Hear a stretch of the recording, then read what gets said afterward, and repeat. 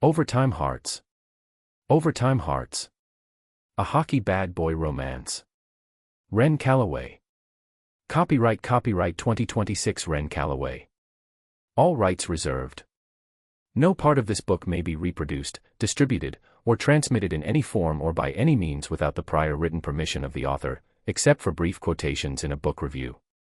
This is a work of fiction. Names, characters, places, and incidents are the product of the author's imagination or are used fictitiously. Any resemblance to actual persons, living or dead, events, or locales is entirely coincidental. First edition, 2026. For everyone who ever fell and got back up. The only way to make sense out of change is to plunge into it, move with it, and join the dance. Alan Watts. Contents. Prologue. Chapter 1. Chapter 2. Chapter 3. Chapter 4. Chapter 5. Chapter 6. Chapter 7. Chapter 8. Chapter 9. Chapter 10. Chapter 11. Chapter 12. Chapter 13. Chapter 14. Chapter 15. Chapter 16. Chapter 17. Chapter 18. Chapter 19. Chapter 20. Chapter 20. Chapter 20. Chapter 20. Chapter 20. Epilogue. Prologue. Finn. I should have told him to leave. God knows I'd spent 3 months perfecting the art of not looking at him. 3 months of sitting across from Sasha Volkov in that locker room, watching him tape his stick with the same slow, deliberate focus he brought to everything, and training my eyes to find literally anything else interesting. The ceiling. My phone. The scuff on my left skate boot. Anything. I'd gotten good at it. Real good. And then Coach Briggs pulled me from the shootout rotation and the whole careful thing fell apart. It was 11:47 p.m. when I stepped back onto the ice. I know the exact time because I'd checked my phone in the tunnel, read my agent's text, "Good game tonight, kid, shake off the bench thing," and shoved it back in my pocket without answering. The rink was empty. The overhead lights were down to the overnight setting, that low blue-white that makes the ice look like the inside of a freezer. Which it was. 18 degrees and silent except for my skates. I needed that silence. I needed it bad. The thing about being benched during a shootout is it follows you home. You replay it. Not the puck, the face. Coach Briggs looking down the bench, past me, and then pointing at Dyson. 22-year-old Marcus Dyson, who'd been in the league 11 months and had 2 shootout goals total, and coach pointed at him like I wasn't sitting right there. Like I wasn't right there with my hand already moving toward my stick. I'd looked up the ice when it happened. Just for a second. Reflex. Sasha Volkov was standing at the far blue line, already back from his shift, and he was the only one not watching Dyson set up for the attempt. He was looking at me. Not with anything I could read. Just looking. The way you look at a problem you haven't decided how to solve yet. I looked away first. So yeah. I was back on the ice at 11:47 p.m., pushing hard through crossovers in the dark, because the hotel gym was closed and my apartment felt like a box and I needed to move or I was going to lose my mind. I skated until my lungs burned. Then I skated harder. The turn at the far end was giving me nothing. Every time I hit it, something went sideways, not enough to fall, just enough to bleed a half second off my speed, and in this league, half a second is a career. I'd been fighting that turn for 2 weeks. I knew it was wrong. I didn't know how to fix it. I took it again. Wrong again. My edge scraped and I came out of the turn 2 feet wider than I wanted. Your weight is wrong on the turn. I stopped so fast my skates sprayed ice. The voice came from the Zamboni entrance. I turned around. Sasha Volkov was standing at the boards in his street clothes, dark coat, scarf, like he'd just come in from outside. He had his hands in his pockets. He was watching me the way he'd watched me from the blue line. That same unreadable, problem you haven't solved yet look. I don't know how long he'd been standing there. "You're landing on your heels," he said. My first reaction was anger. Not the polite, professional kind. The real kind, the kind that comes up fast and hot from somewhere below rational thought. Because I was already in a bad place and the last thing I needed was Sasha Volkov standing in the dark telling me what I was doing wrong. Go to hell, I said. He didn't move. Seriously. I turned back toward the ice. Go home, Volkov. I heard his skates before I saw him, the click of blades clipping in. I turned back around and he was lacing up on the bench, quick and efficient, like he'd already decided this was happening and my opinion on the matter was interesting but not relevant. I don't need a lesson, I said. I know. Then why are you putting your skates on? He didn't answer. He stepped onto the ice, and for a second I just watched him, because watching Sasha Volkov skate is one of those things that's hard not to do even when you're actively mad at him. He moved like the ice had been made specifically for him. No wasted motion. Everything exactly where it needed to be. He went to the far end. He took the turn. I stood at center ice and watched. He didn't say anything. He just did it. Slow enough that I could see the mechanics, where his weight shifted, when it transferred, how his left knee bent into the turn instead of bracing against it. Then he came back and did it again at full speed and I watched the edge catch clean, watched him come out of that turn like the ice owed him something and he just collected. Then he stopped. Looked at me. I didn't want to do it. I genuinely did not want to give him the satisfaction. But my brain had already mapped what I'd just seen onto what I'd been doing wrong, and my body wanted to try it before the image faded. I took the turn. This time, I thought about the knee. About moving into the angle instead of fighting it. About trust, basically, trusting the edge to hold when I wasn't stiff-arming it. The skate caught. I came out of the turn fast and clean, and the feeling was so different, so immediately right, that I almost laughed. I didn't laugh. I came back to center ice and stopped in front of Sasha Volkov and looked at him, and he looked at me, and neither of us said anything for a long moment. Okay, I said. Okay, he said. He sat on the bench and took his skates off. I went back to the far end and did the turn 4 more times. Got it right every time. When I came back around, the Zamboni door was closed and the rink was empty and he was gone. I stood there on the ice in the low blue-white light with my hands on my knees, breathing hard, and I thought, that was nothing. That was a veteran giving a rookie a tip. That happens every day in this league. I thought that very deliberately. Then I thought about the way he'd watched me from the blue line during the shootout, and the way he'd looked when I did the turn right, and the way he'd said okay like it cost him something small but real. I put my hands on my knees and breathed. The ice was very quiet. I should have told him to leave. I know that now the way you know things after the fact, with the specific, useless clarity of someone watching a door swing shut behind them. I should have told him to go. I should have kept the distance I'd built.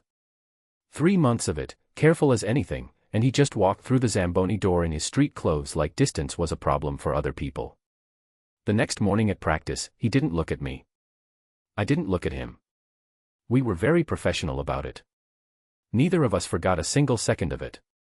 Chapter 1, Finn's POV. Asterisk present day. 6 months later. Pre-game warm-up, asterisk. The locker room is all noise and ritual. Finn's stall is across from Sasha's. Every day he sits down, and every day Sasha's eyes slide past him like he's a number on the roster board, not a person. The team treats their feud as entertainment, rookie versus veteran, scrappy kid from Thunder Bay versus the Russian machine. Finn plays his role. Snaps back. Gets in the last word. Makes Sasha's jaw tighten in that way that used to infuriate him and now does something entirely different. Tonight they play the Seattle Storm. Finn scores. Sasha scores. They do not celebrate together. In the post-game scrum, a reporter asks Finn about his chemistry with Volkov. We work well on the same ice, Finn says. Asterisk, that's it. Asterisk Sasha, 2 feet away, does not react. But his hand, hanging at his side, opens and closes once. Finn is the only one who notices. Cliffhanger end asterisk Finn gets a text, asterisk side entrance. 20 minutes, asterisk no name. He doesn't need one. Chapter 2, Sasha's POV. 6 months ago, the second night. Sasha tells us what happened after the first rink encounter, in his precise, controlled style. He didn't plan to come back. But the boy was doing everything wrong, he tells himself, and that costs games, and this is still my team. He returns the next night, and Finn is there again. They skate for an hour without speaking more than 12 words. Sasha notices the scar on Finn's right hand, skate blade, clearly. He almost asks. He doesn't. He notices, too, the way Finn's whole body changes when the pressure is off, looser, lighter, something almost like flight. He does not write this observation down anywhere. He does not need to. Some things you only make the mistake of memorizing once. Subplot introduced * Sasha's agent has been fielding trade interest from 2 Eastern Conference teams. Sasha said no, quietly, with no explanation. Portland is where his life, controlled and small, fits him perfectly. The narrative must be told in first-person singular using I as the voice throughout. Keep the tone blunt, emotionally gripping, and realistic with no fancy grammar or complicated words. Use simple English vocabulary and straightforward sentence structures. Create a strong hook that instantly captures a first-time reader's attention. Include a powerful moment of conflict or suspense that sets the tone for the rest of the book. Prioritize dialogue over narration and use show-don't-tell techniques throughout. Write in paragraph format with left-aligned text and 1.15 line spacing. Make every character show emotion in a raw and believable way. Ensure each scene connects logically to the story world and character dynamics that will unfold in later chapters. Avoid repeating words and steer clear of overused phrases such as delve, elevate, embark, enhance, landscape, tapestry, comprehensive, dive, furthermore, interplay, journey, pivotal, resonate, showcasing, testament, vast, in summary, in conclusion, or any AI-sounding expressions. Focus on creating authentic human voices through dialogue and genuine emotional reactions. Build tension naturally through character interactions and conflicts rather than explanatory narration. End with forward momentum that makes readers need to continue to the next chapter. Remember to write as if you're telling the most important story of your life with urgency and honesty. Every word should contribute to character development, plot advancement, or emotional impact. Make this opening impossible to put down. Show less. February 21st. Overtime Hearts. Chapter 1. Finn. The thing about lying every single day is that eventually you stop noticing you're doing it. You just do it. You wake up, you go to the rink, you sit in your stall and you perform the version of yourself that everyone expects to see. And after 6 months of practice, you're so good at it that some nights you almost believe it yourself. Almost. The locker room before a home game is its own specific kind of chaos. Music too loud. Guys chirping each other over nothing, whose stick tape job looks like a kindergarten art project, whose pre-game meal smells like a punishment. Marcus Dyson had a new helmet and spent 10 minutes trying to get someone to compliment it. Jake Thorpe, my stall neighbor and the closest thing I had to a friend on this team, was eating peanut butter crackers with the focused commitment of a man who'd been told they were his last meal. I sat down, started lacing up, and did not look across the room. I never looked across the room first. That was a rule I'd made for myself and kept without fail. You don't look first. You wait until there's a reason, equipment check, play call, something coach pinned to the board. You need a reason. Without one, looking is just looking, and looking is a problem I couldn't afford. Callaway. I finished the first boot. Hey. Callaway. Jake was talking to me. I looked up. He was pointing at my feet with a cracker. You've laced the left one wrong.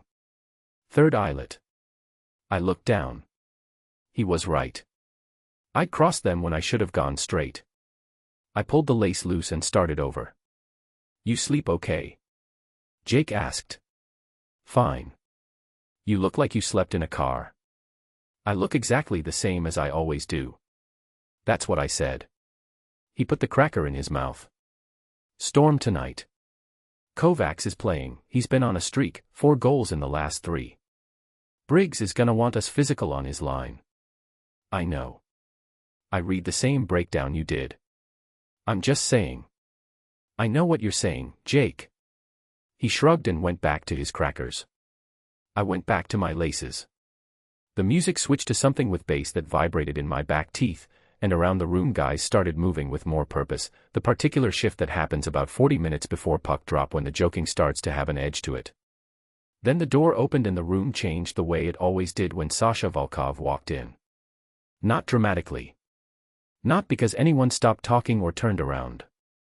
Just, the quality of the noise shifted slightly, the way a room gets a degree colder when someone opens a window. He had that effect. I'd watched it for 9 months, ever since I got called up. Sasha Volkov walked into a space and people were aware of him without deciding to be. He wasn't loud. He wasn't big in the way some guys were big, taking up more air than their size justified. He was just present. Completely, deliberately present. Like every move he made had been considered in advance. He went to his stall. Sat down. Started unpacking his bag. My stall was directly across from his. 12 feet of open locker room floor between us. Every single day for 9 months, 12 feet and a performance. I pulled my second lace tight and waited. It took about 15 seconds. I knew the timing by now. He'd sit, unpack the bag, pull out his stick for a tape check, and somewhere in that sequence his eyes would do a sweep of the room. Standard stuff. The kind of skin a veteran does automatically, reading the room for anything off. Coach's mood. Somebody nursing a hurt they hadn't reported. The general temperature. His eyes moved across the room. Moved past me. I was a number on a roster board. A body in a stall. 12 feet away and completely invisible. I kept my face neutral. I was very good at keeping my face neutral. Callaway. This was Reeves, our center, from 3 stalls down. You watching Kovacs film this morning? Yeah. He's been cheating left on the backhand. You see that? Twice in the last 4 games. So if you get him one-on-one in the corner, I'll push him right and take the puck off his backhand. I know. I looked up. I've been playing hockey for a while, Reeves. Reeves grinned. Just checking, rookie. I let the rookie thing go because I always let the rookie thing go. It had less sting now than it used to. 9 months in, I'd stopped being the new problem and become something more like a known quantity. I scored. I worked. I showed up every day and I did the job. That bought you a certain amount of room in an NHL locker room, and I'd spent mine carefully. From across the room, 12 feet, not looking, I heard the tear of fresh tape. I focused on my skates. The game was the kind of game you grind for. Storm came in with something to prove, 4 wins in a row coming into Portland, Kovacs running hot, their crowd energy imported into our building the way visiting teams carry it sometimes, loud and ugly in the upper sections. First period was a fight for positioning. Nobody scored. Briggs pulled us between periods and went through the Storm's breakout patterns on the whiteboard, finger-tracing lines with the unhurried authority of a man who had been right about enough hockey to have earned his certainty. I sat in the second row of seats. Sasha sat in the first. I could see the back of his neck. The way his shoulders sat, still, never wasted movement, even sitting. I looked at the whiteboard. The second period opened up. I got 2 real chances, one off a Thorpe feed that I pulled wide by inches, one on a breakaway that their goalie, Serrano, robbed with his left pad. The kind of saves that make you want to throw your stick, except you're in front of 12,000 people so you don't. The Storm scored first. Kovacs, backhand, because I'd pushed him left like I said I would and he'd gotten there anyway.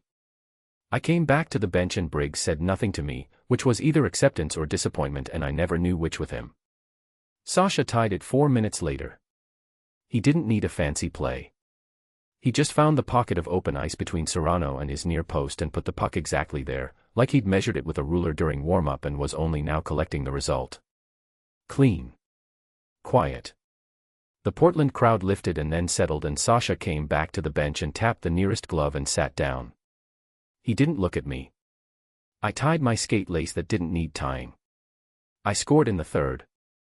Reeves won a face-off clean, Thorpe got me the puck in stride on the left wing, and I had 1 second to make a decision and I made the right one, cut backhand, 5-hole, Serrano not expecting it because I'd gone glove side twice before and he was cheating.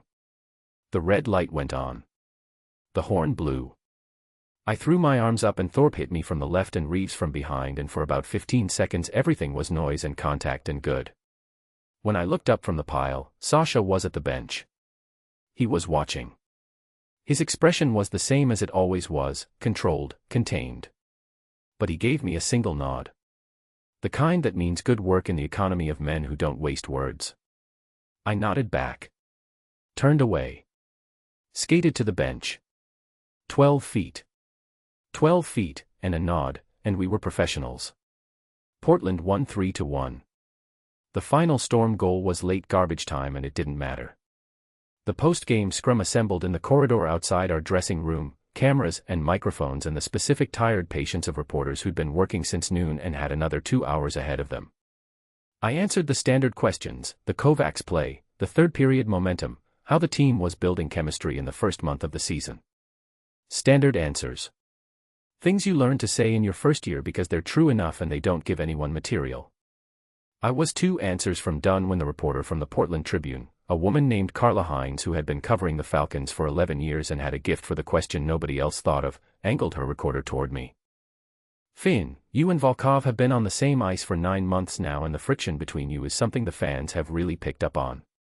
But tonight the 2 of you combined for both offensive goals. So when we talk about chemistry, we work well on the same ice, I said. That's it. Clean. Simple.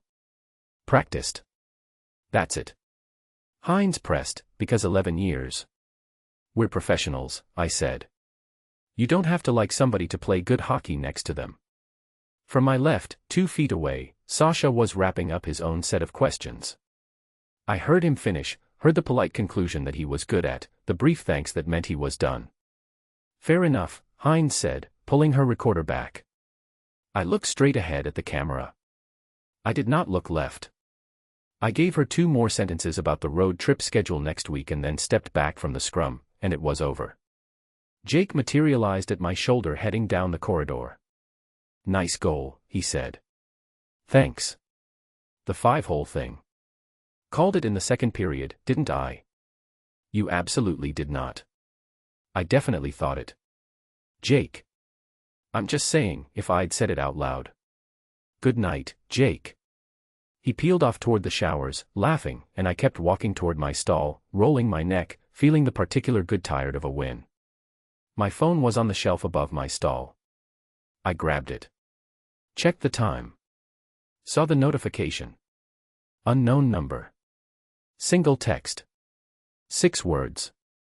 Side entrance. 20 minutes. Come alone. I stood there with the phone in my hand and the locker room moving around me, guys pulling off gear, music back on, somebody dropping a stick that clattered across the floor. Normal sounds. Normal night after a win. 6 words and my whole chest doing something I refused to name. I put the phone in my jacket pocket. Sat down. Took my skates off one at a time. Left first, then right, slow, like a man who had nowhere specific to be. 17 minutes later I was standing in the cold outside the side entrance off the South Service corridor, hands in my pockets, watching my breath make small clouds in the November air. I did not check the time again. I did not need to. I already knew exactly how long I'd been waiting. Chapter 2. Sasha. I did not plan to go back. Let me be exact about that, because I am a man who is precise about what he did and did not intend, and the distinction matters. I did not plan it. I went home after the first rink night, changed out of my street clothes, ate the dinner I had already prepared, chicken, rice, nothing interesting, and sat at my kitchen table with my phone off and told myself the same thing I had been telling myself for 3 months. He is a rookie. He is 22. He is your teammate and nothing more. I have a good mind for discipline. I always have. You do not last 8 seasons in this league without the ability to take a thought you cannot afford and put it somewhere it cannot move around. I put the thought away. I went to sleep. The next night, I went back to the rink. It was 11:30 p.m. I told myself I was checking film. We had the tape loaded on the system in the video room. I could have watched it from home, but the monitors at the facility are better, the angle clearer, and this was a legitimate reason that had nothing to do with anything else. I did watch 30 minutes of film. Then I went down to the rink level. And I could hear the skates before I reached the door, the particular sound of someone going hard, no coasting, no rest beats. The sound of someone working through something that had nothing to do with hockey. I stood at the door for a moment. Then I opened it. He was at the far end. I watched him run a drill, basic speed work, nothing complicated, and even from the distance I could see the same problem as the night before. His weight distribution in the turns. He'd fixed the most obvious part, the heel landing. But there was a secondary issue in how he was carrying his shoulders into the angle, and it was costing him recovery time on the exit. I was not going to say anything about it. I went to the bench and sat down and watched him work. He didn't notice me for about 4 minutes. When he finally came back toward center and saw me on the bench, he stopped hard enough to spray ice. Again, he said. I am watching film, I said. He looked around the empty rink. In here.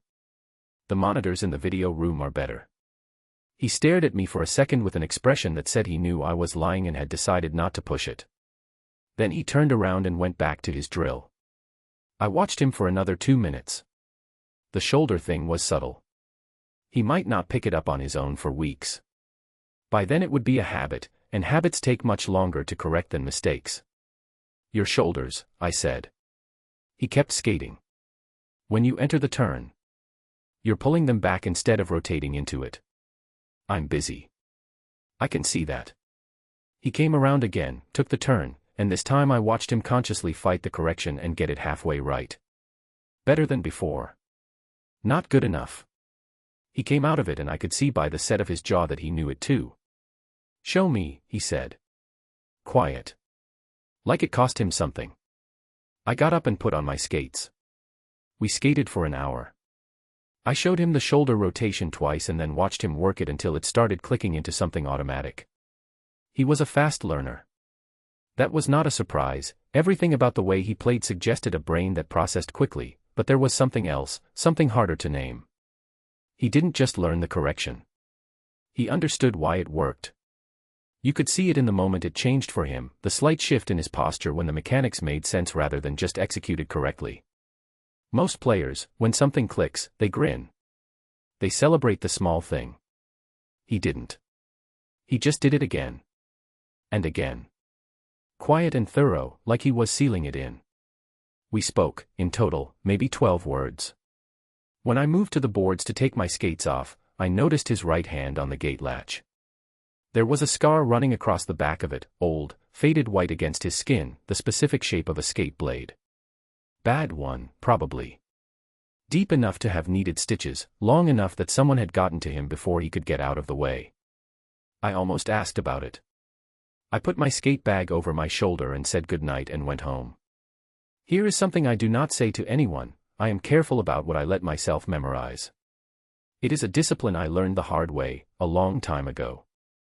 You can care about people and still keep yourself at the right distance from the specific details of them, the particular way they hold a stick, the sound of their voice when they're thinking hard, the exact look on their face when something difficult becomes suddenly clear to them. Those details are the ones that stay. Long after everything else goes quiet, those details stay. I know this. I have known it for a long time. So when I sat in my kitchen that night with a cup of tea gone cold and realized that I had memorized, without deciding to, the exact moment Finn Calloway's skating changed, the second his weight shifted and his shoulders opened and the ice stopped fighting him and started carrying him, I put my cup down and sat very still. Then I picked my phone up. 3 missed calls from my agent, Brendan Cole. 2 from that afternoon and 1 from an hour ago. I'd seen them earlier and let them sit.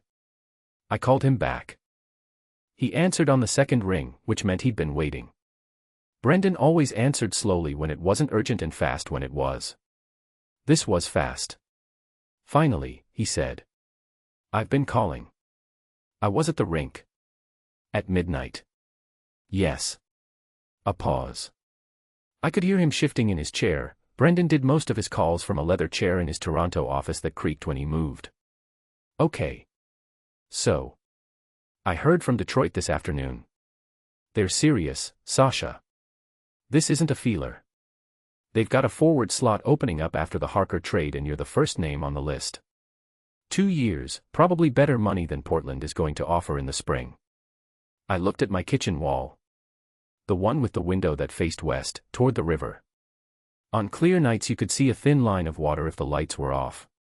I'm not interested, I said. Brendan exhaled. That's the same thing you said about Carolina. Because I said the same thing to Carolina. Sasha. Portland is a good organization, but they haven't made it past the second round in 3 years and this rebuild is slow. Detroit is. I'm staying, I said. Another pause. Longer this time. Brendan had been my agent for 6 years and he knew me well enough to know when I was done with the conversation, but he also knew me well enough to know when I had a reason I wasn't sharing. He sat in that knowledge for a moment. Okay, he said finally. I'll tell them no. Thank you. You want to tell me why? No. He exhaled again, a specific sound that meant fine, but I'm noting this. I'll call you tomorrow about the Boston trip logistics. Good night, Brendan. I hung up. Sat with the phone in my hand for a moment.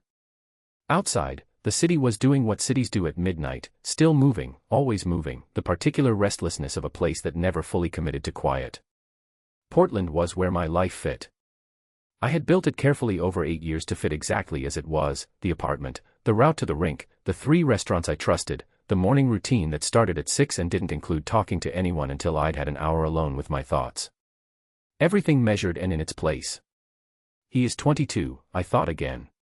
He is a rookie and your teammate, and the fact that his whole body is different when the pressure is off, looser, lighter, something that looks from a distance like what it might feel like to fly, is not information you are allowed to do anything with.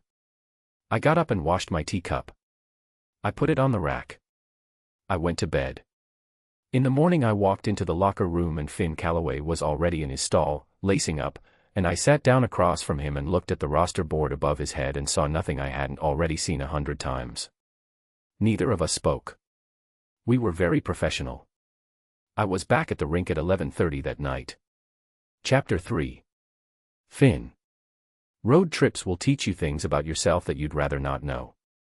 14 hours of travel across 2 days, airport terminals, middle seats, the specific misery of trying to sleep upright while someone 3 rows back watches an action movie without headphones, and by the time you get to the hotel you're tired in a way that has nothing to do with your body. You're tired of performing. Of being watched and assessed and present. You want a door that closes and stays closed. The problem is that on a road trip, your door never fully closes. Because on the other side of it is the entire team. Dallas in November. The hotel was a 40-floor tower downtown with a lobby that smelled like money and carpet cleaner, and the Falcons moved through it the way we move through every hotel lobby, a cluster of large men with too much luggage, drawing looks from the business travelers and families we passed. Coach Briggs walked ahead like he was already thinking about tomorrow's game, which he probably was. Our traveling equipment manager, Phil, was arguing quietly with the front desk about room assignments. The usual.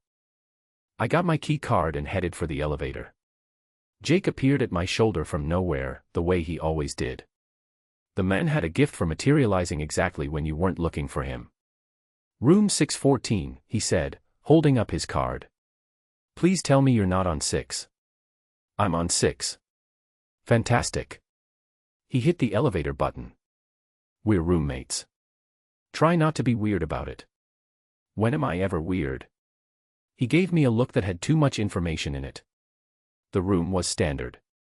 2 queens, a window with a view of the Dallas skyline, a bathroom with inadequate lighting and a coffee maker that would produce something technically classifiable as coffee. Jake dropped his bag on the far bed without asking which was mine, which was fine because I didn't care, and immediately started reorganizing his toiletry bag on the bathroom counter with the focused energy of someone who had very specific opinions about the order of their toiletry bag. I sat on my bed. Checked my phone. Nothing on the regular line that needed an answer. I checked the other one, the one with the cracked case that I kept in the inside pocket of my jacket, the one I'd had for 4 months and 26 days, and there was nothing there either, which was normal because we didn't send unnecessary messages. We were careful about that. I put it away. Lay back on the bed. Stared at the ceiling. Down the hall, someone was laughing, Reeves, probably, that specific loud laugh that traveled through walls. The team had already started migrating towards someone's room for cards. It was a ritual, first night of a road trip, whoever had the biggest room set up a table, somebody produced a deck, and 5 or 6 guys played for 3 hours and talked too much and got it out of their systems. It was good team culture. Briggs encouraged it within limits. Cards tonight. Jake called from the bathroom. Maybe. Dyson's hosting. Said his room's got a table big enough. I'll come by later. A pause. Then Jake appeared in the bathroom doorway, leaning against the frame, toothbrush in hand. He looked at me the way he'd been looking at me for the last 2 weeks. Like he was trying to solve a math problem that kept giving him the wrong answer. "You doing okay?" he said. "I'm fine." "You've been quiet." "I'm always quiet." "You've been more quiet." "There's a difference." He pointed the toothbrush at me. "You and Volkov okay?" "Because the thing at practice Thursday, when Briggs paired you two for the board work, was fine. You looked like you were going to put him through the glass." "That's called competitive intensity, Jake." "Sure." He turned back to the mirror. "You two are either going to kill each other or go to cards," I said. He stopped. Looked at me in the mirror. I was staring at the ceiling and I kept staring at the ceiling, and after a moment he finished brushing his teeth without saying whatever the end of that sentence was. I already knew what the end of that sentence was. The game against Dallas the next afternoon was fine. We won 4-2. I assisted on 2 goals and nearly scored on a third, hitting the post with 4 minutes left in regulation in a way that made the whole bench wince. We took the 2 points and moved on. By midnight I was back in the hotel and Jake was still at Dyson's room and the corridor was quiet and I was on a stationary bike in the hotel gym, going nowhere, which is a very specific kind of appropriate when you think about it. The gym was small. 4 machines, a rack of weights, a mirror that covered one wall and showed me a version of myself I didn't particularly want to look at, too much thought behind the eyes, too much going on under the surface for a man who just won a road game and should have been sleeping. I kept the resistance on the bike high enough to force my lungs to work. When your lungs are working that hard, your brain has to share resources. I'd been in there 20 minutes when the door opened. I didn't look up. I kept my cadence, kept my eyes on the digital display, watched the calorie counter climb with the specific disinterest of a man who did not just feel the temperature in the room shift.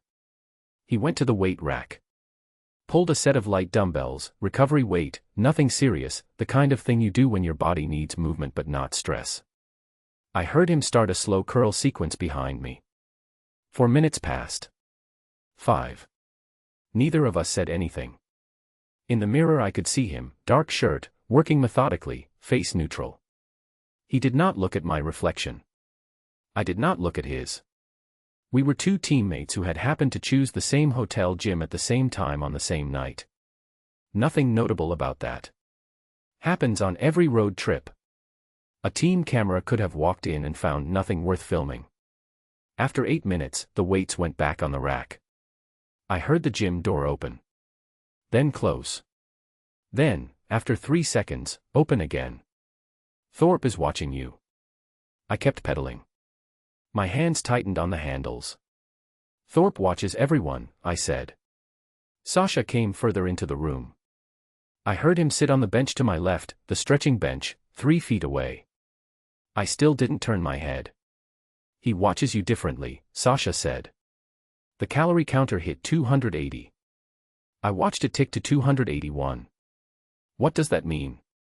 I said. "It means he is trying to understand something he has not fully named yet." A pause. "He is observant. More than he lets on. Jake is harmless. Everyone is harmless until they are not."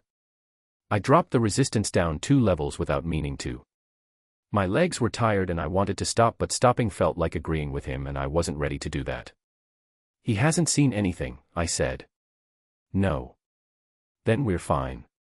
"We are fine," Sasha said, "if we are careful." "We are not fine if we stop being careful." "I haven't stopped being careful." "I know." His voice was even. It was always even. That was the thing that had gotten under my skin before anything else, the way he spoke, like every word had been checked before it left his mouth. "I am not saying you have." I am saying that smart people notice patterns before they can name them, and Thorpe is smart. I stopped pedaling. The display went idle. The gym was very quiet. What pattern? I said. A long pause. Long enough that I finally turned and looked at him. He was sitting on the bench with his hands loosely clasped between his knees, watching me with that same expression, not quite a problem, not quite a solution. Something in between. The way you sit at your stall, he said. You lace your left boot first and then you stop. And you wait. And then you lace the right one. I didn't say anything. You have been doing that every game day for 4 months, he said. You stop between the two boots and you wait, and the pause is always the same length. Long enough to fill a specific space. My stomach dropped slow and cold, the way ice forms on still water. Not all at once. Just spreading. He has not connected it to me, Sasha said. But he has noticed the pause. I have seen him notice it. He looked at his hands. Jake Thorpe notices the spaces where things should be and are not. That is a particular kind of smart. So what do you want me to do? I said. Lace my boots faster. I want you to know he is watching. He stood up. That is all. I just want you to know.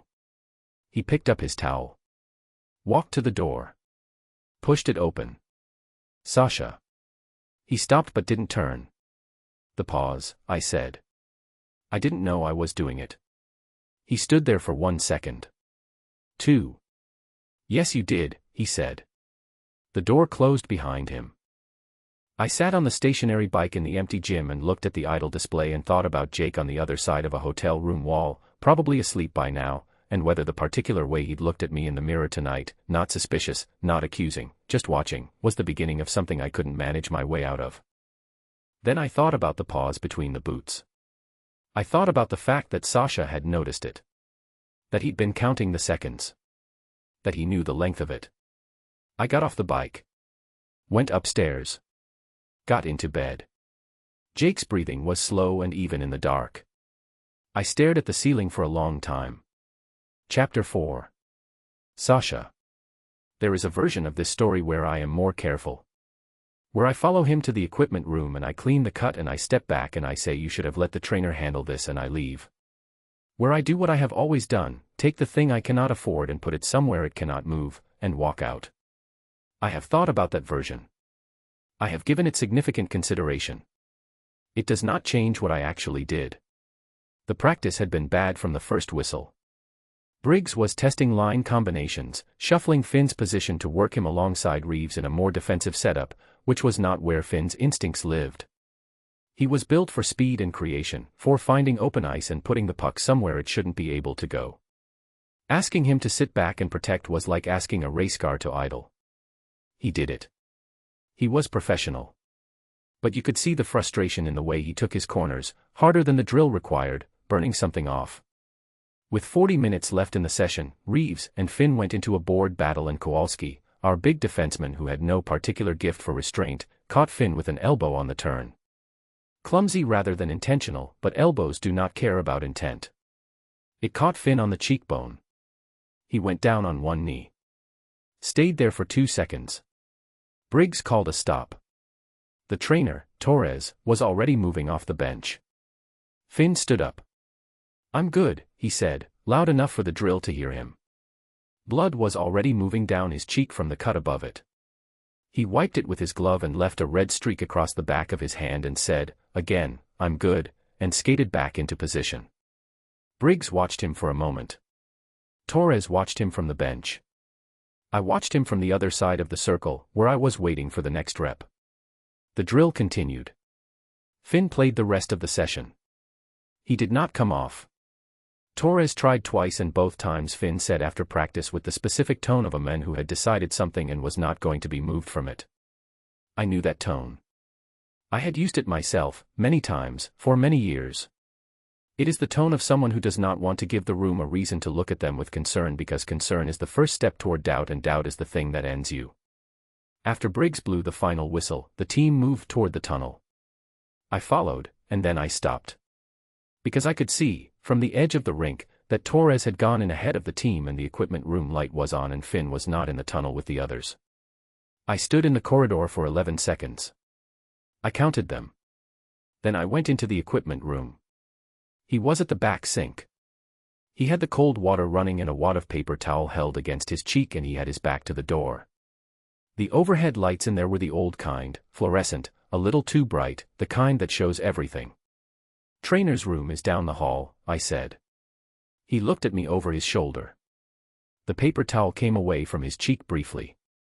The cut was maybe 2 centimeters, not long, but deep enough that the edges were separating. It needed closing. I know where it is, he said. You should go there. I'm fine. He pressed the paper towel back against it. Turned back to the sink. You are stubborn to a clinical degree, I said. He turned around fully then. He was still in full gear from the waist up, pads, jersey, the works. His chin was up and his jaw was set and there was blood on the collar of his practice jersey and he looked at me the way he always looked at me when he was furious and too proud to show it fully. I don't need a babysitter, he said. No, I said. You need stitches. It's a cut. It is a cut that requires stitches. I've had worse. I know. I moved to the first aid shelf on the wall beside him. Every equipment room in every NHL facility has the same shelf, the same kit, the same position. I have used it more times than I can count, in more cities than I want to name. I opened the kit. Found the butterfly closures, the antiseptic, the gauze. I set them on the counter. Sit down. Volkov. Sit down, Finn. He sat. Not easily. He sat the way a man sits when he has decided that the energy required to keep arguing is more than the energy required to comply, and he is not happy about the math. The stool was low. I had to angle slightly to reach the cut.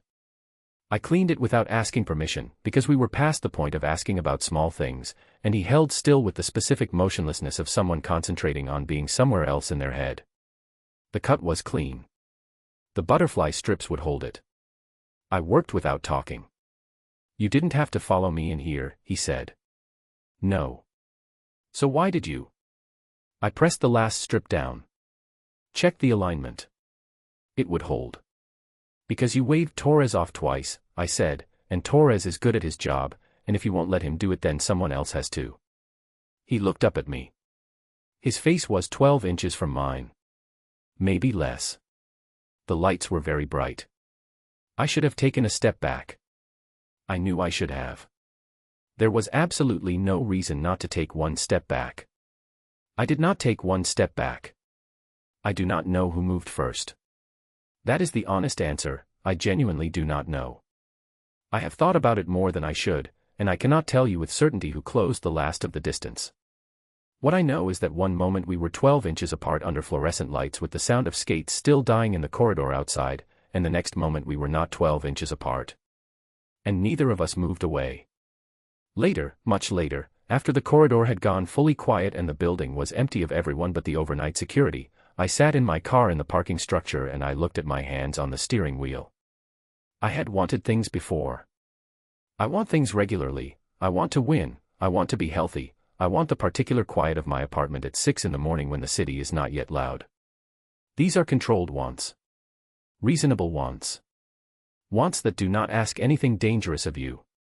The last time I wanted something personal, something that lived in the space between who I was at work and who I was when the work stopped, I was 22 years old and playing for Portland in my second season, and his name was Carter, and within 14 months of my figuring out what I wanted, management had quietly arranged for Carter to be traded to Columbus. No conversation. No warning. Just a knock on Carter's door and a box of his equipment and a plane ticket. I had not asked anyone about it. There was no one to ask. And I had decided then, not in a dramatic moment, not with any particular grief, just with the clean and mechanical decision of a man who has learned something it would be stupid to forget, that I would not want that again. I held that decision for 8 years. Finn Calloway left his jacket on my equipment room bench when he finally left that night. He didn't mean to. I found it when I went to lock up, a plain gray team-issued jacket with his number on the sleeve. I folded it. Set it on the shelf. I told myself I would return it in the morning. I did not return it in the morning.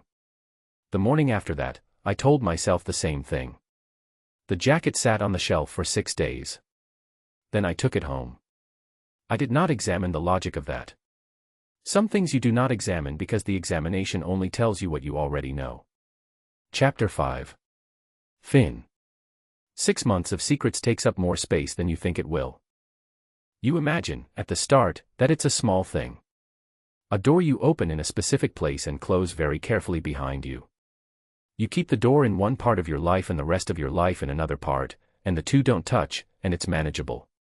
What nobody tells you is that the door gets heavier every time you use it. Dallas had beaten us earlier in the year, so the win tonight felt good in the solid, particular way that payback always does. I'd been sharp.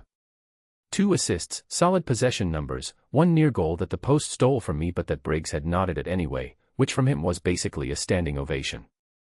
The room after was good. Loud and good. The kind of locker room that reminds you why you spent your entire childhood choosing this over everything else. I went through the motions: shower, dry off, street clothes, the slow wind down that your body needs after 2.5 hours of controlled violence. Jake was doing his post-game call to his girlfriend, voice low, turned toward the wall with the privacy of a man who did not care if anyone could hear him but was pretending anyway. Reeves was already gone. Dyson was arguing with someone about fantasy hockey points. I checked the regular phone. Nothing important. I checked the other one.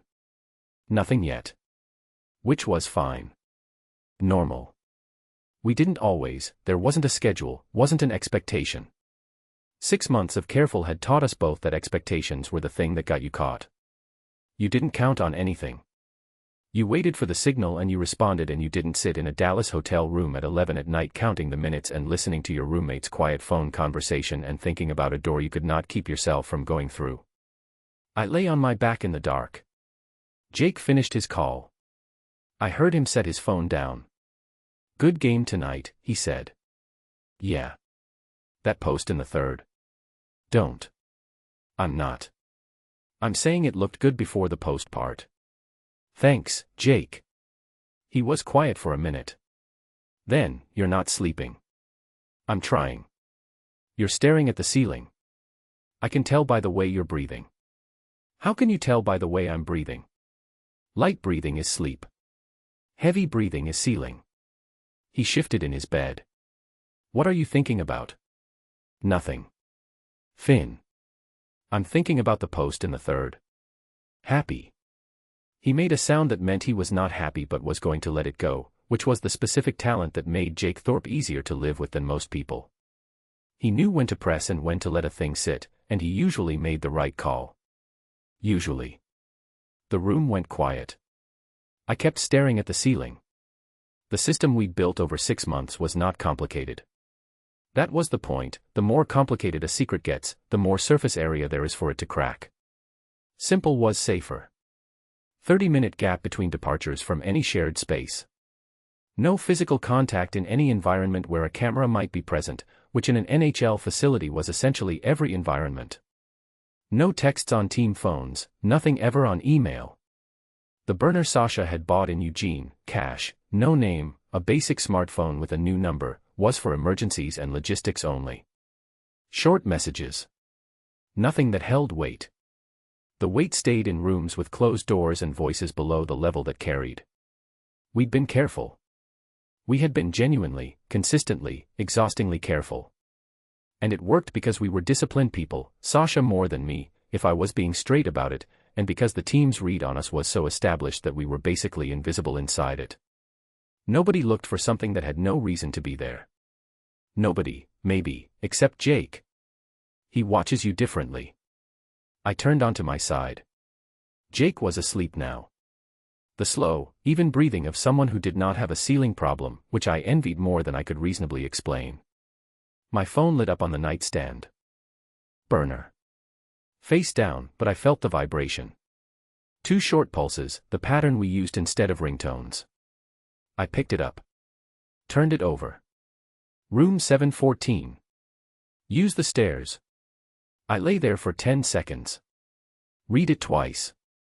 Then I got up, put my shoes on without turning the main light on, picked up my room key, and left. The hotel stairwell at midnight smelled like industrial cleaning product and recycled air. I took it from 6 up to 7, footsteps quiet on the concrete, and came out into the 7th floor corridor. Room 714 was halfway down on the right. I knocked twice, low. The door opened. Sasha was fully dressed. Dark shirt, dark trousers, like he'd never been near a bed tonight. He was sitting, no, he'd been sitting, he'd stood when he heard the knock, at the small desk by the window. His laptop was open.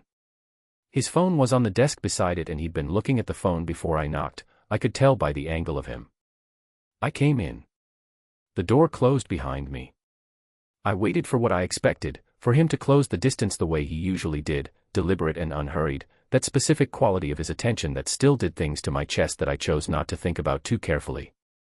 He didn't move. He stood by the desk and he looked at me and he said, "We need to talk." Those 4 words. In his voice, with his particular precision, with whatever was happening behind his eyes that he had already decided I needed to know. I sat on the edge of the bed. Crossed my arms.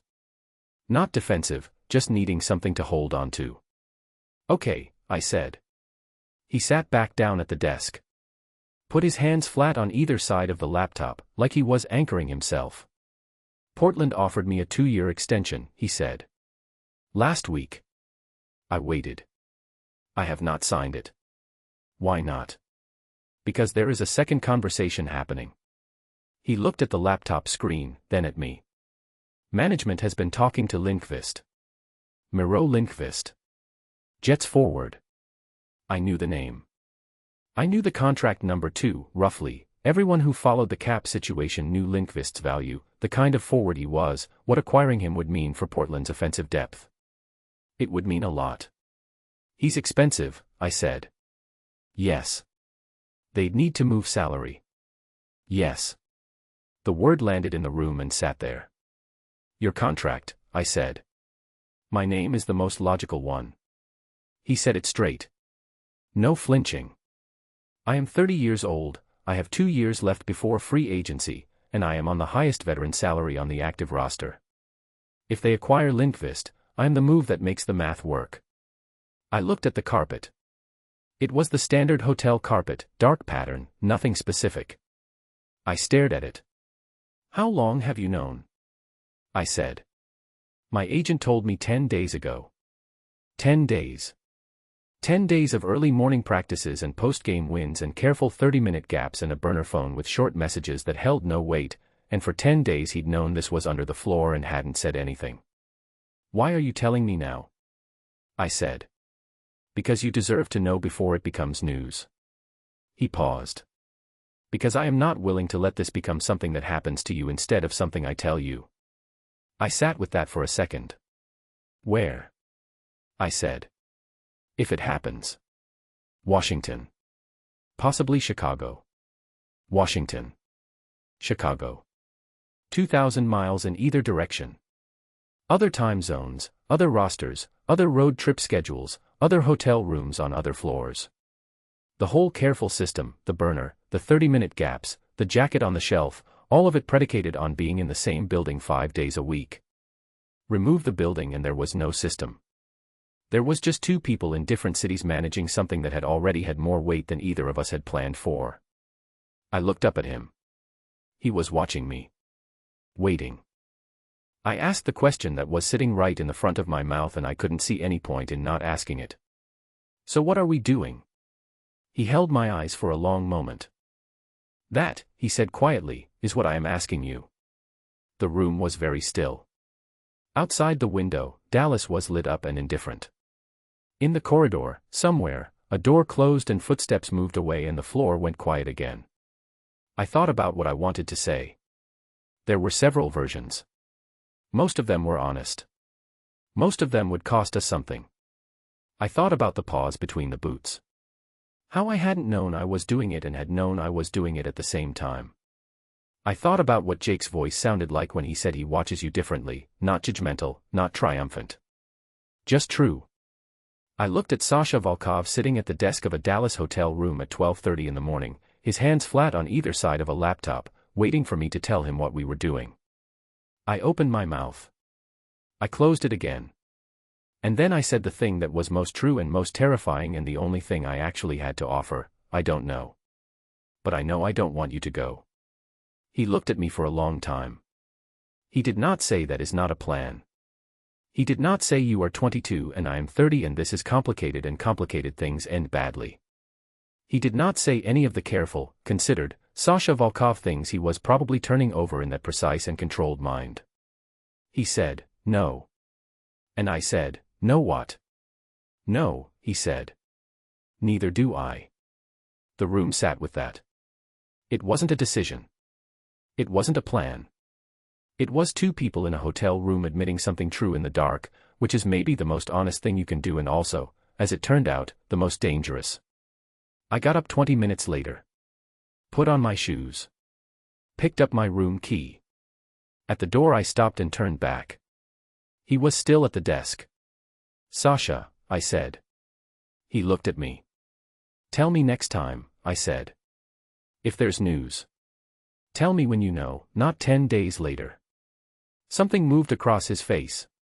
Quick. Gone. Yes, he said. I went back to room 614 and got into bed and lay in the dark and listened to Jake breathe and thought about Washington. About Chicago. About the distance between where we were and where we could end up if the math went the wrong way. Another silence. I heard him put his bag down, by the door, which I had told him 3 times not to do, and which he continued to do with the cheerful consistency of a man who had decided the rule was a suggestion. I heard him come to the kitchen entrance. I heard him stop. It's purple, he said. Yes. The whole pot is purple. That is what beets do to liquid. This is not new information about beets, Finn. He came to stand beside me, close enough that I could feel him there without turning my head. He looked into the pot with the specific expression of someone who was trying to be polite and failing. His nose did something. It smells like dinner. Like the earth, he said. Like someone cooked the actual ground. I turned and looked at him. His face was completely, genuinely horrified. Not performed, real.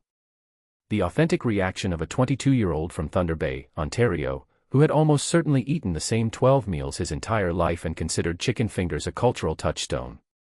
He was looking at my pot of borscht the way a reasonable person looks at something they've been asked to eat that is actively threatening their sense of the world. And I laughed. Not a polite sound. Not the short exhale that passes for a laugh in professional settings. I laughed, real, full, unexpected, and it came out of me before I had any say in the matter, and it was so unfamiliar in my own chest that for a second I didn't recognize what was happening. Finn turned to look at me. His expression shifted from horror to something entirely different. Surprised and then soft, quickly, and then carefully neutral the way he got when he was feeling something he wasn't ready to show. You're laughing, he said. Apparently. I didn't know you could do that. I am aware of what laughing is, Finn. You never, he stopped. Started again more carefully. I've never heard you laugh before. I turned back to the stove. Stirred the pot. You are eating the borscht, I said. I really might not. You are eating it. He ate it. Dinner was at the small table by the window, 2 chairs, the lamp on, the city outside doing its evening things 9 floors below. Finn ate the borscht with the focus of a man who had committed to something and was going to honor that commitment regardless of personal cost. He finished the bowl. He did not ask for more. But he finished it, which I noted. Okay, he said, pushing the bowl back. Well. It was, he searched for the word. It was food. High praise. It was actually fine. He said it like the admission caused him mild pain. Don't make it weird. I am not making anything weird. You have a look. I do not have a look. You have a satisfied look. Right now. That specific look that means you were right about something. I am frequently right about things. This is what I'm saying. But he was almost smiling.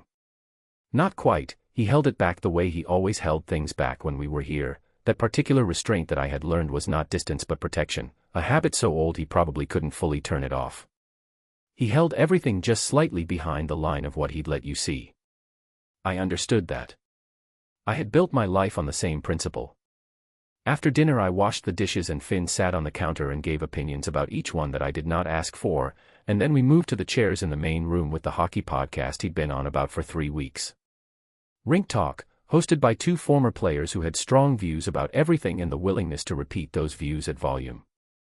Finn had been trying to get me to listen since October.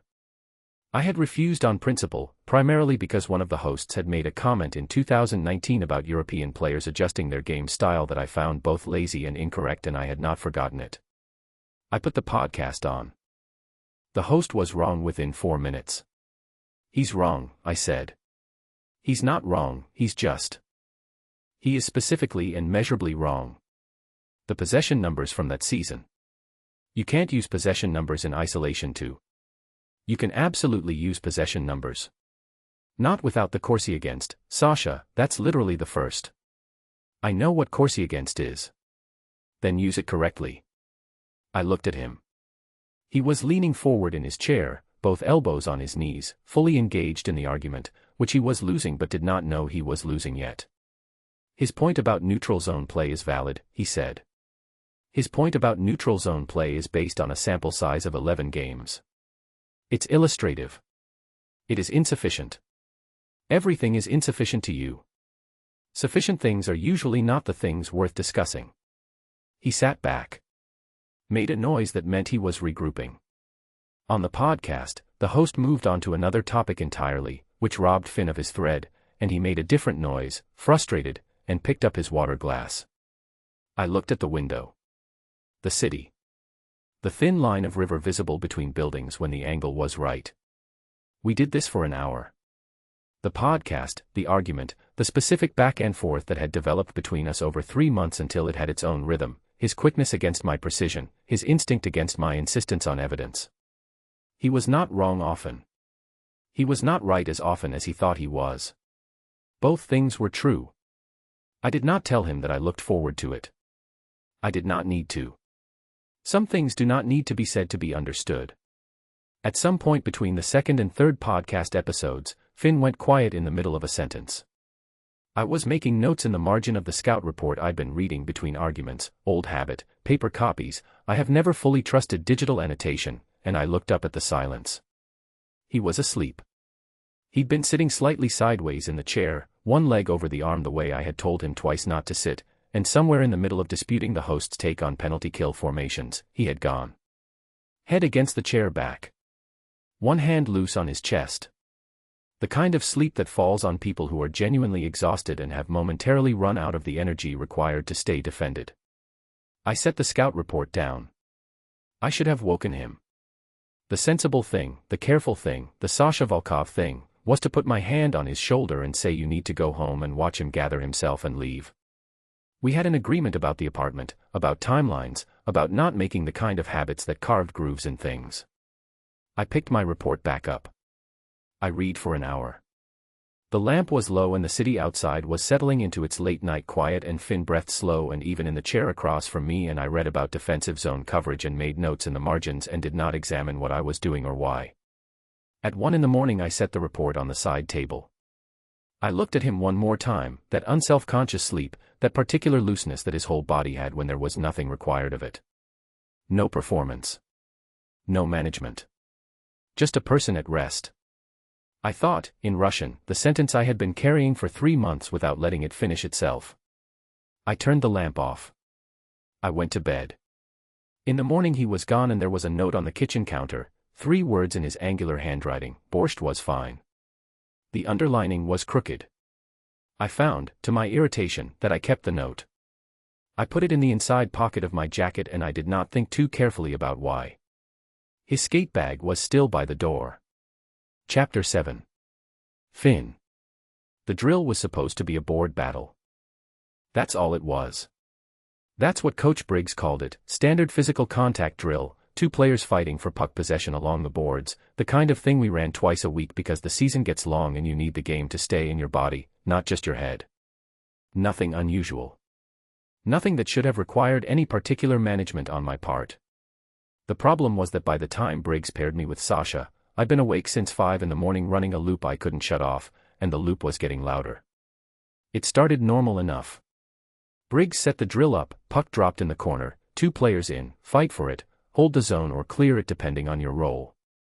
We'd done this 100 times. I went to the corner and Sasha came in from the opposite side, and for the first 30 seconds it was exactly what it was supposed to be, professional, physical, no more or less intense than it would be with any other pairing.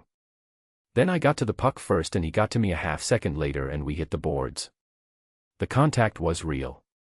Hard shoulder, his weight behind it, my back against the glass with the specific sharp impact that travels up your spine and reminds you that hockey is a collision sport regardless of what the highlight reels make it look like. I held the puck low on my stick, protected it, felt him working to strip it. Normal. All completely normal.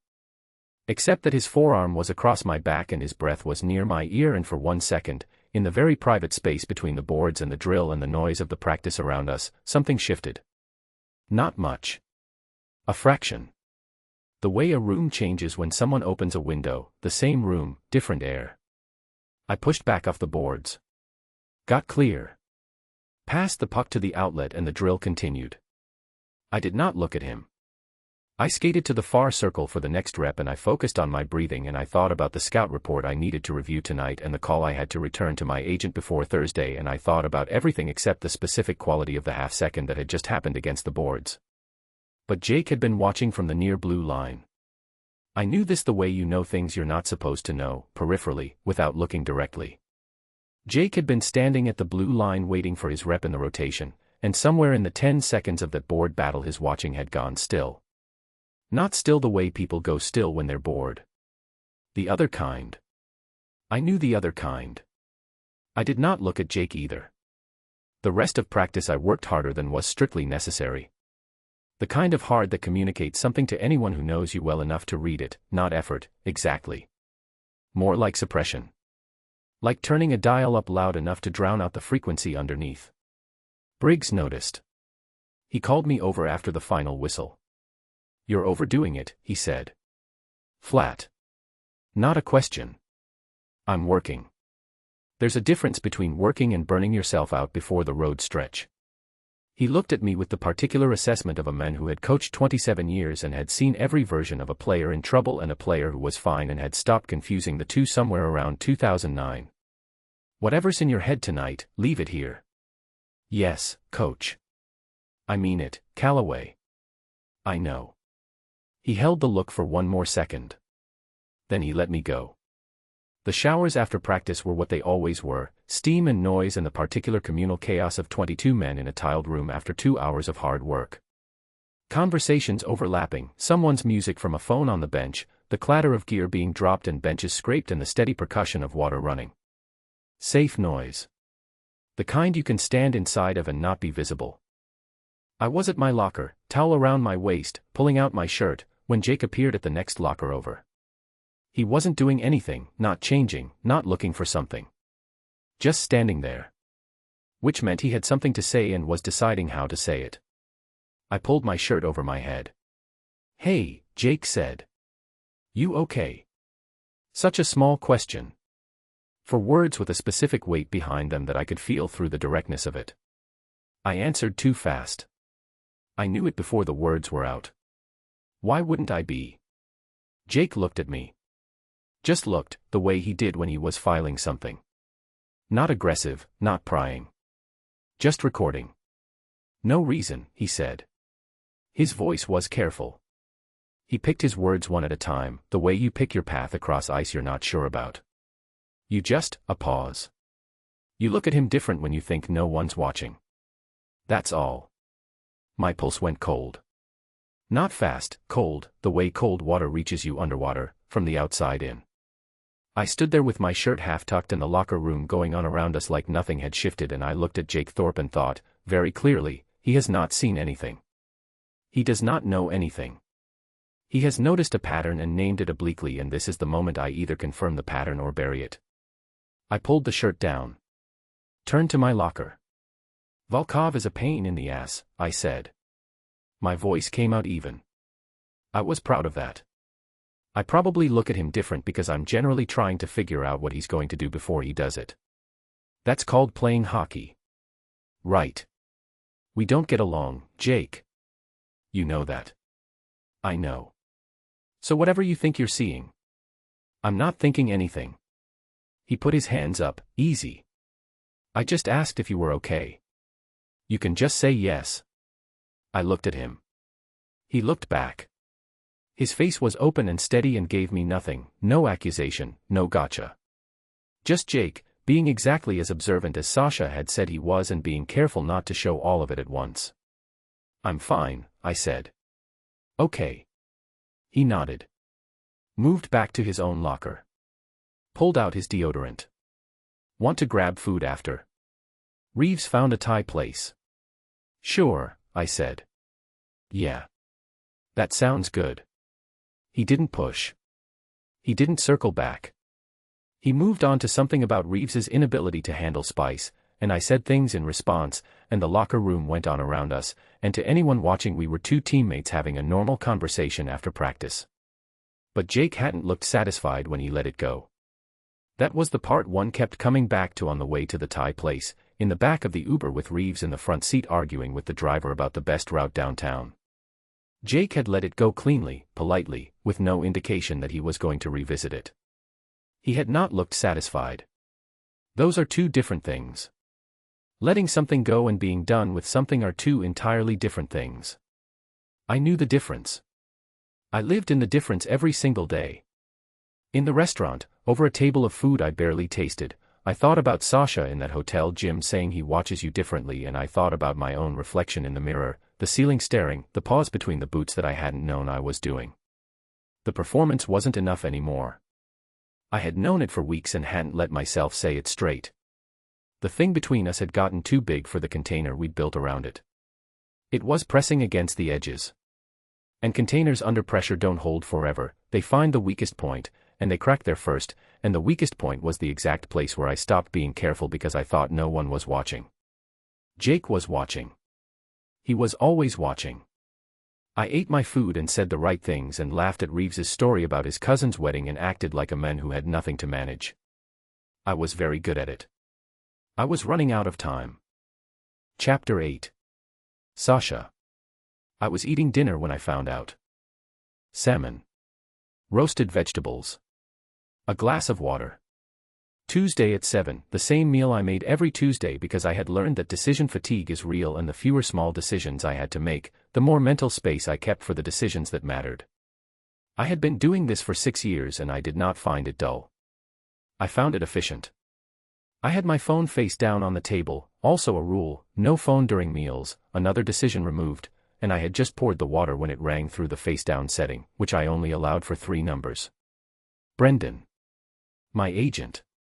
I turned it over. Answered. You've seen the trade wire, he said.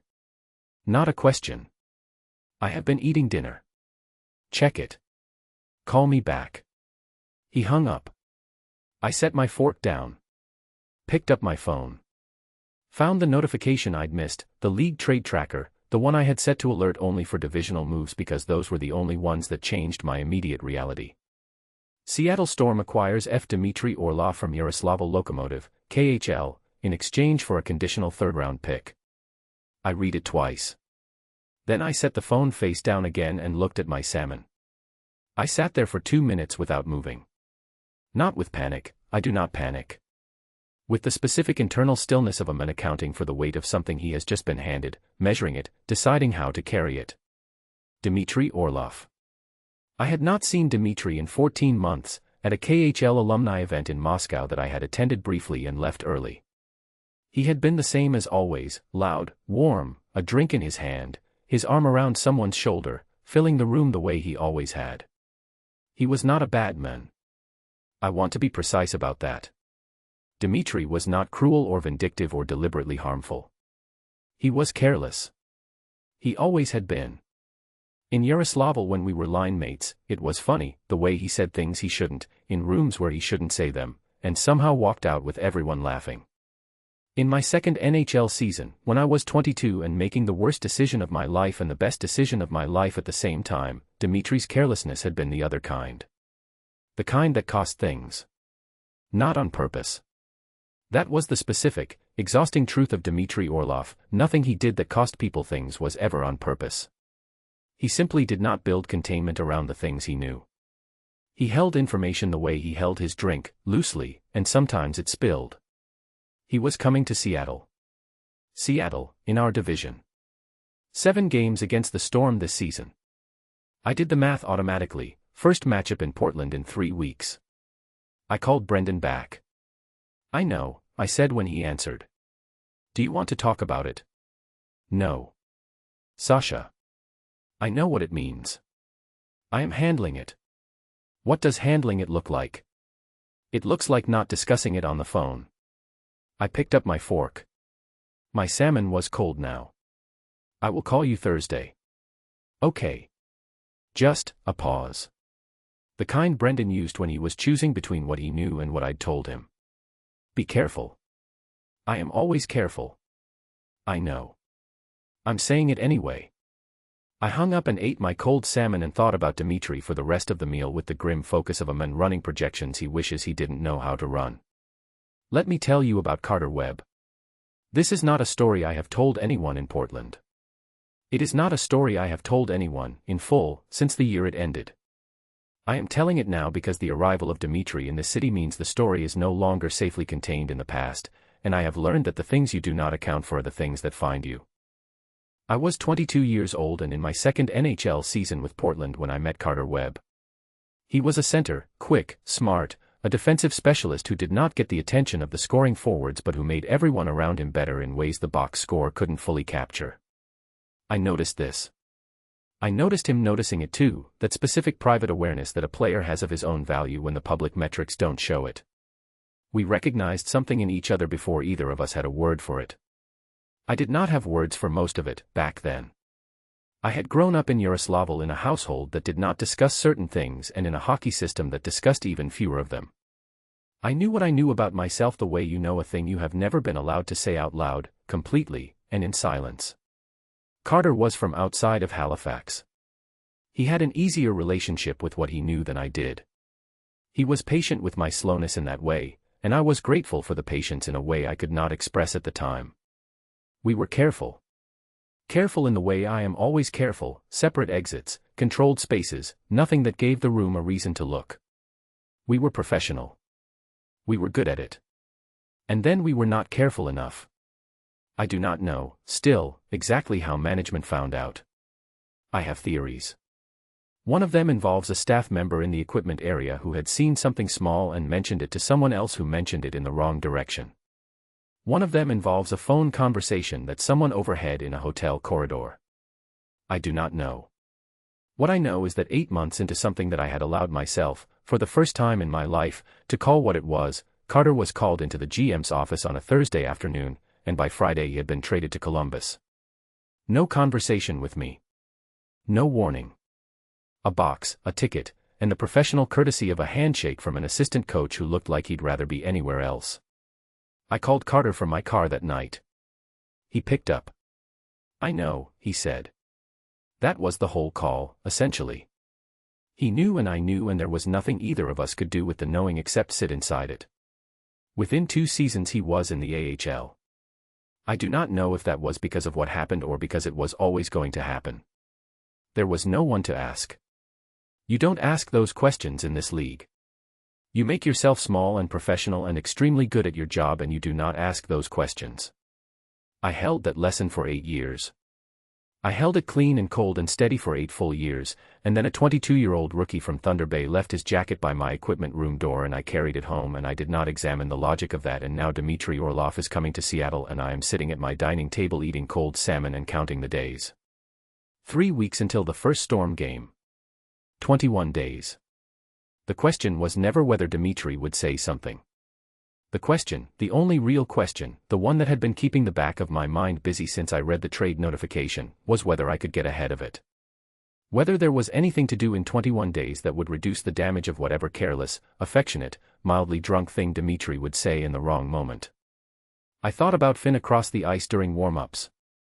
The way he moved. The way the whole team read the dynamic between us as friction, as the natural static between a rookie who took up space and a veteran who didn't like his space taken. We had built that reading deliberately. We had maintained it with discipline. I thought about Jake Thorpe, standing at the blue line with a still face. I thought about the drill on Tuesday, the half-second against the boards that I had felt and controlled and that Finn had felt and controlled and that had registered, anyway, in ways neither of us had fully managed. The container was fine. The container was still intact. But containers have limits. I had always known that. I had simply believed, until very recently, that I would be the one to choose when and how and whether to test them. Dmitry Orlov is a man who does not respect containers. In 21 days he would be on the same ice as Finn, and I would be 20 feet away, and there was no drill and no performance and no amount of professional distance that would give me control over what Dmitry might decide to say.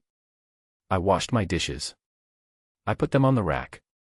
I went to the window and looked at the city and the thin line of river between the buildings, and I thought about what I was willing to lose and what I was not. I stayed there for a long time. I did not have an answer. Author's note, Chapter 6, the sentence Sasha thinks in Russian, translates as, "This is too good to end well." Chapter 9. Finn. The thing about mandatory team events is that they test you in ways that practice never does. On the ice, the rules are clear. You know your role, you know your spacing, you know exactly how close you're supposed to be to any given person at any given time. Everything has a reason. Everything has a structure around it. Put 22 hockey players in formal wear at a charity gala and every structure you depend on disappears, and you're just standing in a room trying to remember which fork is for the salad and how to make sure your eyes don't go where they want to go. I had gotten good at the eyes.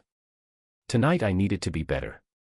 The Portland Falcons' annual charity gala was held at the Nines Hotel downtown, the kind of place with ceilings high enough to make you feel like you owe someone money just by standing in the lobby. Black tie, 800 guests, a live auction with items I had no business bidding on, and 3 courses of food that would photograph beautifully and taste like catering. The Falcons Foundation raised a significant amount of money this way every year, which was genuinely good, and Coach Briggs had made attendance non-negotiable, which was professionally reasonable, and I had been dreading it for 2 weeks. Not the event. The event was fine. The proximity. The room. The 4 hours of standing 20 feet from Sasha Volkov in a setting where the performance of disinterest had no hockey to hide behind. Jake was at my table, which helped. Reeves too, and our goalie Brendan Walsh, who had the social grace of a man who had been charming people out of their pucks for 15 years and applied the same skills to fundraising galas with terrifying effectiveness. Walsh could talk to anybody. He was already on his second conversation with the mayor's representative by the time the salads arrived. "You look like you're calculating an exit," Jake said, from my right. "I'm listening to the speech." "The speech hasn't started yet." "I'm preparing to listen to the speech." He picked up his water glass. "You're allowed to enjoy these things, you know. It's for charity. The children of Portland need you to have a good time." "I'm having a fine time." "You have your game face on." "That's not a good time face, that's a we are down 2 in the third face." "Jake. I'm just observing." I picked up my own water glass and looked across the room in the specific way I'd learned, wide, general, the casual survey of a man taking in the space, no particular point of focus. The trick was not to not look. Looking at nothing is its own tell. You had to look at everything equally and let your eyes move the way eyes normally move, drifting and landing and moving on. He was at the far table. Third from the window. Dark suit, white shirt, no tie. Sasha did not wear ties, had not worn one at any team event in 9 months, and nobody had ever commented on it because some men carry themselves in a way that makes compliance seem like the less authoritative choice. He was talking to one of the foundation board members, a woman in her 60s who was gesturing about something and whom Sasha was listening to with the focused attention he brought to everything. Not performed attention, real. He was actually listening. I looked at the centerpiece on my table. Interesting floral arrangement. Really something. Dinner passed. The speeches happened. Walsh won a weekend getaway in the live auction by outbidding 3 other people with the competitive efficiency of a man who had stopped pucks for money his whole life and understood high-pressure situations. I moved through it. I was good at moving through things, conversations, handshakes, the specific skill of being present enough that nobody noted your absence but not memorable enough that anyone wanted more. I'd learned it in Thunder Bay. When you're the kid whose dad was the minor leaguer who never quite made it, you learn early how to stand in a room full of people who are assessing your genetics and give them just enough to be unremarkable. I was on my second lap of the room, having successfully contributed to 2 conversations about the upcoming road stretch and 1 conversation about the Foundation's new youth hockey program, when the lights went out. Not all of them. The main overheads, the big warm glow that had lit the room for 3 hours. They dropped out with a soft mechanical shutter and the room went immediately to the ambient light of table candles and the dim emergency strips along the floor, enough to see shapes, not enough to read expressions. For about 3 seconds the room went quiet with collective surprise. Then the catering staff started moving and someone in the kitchen end of things said something loudly and there was the particular sound of a large function managing an inconvenience, people shifting and laughing nervously and finding their phones for flashlights. "Power outage," Jake said, from somewhere to my left. "Classic Portland November." "It will be back in a minute," someone said. It was not back in a minute. The hotel staff appeared and started professionally guiding tables toward the open areas near the main hall doors. The event coordinator, to her credit, moved the room with calm efficiency, directing guests away from the kitchen service corridor where apparently the catering situation had become a more significant issue than a lost circuit. I followed the general movement. The room had reorganized into a flowing crowd heading toward the lobby, and I moved with it, through the main doors, into the adjacent hallway, following the emergency lighting strips. And then someone coming through the service corridor entrance in the opposite direction stepped into my path in the dark, and I stepped to the right to avoid them, and the person behind me shifted left, and in the 15 seconds of rerouting I ended up in the narrow back stairwell that connected the event level to the service floor. I knew where I was because I'd found this stairwell an hour earlier when I was looking for a bathroom and gone the wrong direction. Narrow, concrete, the kind of stairwell that exists in the bones of buildings and that nobody uses during events. A single red emergency light at the top, casting everything in that dim, flat color. I had been in there for maybe 5 seconds when I heard footsteps on the stairs above me and looked up. Sasha came down 3 steps and stopped. We looked at each other. The noise from the main hall was muffled back here, present, but distant, like weather outside a window. The stairwell was its own sealed space. Neither of us moved for a moment. We were both accounting for the same variables simultaneously, the distance to the door, the sound of the crowd beyond it, the emergency light at the top that made visibility possible but dim, the specific accidental nature of this that provided its own defense. 40 seconds. That was the calculation we had run dozens of times in various spaces, the length of time 2 people could occupy the same area without it becoming a pattern that needed explaining. 40 seconds was nothing. 40 seconds was 2 men accidentally caught in the same stairwell during a power outage at a crowded event. I stayed still. He came down the remaining steps. We stood side by side in the narrow space, facing the door, close enough that I was aware of every inch of the distance I was maintaining. Then his hand moved. Not a big movement. He pressed the heel of his palm against my wrist, low, where the sleeve of my jacket covered it, where no camera and no ambient light and no redirected guest would catch it. It lasted maybe 3 seconds. 3 seconds of pressure, steady and deliberate. His voice was very quiet. "Don't make a face." I didn't. My face was perfectly still. I had practiced this exact stillness for 6 months and I deployed it completely, and inside it, behind it, where my expression couldn't go, I felt the 3 seconds of his hand against my wrist the way you feel something you've been not letting yourself want. I stared at the door. "I know," I said. Barely a sound. His hand was gone. He was a foot away. Proper distance. 2 men waiting for a stairwell door to make sense to exit. "Are you all right?" he said. The question was practical, in the register of a veteran checking on a teammate during a disrupted event. "I'm fine." "Good." The noise from the main hall shifted slightly, the crowd moving, the power situation apparently being addressed, the event reasserting itself. In another 30 seconds this stairwell would fill with redirected guests or hotel staff and we would leave in different directions and the 40 seconds would be nothing. 25 seconds left, maybe. I did not look at him. He did not look at me. "The Foundation speech," he said, in the same quiet practical register. "The youth program funding. Did you hear the numbers?" "Some of it. They're building a second rink in the East District." "That's good." "Yes." A pause. I grew up skating on a rink with no boards on one end. Just painted lines on concrete where the boards should have been. For 2 years. I looked at him then. Briefly. He was looking at the door. In Yaroslavl. I said. Outside it. Small town. One rink for 400 children.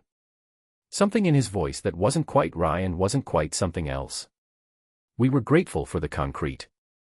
The stairwell door pushed open from the outside, a hotel staff member, torch in hand, sweeping the service areas. He saw us, nodded with the professional briskness of someone managing an event, said, "Main hall is restored, gentlemen, just through here," and held the door.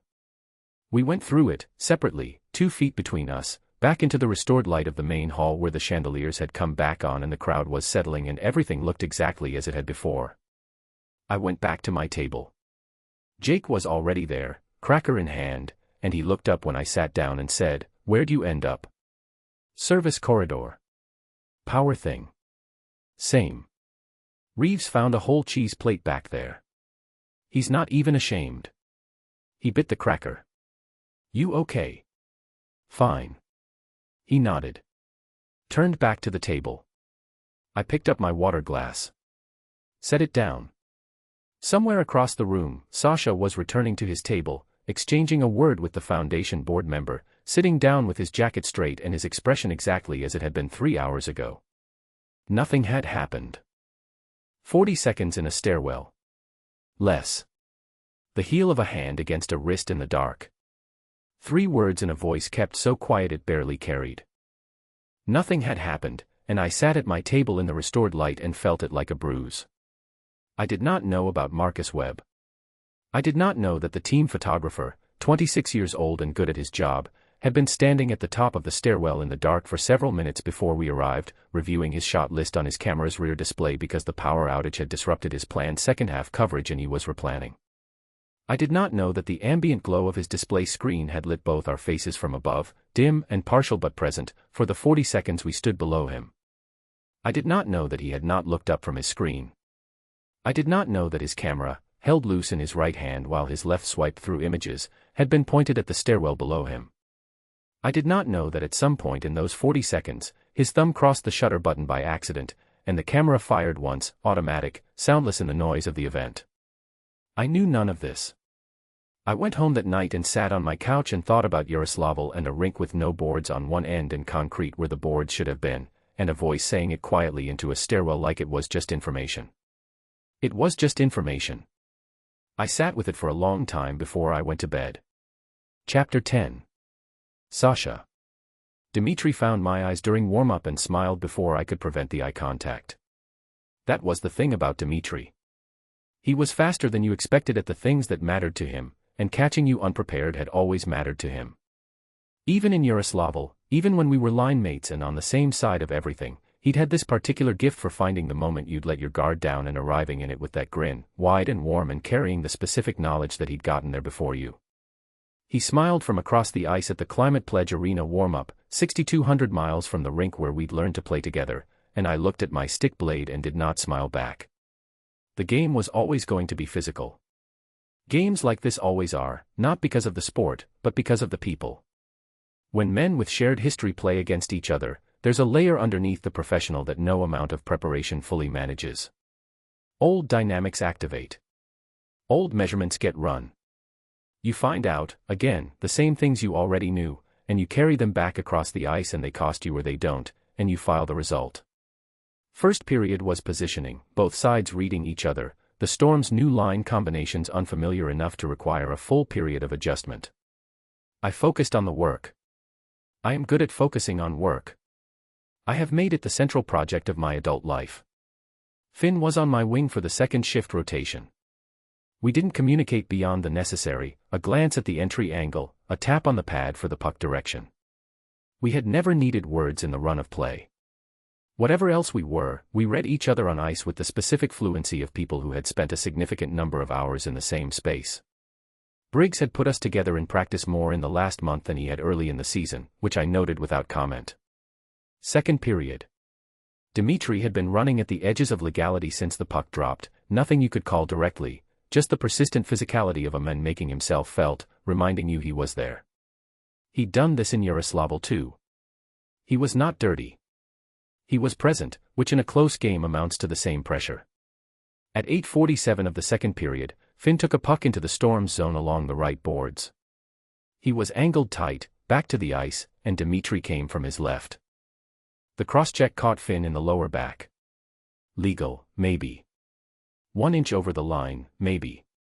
The kind of contact that referees make a judgment call on, and this one went uncalled, and Finn went into the boards hard enough to leave a mark, and got up, and kept playing. I was 20 feet away. I skated to my position. The play moved. I did my job.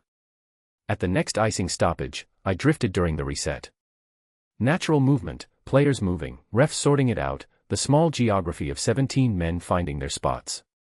Dmitry was near the right circle, tapping his stick on the ice with the particular rhythm of a man who was relaxed, which he always was, which had always been the thing about him that could make you furious if you let it. I came close enough.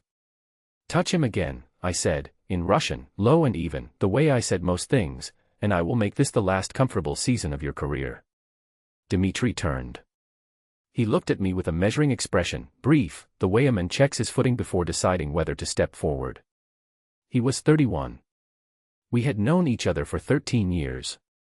He had seen me lose exactly twice in that time, once in a playoff elimination in my third KHL season that I won't discuss, and once when the thing with Carter ended and I spent 3 weeks doing everything correctly and perfectly and eating nothing I can remember now.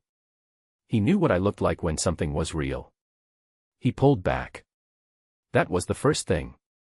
One small step, weight shifted, the physical language of a man recalibrating. Then he grinned. So it's like that, he said, in Russian. The rookie. I skated away. I did not look back. I found my position, I ran my assignment, I did my job for the remaining period and a half with the controlled precision that I had built 8 years of professional reputation on. The Storm pushed in the third but couldn't convert. We won 4-2. Finn scored the fourth, clean breakaway, top shelf, the kind of goal you get when someone reads the play 2 seconds before everyone else does and the ice opens up for them. I heard the horn. I was already on the bench. I watched him come off the ice with Thorpe and Reeves, and I felt the specific thing I felt when he played like that, like the ice had been made for him, like the whole difficult machinery of professional hockey was just a context in which he got to do what he was actually built for. I put my water bottle down. I did my job. In the handshake line after the final horn, we moved through the Storm roster the way you always do, brief, firm, eyes forward, the professional ritual of men who have spent 60 minutes trying to beat each other and are now required to confirm that it was nothing personal. Most of it isn't personal. Most of it is just work. Dmitry was 7th in their line. He took my hand and held it slightly longer than the customary 2 seconds. Not dramatically. Just long enough. Good game, he said, in English. Loud enough to carry. Then, quieter, but not quiet enough, the specific Dmitry carelessness, the calibrated volume that lands just where he wants it. He is young. Be careful, old friend. I looked at him for 1 second. His face was warm and entirely sincere and gave nothing away that someone who didn't know the structure of the sentence would be able to identify. I released his hand. Moved on. On my left, Finn was 2 steps behind me in the line, shaking Storm hands in order. I did not turn my head. But in the brief silence between my handshake with Dmitry and the next one, I heard Finn step slow for a fraction of a beat. He had heard it. Not the full sentence. Not the context. But the specific register of something said about him in his vicinity, and the tone of it, not hostile, not casual, the particular tone of a man saying something that carries weight to someone who will understand the weight. He heard enough. I moved through the rest of the line. I went through the tunnel. I did everything correctly and in order. In the dressing room I changed and answered the required post-game questions from Briggs and said the right things to Thorpe about the kill in the third period. I did not look at Finn in the corridor. I did not check the burner until we were on the bus. There was nothing on it yet. I put it away. I looked out the window at Seattle moving past in the dark, and I thought about the grin on Dimitri's face when he said the rookie, and the fact that he'd held my hand 3 seconds too long in a handshake line in front of 17 of my teammates, and Finn had heard the tail end of whatever performance Dimitri had decided to give. Be careful, old friend. Warm. Sincere. Entirely dangerous. I had 20 minutes on the bus before we reached the hotel. I looked out the window for all 20 of them and did not think about Finn 3 rows back, which meant I thought about nothing else. Chapter 11. Finn. I caught the end of it. Not the Russian. Whatever Sasha and Dimitri had said to each other during the icing stoppage was too quiet and too fast, and in a language I had approximately 40 words of, none of them useful for this. But in the handshake line, right there at regulation volume with 15 feet of corridor and a full post-game crowd and my own heartbeat in my ears, I caught the last sentence. He is young. Be careful, old friend. Said to Sasha. About someone. In English, in the specific way a person says something in the second language when they want to make sure it lands. I shook the next hand in the line. And the next. And the one after that. I said good game 6 more times to 6 men I'd been trying to beat for 60 minutes, and I got off that ice and into the tunnel, and by the time I reached the dressing room I had identified the specific, cold, turning feeling in my stomach as something I needed to not show on my face. I was good at that. Tonight I was exceptionally good at that. The team bus loaded at 9:40. I found a seat 3 rows back from the front, window side, pulled my hood up, put one earbud in. The signal I'd learned to give that said I'm processing, not available, give me space without requiring me to say any of those words. The team was good about reading it. After 9 months they knew my ranges. Jake sat across the aisle, which was unavoidable since Jake had decided approximately 6 months ago that I was his particular project and had never revised that decision. But he had his own headphones on and his phone out, and he let me be, which was the specific grace of Jake Thorpe that I depended on more than I usually admitted. I looked out the window. Seattle moved past, the waterfront, the highway ramp, the rain that had started an hour before the game and was still going with that Pacific Northwest commitment. I waited until the bus had been moving for 15 minutes and most of the surrounding conversation had gone quiet or turned to headphones before I reached into my inside jacket pocket and found the burner. What did he say to you? I read it back. Deleted the "to" and typed it again. Sent it. The bus headlights picked up the rain on the highway. 5 minutes. 10. I watched the highway and kept my face in the direction of the window, and the earbud played something I wasn't hearing. 20 minutes. The 3 dots appeared. Then. Old story. Not your problem. I stared at that for a while. 5 words. Clean, final, the door-shutting quality of a sentence that was designed to be the last one on a topic. I had heard that tone from him before, not often, not frequently, but I knew it. The tone that meant I have placed this in the category of things I handle alone, and that category is not open for visitors. I typed, you retaliated for me. The icing stoppage. Whatever he'd said to Dimitri in Russian during those 20 seconds, close and quiet, ice chips still settling, no microphone alive, he had said it because Dimitri had put Finn into the boards on a hit that was a coin flip for a penalty, and the coin hadn't gone our way. I'd been watching Sasha the rest of the period from the bench. That controlled face. That level professionalism. Nothing you could point at. But he'd gone to Dimitri during the stoppage, and whatever he'd said had made Dimitri pull back and then smile, the specific smile of a man who had received information he was going to be thinking about for some time. The dots again. Longer this time. I retaliated for the penalty not called. I looked at that sentence. I looked at the rain. I typed don't lie to me. Read it. Deleted it. It wasn't that he was lying. That was the thing, it was true. The penalty should have been called, and the non-call was a legitimate professional grievance, and Sasha would have addressed it regardless of any other variable. He was built that way. He protected his team on principle, not preference. But it was also not the whole truth. And we both knew that. And calling it out on a team bus at 9:45 p.m. on a burner phone 3 rows away from 21 teammates was not the moment for the whole truth. I typed, okay. Sent it. Watched the dots. No response. Which was the right call, and I knew it was the right call, and I still stared at the non-response for another 10 minutes while the bus moved through the rain toward the hotel. Okay was the loneliest word in the language when you meant something else. I figured it out somewhere around mile marker 47 on the I-5. Not figured out, that's not right. Figured out implies I didn't know. I knew. I had probably known for several months in the specific way you know something when you've been filing it in a different folder from the one marked with its actual name. Tonight, with the rain on the window and Not Your Problem still in my hand and the image of Dimitri's face doing what it had done when Sasha spoke to him, that grin, that measuring grin, that so it's like that expression, the folder got filed correctly. I was in love with Sasha Volkov. Not the version of it that was easy to live with, the private version, the one you could contain and manage and keep small because it lived only in specific rooms behind specific doors. The actual version. The one that had been growing in the space between the careful and the real for 6 months and had gotten bigger than the container and was going to keep getting bigger regardless of what I decided to do about it. I looked at mile marker 48. In Thunder Bay, my father had kept his beer on a specific shelf in the garage, not the fridge, the shelf, because he was a man who had decided at some point to ration what he allowed himself, and rationing was easier when the thing wasn't cold. He'd take one out at the end of the day and sit in the lawn chair by the driveway and drink it slowly, making it last, and I used to watch him from the kitchen window when I was maybe 9 or 10 and not understand why he didn't just get another one if he wanted it. I understood now. He wasn't holding the beer because he was rationing.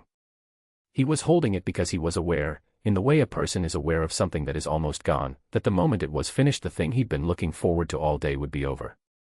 You hold things differently when you know they're almost gone. I had been holding this the same way without naming it. Careful. Aware of the shape of it. Aware of its weight in a way you only get when you're afraid of losing the thing while you're still holding it. I was in love with Sasha Volkov and he was the only person I couldn't tell, and there were 2 Eastern Conference teams interested in him and a Russian man in a Storm jersey who had looked at me during a handshake line with the warm, particular smile of someone who already knew, and the road trip had 3 more days in it, and on the bus ahead of me, 3 rows up, Sasha was sitting in his seat with his composed face and his headphones and his old story, Not Your Problem, and I was sitting here. With mile marker 49 going past in the rain. I didn't tell anyone. I wouldn't tell Sasha. Not here. Not now. Not on a bus in the rain with 21 other people 3 feet in either direction and Dmitry Orlov's smile still sitting in my chest like a stone I'd swallowed. I put the burner back in my pocket. I moved the earbud. I closed my eyes like a man going to sleep. Jake, across the aisle, didn't say anything. He was good at not saying things when not saying them was what was needed. I thought about mile marker 49. I thought about Dimitri's grin and the specific weight of 3 seconds in a handshake, and he is young, be careful. I thought about what Sasha knew that I didn't and what it had cost him before and what carrying that alone for 8 years looked like from the inside. I thought, he went to Dimitri in the icing stoppage. He said something. He did not let it go.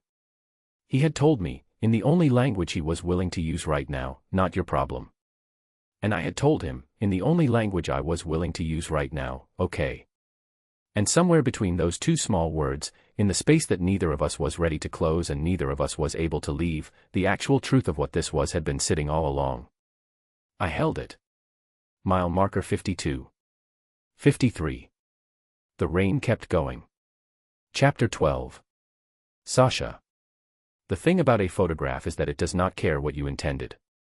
It does not care about the circumstances.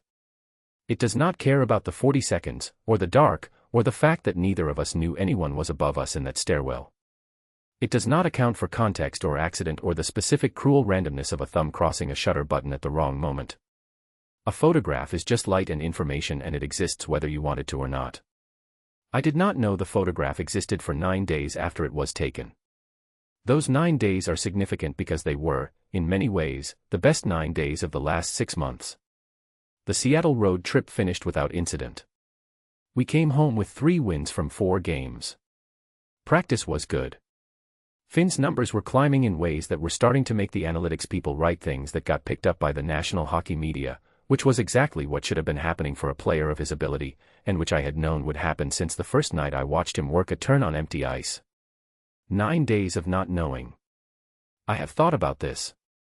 The 9 days felt normal because they were normal, from my side, from Finn's side, from every side that mattered. The photograph was sitting in Marcus Webb's camera card and then his laptop and then his Instagram and then the specific corner of the internet where things wait to become problems, and none of that touched us, because we did not know to look. You cannot manage what you do not know exists. I have replayed this logic many times. It does not make it easier. Webb uploaded the gala photos on a Monday. I know this because I later traced the timeline with the specific focus of a man who needed to understand exactly how the thing had happened, the same way you need to understand exactly how the ice gave out under you so you can avoid that spot going forward. He uploaded 412 images to the team's media shared drive on Monday morning. The media coordinator, a young woman named Priya who was efficient and thorough, went through them Tuesday afternoon for the foundation's social channels. She flagged 83 for use, marked 41 as duplicates for deletion, and moved on. She did not see the stairwell image in Webb's personal batch because the stairwell image was never in the team upload. Webb had sorted his shots before uploading, team use images in the shared drive, atmospheric and personal work on his own card. Standard practice. The stairwell images were in the personal folder, dark, ambient, the kind of shots a photographer keeps because they show the bones of an event rather than its surface. Not the kind of images meant for official team use. Webb was 26 years old and ran an Instagram account with 40,000 followers. He had built it over 3 years as a fan-adjacent sports photography account, behind-the-scenes atmosphere, candid warm-ups, the texture of professional hockey that the official channels didn't show. He was good at it. The account had a following because he had an eye, because he showed people things they wanted to see and couldn't get anywhere else, and because he genuinely loved the sport in the specific way that makes a person worth following. He was not malicious. He was 26 and half drunk at a Portland bar on a Tuesday night, going through his gala shots on his phone with the particular creative energy of someone who had a good batch and wanted to share it before the moment went cold. He posted 22 images. Mostly crowd atmosphere, a few formal portraits, the lighting on the main hall chandelier that had done something genuinely beautiful before the outage. Number 19 in the carousel was the stairwell shot, dark, blurred on the edges, 2 figures in the lower third of the frame caught in the ambient light that neither of them knew was falling on their faces. Slightly out of focus. Undeniably them. He did not caption it. He did not tag anyone. It was atmospheric. It was the bones of an event, a narrow stairwell, emergency lighting, 2 men in formal wear caught in a moment of private conversation during a power outage. He posted it and went back to his drink and did not think about it again until the morning, when his phone had not yet started doing the thing that phones do when something has gone wrong. I know the timeline of the next 11 hours the way I know box scores, precisely, because precision is the only thing that gives chaos any shape. At 2:17 a.m., a Twitter account called at NHL House, which had 11,000 followers and a specific focus on what they termed league drama, was scrolling through Portland Falcons hashtag activity and came across Webb's carousel. The account ran fan content regularly, usually contract rumors and coaching speculation and the occasional photo set from public events. They stopped on image 19. At 2:34 a.m. they posted a screenshot of it with the caption, "Something about this gala photo is making me lose my mind, anyone else?" By 3 a.m., 17 people had replied with variations of, "I don't see it." At 3:15 a.m., one person with a background in graphic design noted that the figure on the left appeared to be wearing a Falcons event lapel pin, the kind issued to players for official team appearances, with the player's number embossed on the back clip. The pin was partially visible against the man's jacket lapel. Number 22. Finn's number. At 4:02 a.m. someone with more patience than I want to think about ran a reverse image search on the venue details visible in the stairwell background, a specific type of emergency lighting fixture and a section of wall tile pattern unique to one hotel in Portland. They matched the Nines Hotel, where the Falcons Foundation Gala had been held 11 days earlier. At 4:47 a.m., at NHL House posted a follow-up with the venue confirmation and the number identification, and the words, "Okay, so this is definitely from the Falcons Gala. That's Callaway on the left. Who is the person with him?" At 5:30 a.m. the post had been shared 312 times. At 6:15 a.m. it was on the NHL subreddit with a title I will not repeat here. At 6:42 a.m. it had 40,000 views and was generating the kind of comment section that the internet produces when it thinks it has found something loud, contradictory, half the comments saying you're all reaching, that's 2 guys standing in a hallway, the other half saying things I do not want to record. At 6:42 a.m., Finn's phone detonated. I know this because mine did too. I had been awake since 5:30. I woke at 5:30 most days. It is not a discipline I enforce, just a pattern my body has maintained since my 20s, the way certain habits calcify without your deciding they should. I made coffee. I read the Morning Scout updates on the upcoming road stretch. I was on my second cup when my agent's name appeared on my phone at 6:44 a.m. I answered it. Brendan said, "Before I explain, how are you?" I put my coffee down. Brendan did not ask how I was. In 6 years of working together, Brendan opened conversations with information, not questions. The question meant the information was the kind that required a landing pad first. "Tell me," I said. He told me. I listened without speaking. I am good at listening without speaking. It is a skill I have practiced since childhood, the discipline of processing before reacting, taking the full shape of a thing before deciding what to do with it. I listened to Brendan describe the Instagram post, the Twitter account, the subreddit thread, the image and what it showed, and I sat at my kitchen table with my coffee in front of me and I took the full shape of it. When he finished, I said, "How clear is it?" "Ambiguous," Brendan said. "Genuinely ambiguous. Dark image, out of focus, 2 men in a tight space. No contact visible. A pause. There's a hand. Near the other person's wrist. It's dark enough that most people are calling it a shadow. But it's there if you're looking for it." I looked at my coffee. "The comments are split," Brendan said. "A significant percentage are arguing against the theory. Saying it's 2 teammates in a corridor, the image is too dark to identify either person definitively, the theory is projection." Another pause. "But the conversation is happening, Sasha. The size of the conversation is the issue. Not the conclusion, the size." "I understand. What do you want to do?" I thought about the stairwell. The 40 seconds. The red emergency light and the noise of the crowd beyond the door and the specific, accidental privacy of a space neither of us had sought. The heel of my palm against his wrist. 3 words. "Don't make a face."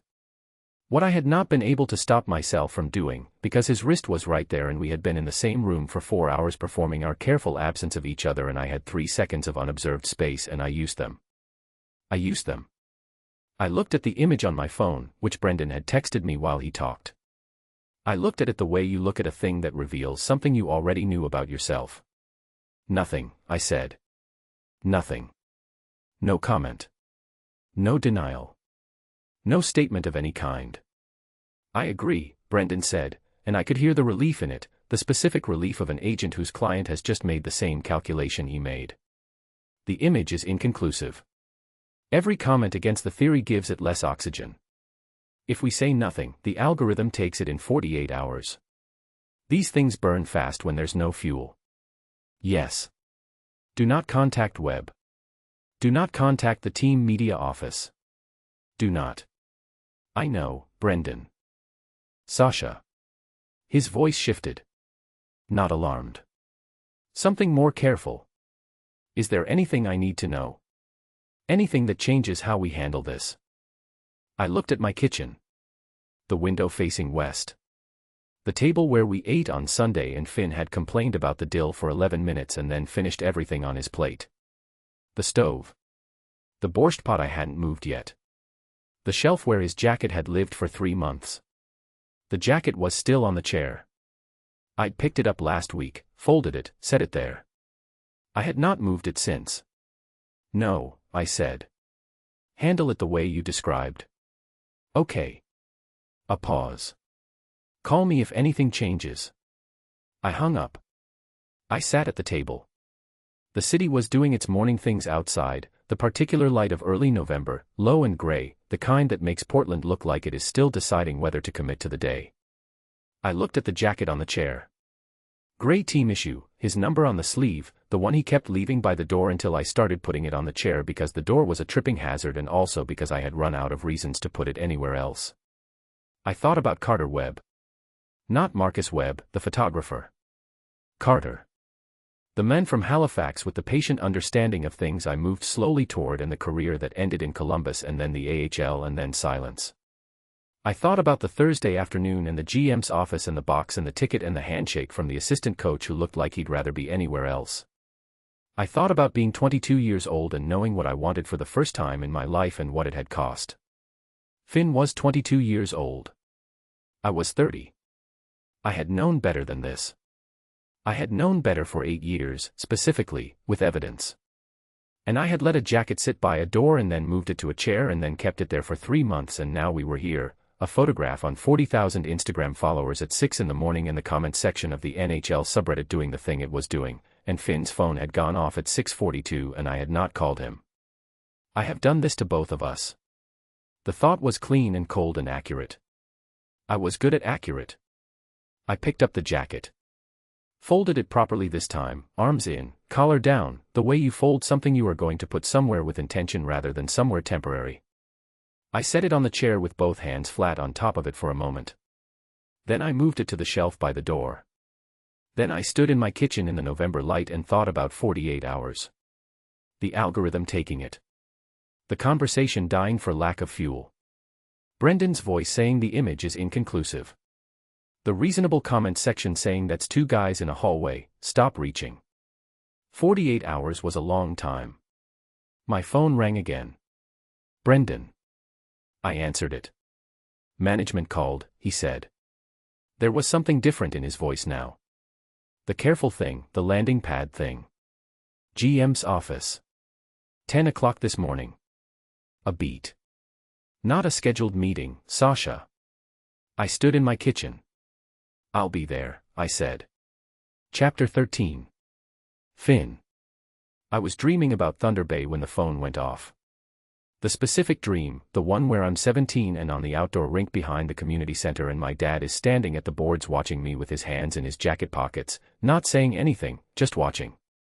In the dream I always know he's going to say something important and I skate toward him to hear it and I wake up before he speaks. I've had this dream enough times that I know the structure of it, know the ending, know that the words are never coming. I came out of it at 6:42 a.m. to my phone making a sound that I had never heard it make before. Not a ring. Not a notification chime. The specific sound of more than one thing arriving at the same time, multiple apps, multiple channels, all of them choosing the same moment. My brain processed it the way you process a car alarm going off outside, annoying first, alarming second, the escalation from one to the other taking a few seconds longer than it should. I picked up the phone. 17 Instagram notifications. 11 Twitter tags. 8 texts from numbers I didn't immediately recognize. My agent's name on a missed call that had come in at 6:39 while I was still in the dream. I sat up. My agent's name again, calling back, live, right now. I answered it. Finn. Derek's voice had a specific quality I had heard exactly once before, when I was 19 and there was a question about whether my knee was going to require surgery. Controlled and direct, moving fast. I need you to stay calm and listen before you go online. The specific instruction not to go online made me go online. I found it in 40 seconds. The Twitter thread first, at NHLT House, the screenshot of the Instagram carousel, the comments. Then the subreddit. Then the Instagram original, which I had to scroll to find in Webb's feed, image 19 in a 22-photo carousel from a gala compilation posted 2 nights ago.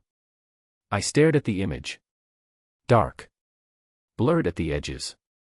2 figures in a stairwell caught in flat emergency light. The figure on the left, head tilted slightly, the edge of a lapel pin catching the light. The figure on the right, taller, one hand near the other person's wrist. I stared at it for a long time. Finn, Derek said. He'd been talking. I hadn't been hearing it. Yeah, I said. Are you listening?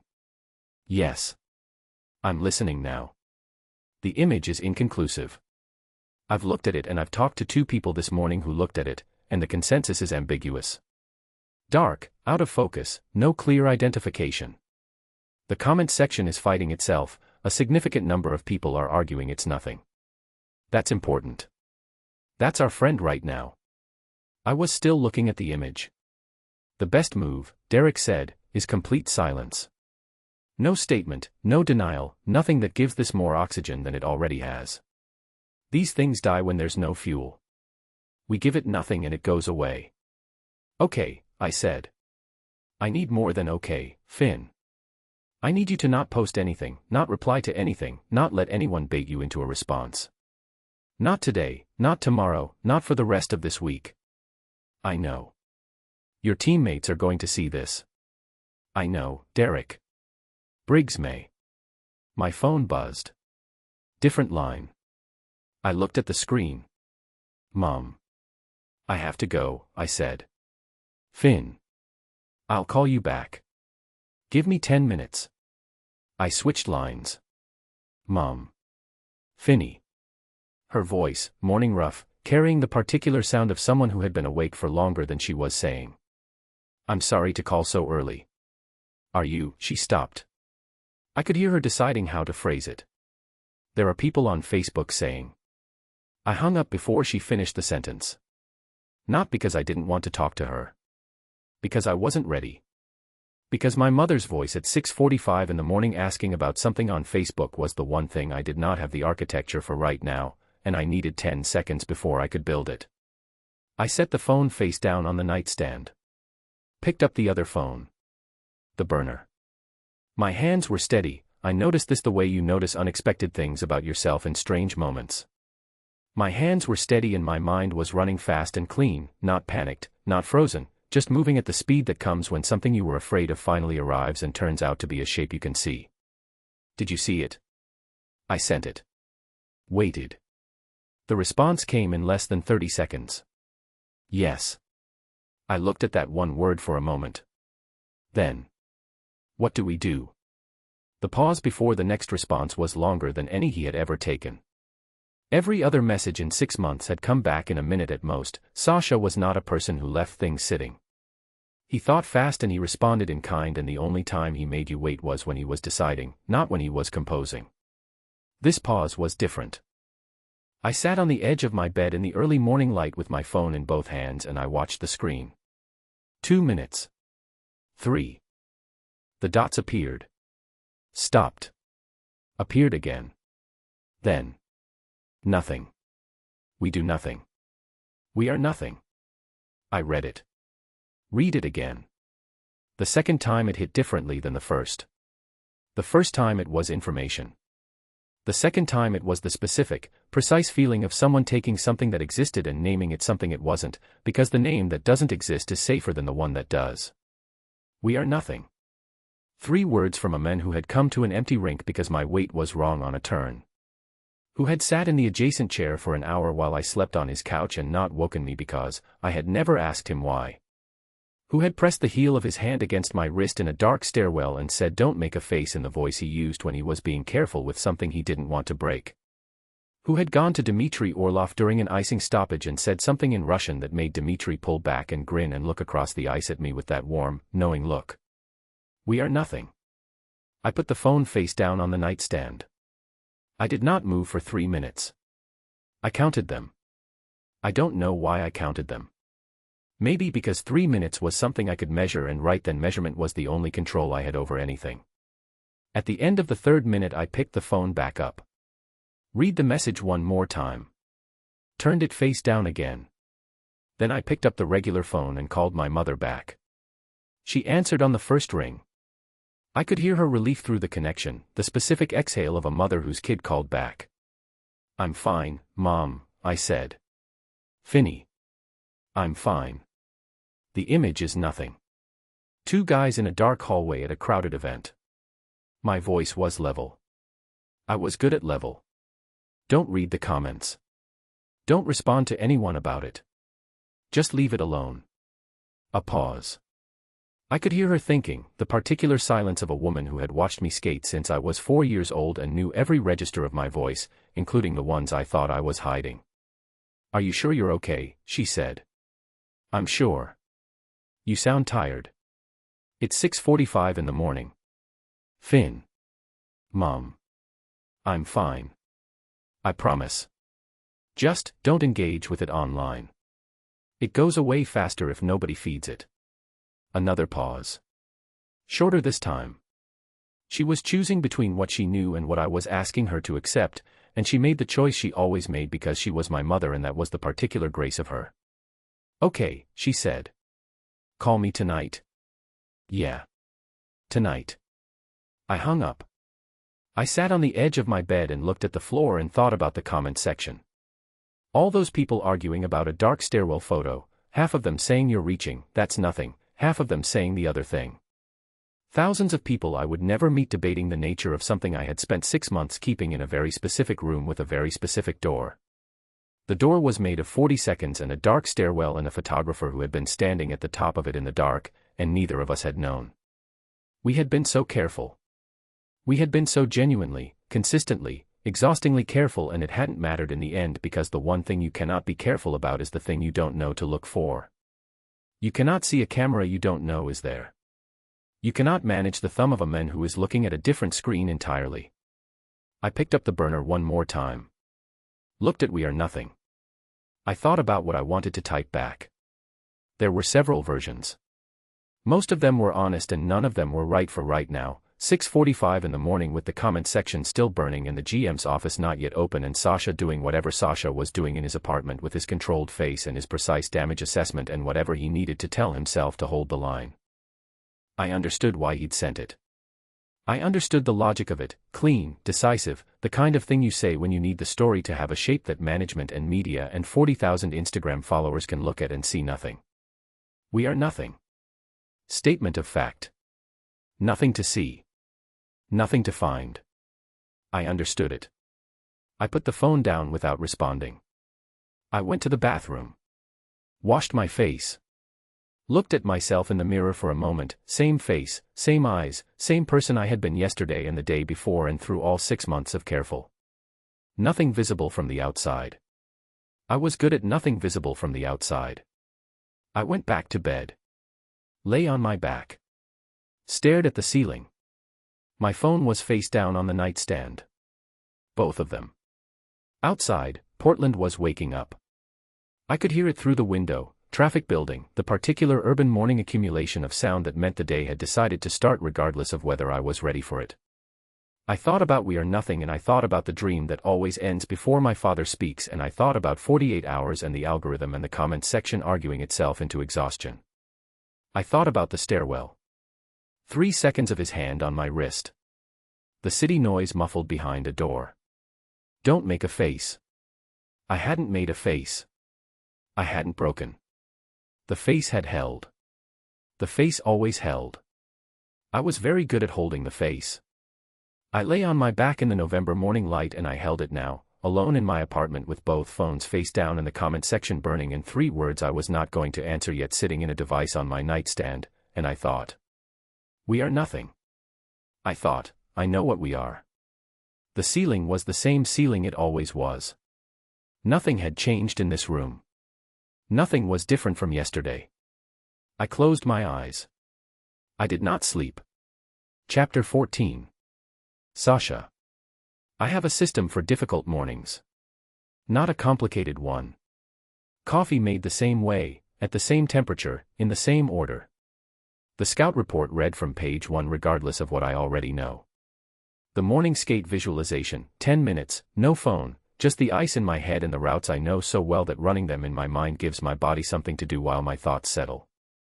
It is not a ritual in any mystical sense. It is simply structure, and structure is what I build around the days when chaos would be easier to sit in. This morning I made the coffee. I did not drink it. I sat at the kitchen table with the cup in front of me and I looked at my phone and I thought about 48 hours and I thought about the GM's office at 10 o'clock and I thought about the jacket on the shelf by the door. I had moved it from the chair to the shelf. I had not examined why. Brendan called at 7:15. How are you doing? He said. Not a question this time. An assessment. I am fine. Have you seen the full thread? Enough of it. The image is holding ambiguous, he said. The comment breakdown is roughly 60-40 against the theory. 60% saying it's nothing, 2 guys in a hallway. 40%, he stopped. The 40% is loud but they don't have anything concrete. The image is dark, the focus is soft, and without confirmation from any source, this stays in the realm of fan speculation. Yes. Do not confirm. Do not deny. Do not. Brendan. I said it quietly. I know what to do. A pause.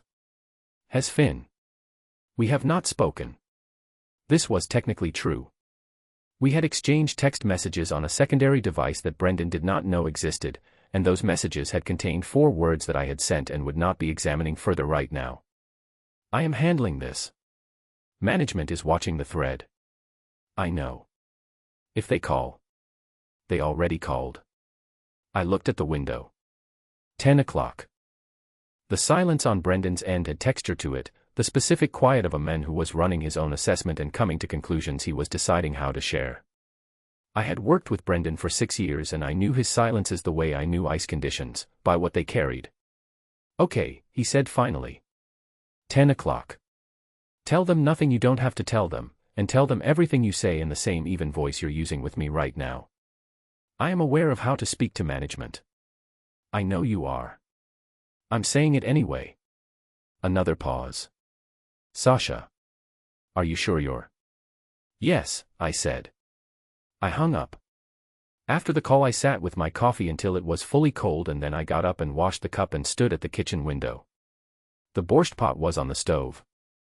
I had made borscht on Sunday and Finn had eaten it with the focused dignity of a man honoring a commitment, and afterward we had argued for 40 minutes about penalty kill structures while the city went dark outside the window, and at some point around 11 he had gone quiet in the middle of a sentence and when I'd looked over he was asleep.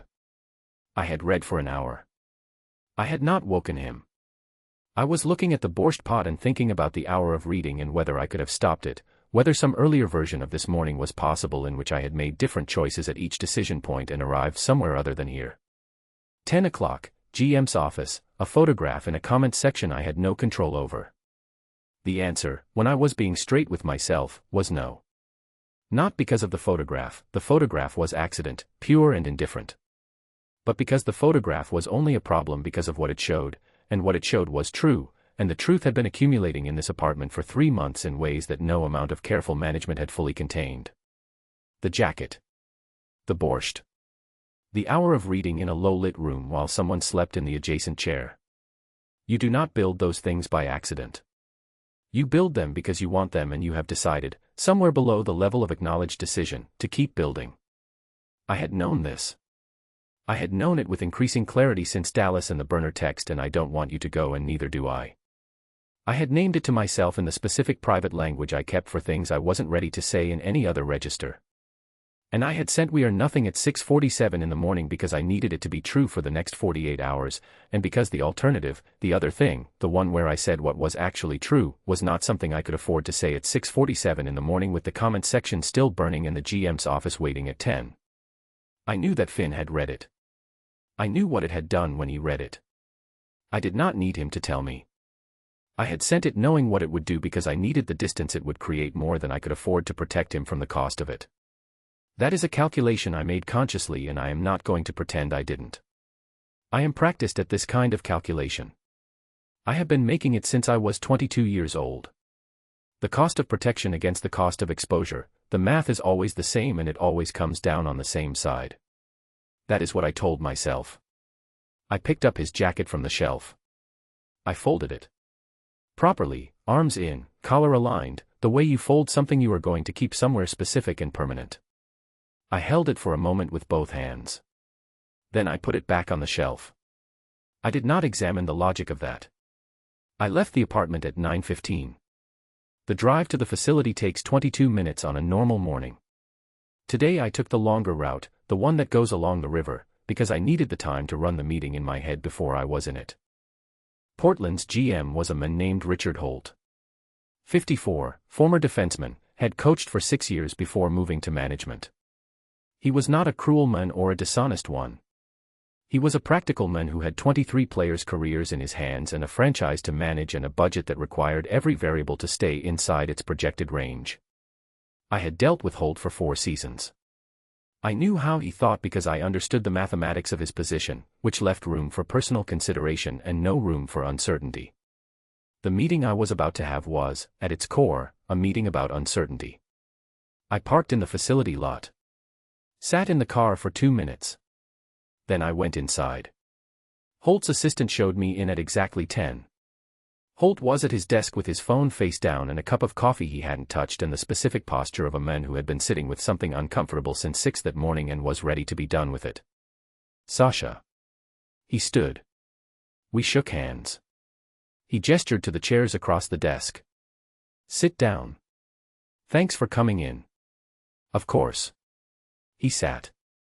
He looked at me in that direct, pragmatic way he had, not hostile, not warm, somewhere in the professional middle that managers develop because warmth costs you leverage and hostility costs you respect, and neither is something you want to give up. I'll be straightforward, he said. Please. I assume you've seen the thread. Yes. Our communications team flagged it at 7 this morning. I've had 3 calls before 9, 2 from sponsors, 1 from the league office. He looked at me with the particular expression of a man delivering information without editorializing. The league office call was a check-in. Not a formal inquiry. A check-in. I understand the distinction. Good. He folded his hands on the desk. The image is unclear. Our communications team's read is that it's inconclusive, and the public comment breakdown supports that assessment. If we don't feed it, it's gone in 2 days. A pause. I'm not here to ask you what the image shows. I looked at him. I'm not, he said, and he meant it. What you do in your personal life is your personal life. I don't have a question about that. Then what is the question? Holt looked at his folded hands for a moment. Then back at me. The question, he said carefully, is whether there is anything in your personal life that has the potential to become a professional variable. Not because of my opinion about it. Because of the reality of this industry and what it does with certain kinds of stories when they get oxygen. The room was very quiet. I thought about Carter. The Thursday afternoon. The box and the ticket and the handshake. I thought about the specific, surgical way the league managed things it did not want to manage, not with cruelty, not with confrontation, just with the quiet institutional pressure that made resistance more costly than compliance. I thought about Finn, 22 years old, career beginning, 11 months in the show, numbers climbing in ways that the national media was starting to notice. I thought about We Are Nothing and what it had cost to send it and why I had sent it and whether I would send it again. No, I said. There is nothing that will become a professional variable. Holt looked at me for a long moment. The moment that a man takes when he is deciding how much of what he knows he is willing to confirm that he knows. He was intelligent enough to know I was telling him what was required rather than what was true. He was pragmatic enough to accept the distinction. Good, he said. He picked up his coffee. We'll let the communications team handle the thread. No statement, standard non-engagement protocol. He took a sip. You're playing well, Sasha. Your possession numbers this month are the best of your career here. Thank you. Keep that going. He stood. I stood. We shook hands again with the particular firmness of 2 men who had just agreed on something neither of them was going to say out loud. I left the office. Walked down the facility corridor, past the video room, past the equipment area, out to the parking lot. I sat in my car. I thought about the distinction between what was required and what was true, and how much distance I had just put between those 2 things in a room with a man who was intelligent enough to see the distance and kind enough, or pragmatic enough, to not measure it out loud. The distance was the same distance I had been managing for 8 years. The distance between We Are Nothing and the jacket on the shelf by the door. I started the car. I drove home. I did not call Finn. I sat at the kitchen table with another cup of coffee and I looked at the borscht pot and I thought about 48 hours. The algorithm would take it. The comments section would move on. Everything would go back to what it had been. I sat with that. I sat with it for a long time. And then I thought about the hour of reading in the low-lit room, and the sound of his breathing in the adjacent chair, and the jacket. The jacket, still on the shelf. Still there. Chapter 15. Finn. Waiting is its own specific kind of hard. Not the dramatic kind, not pacing, not catastrophizing, not the movie version where a person wears a groove in the floor and checks their phone every 40 seconds. The real kind. The kind where you sit very still in a cold car in a parking lot and you just wait. You breathe. You watch the facility entrance. You count the other cars and then stop counting because counting is something to do and doing something feels like lying to yourself about what you're actually doing, which is holding the weight of a 10 o'clock meeting that you were not in and cannot affect and cannot stop thinking about. I'd been in the lot since 9:45. Sasha had used the burner at 8:15. Just 2 lines. GM office. 10 a.m. We'll text when it's done. I had read it in my kitchen over coffee. I hadn't started drinking yet and I had thought, I'm not going to go there. That would be irrational. There was no practical reason for me to be in the facility parking lot during a meeting I wasn't involved in and couldn't change. I would stay home. I would review the scout report. I would call Derek back. I was in the parking lot by 9:45.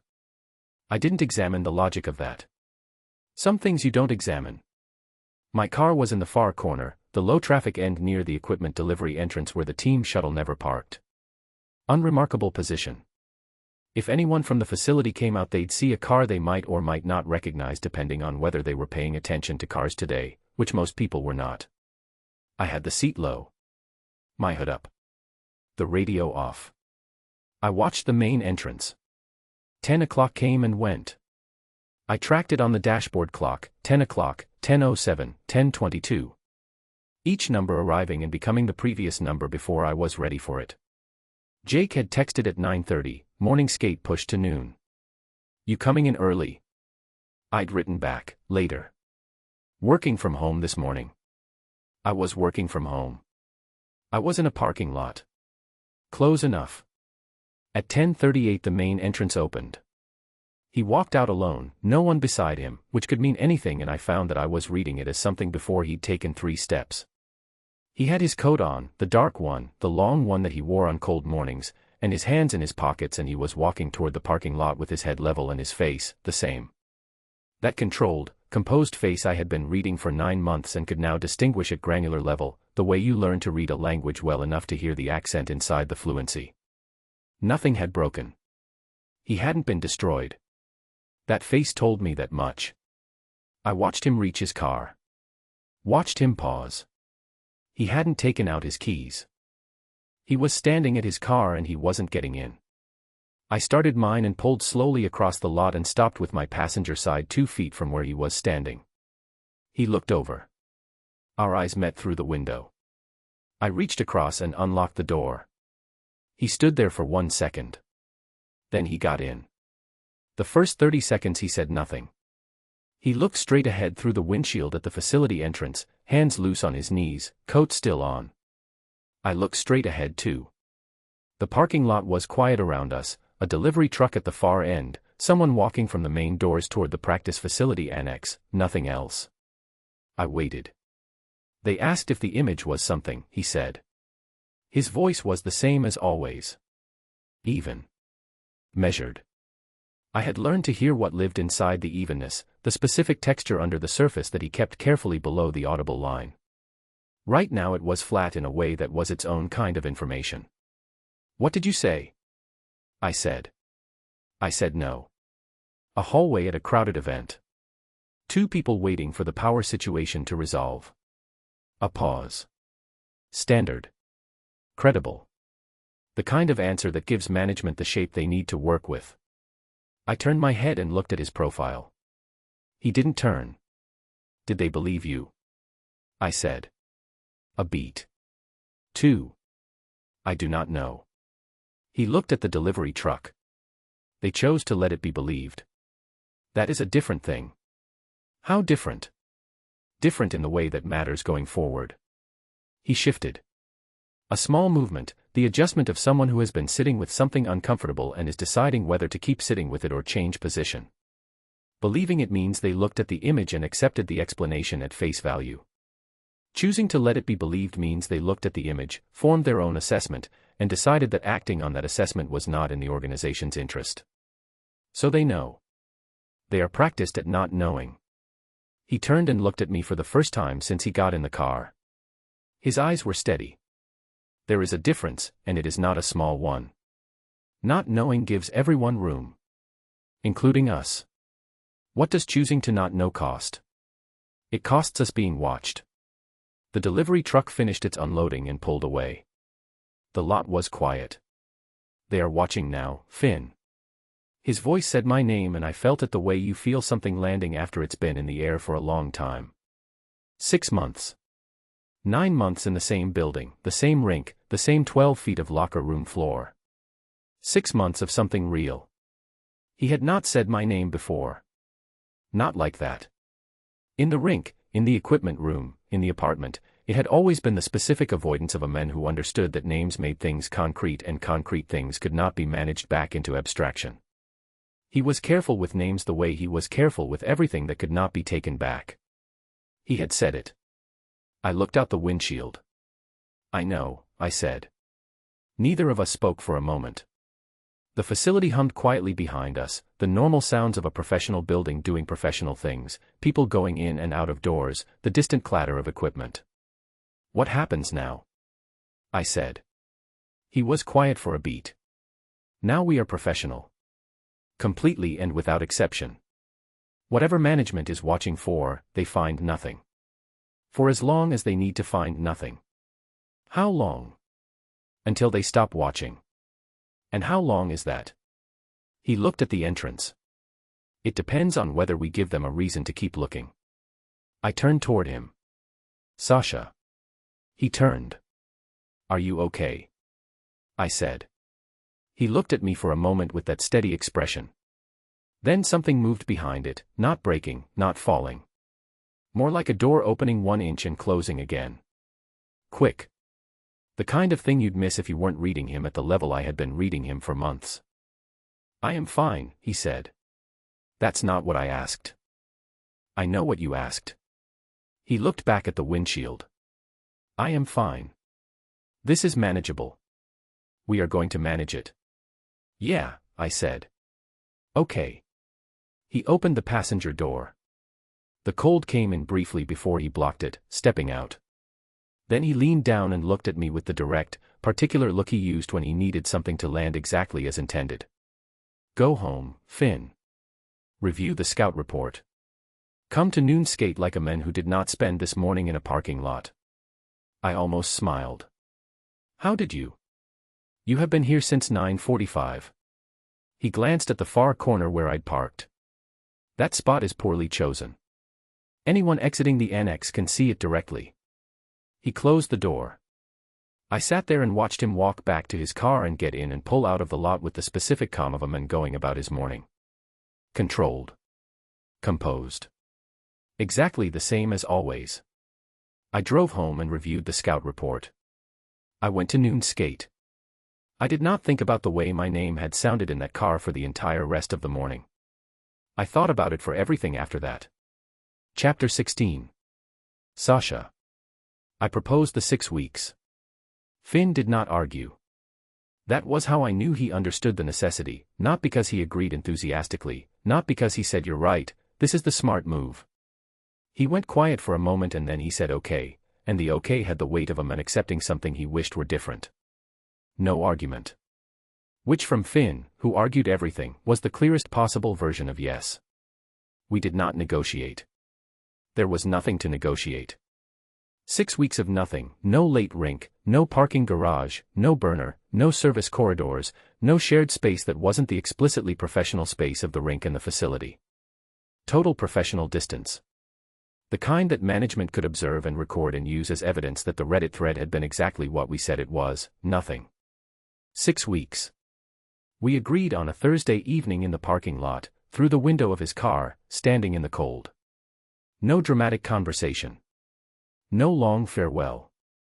Those things require time and time was the one thing we did not have right then.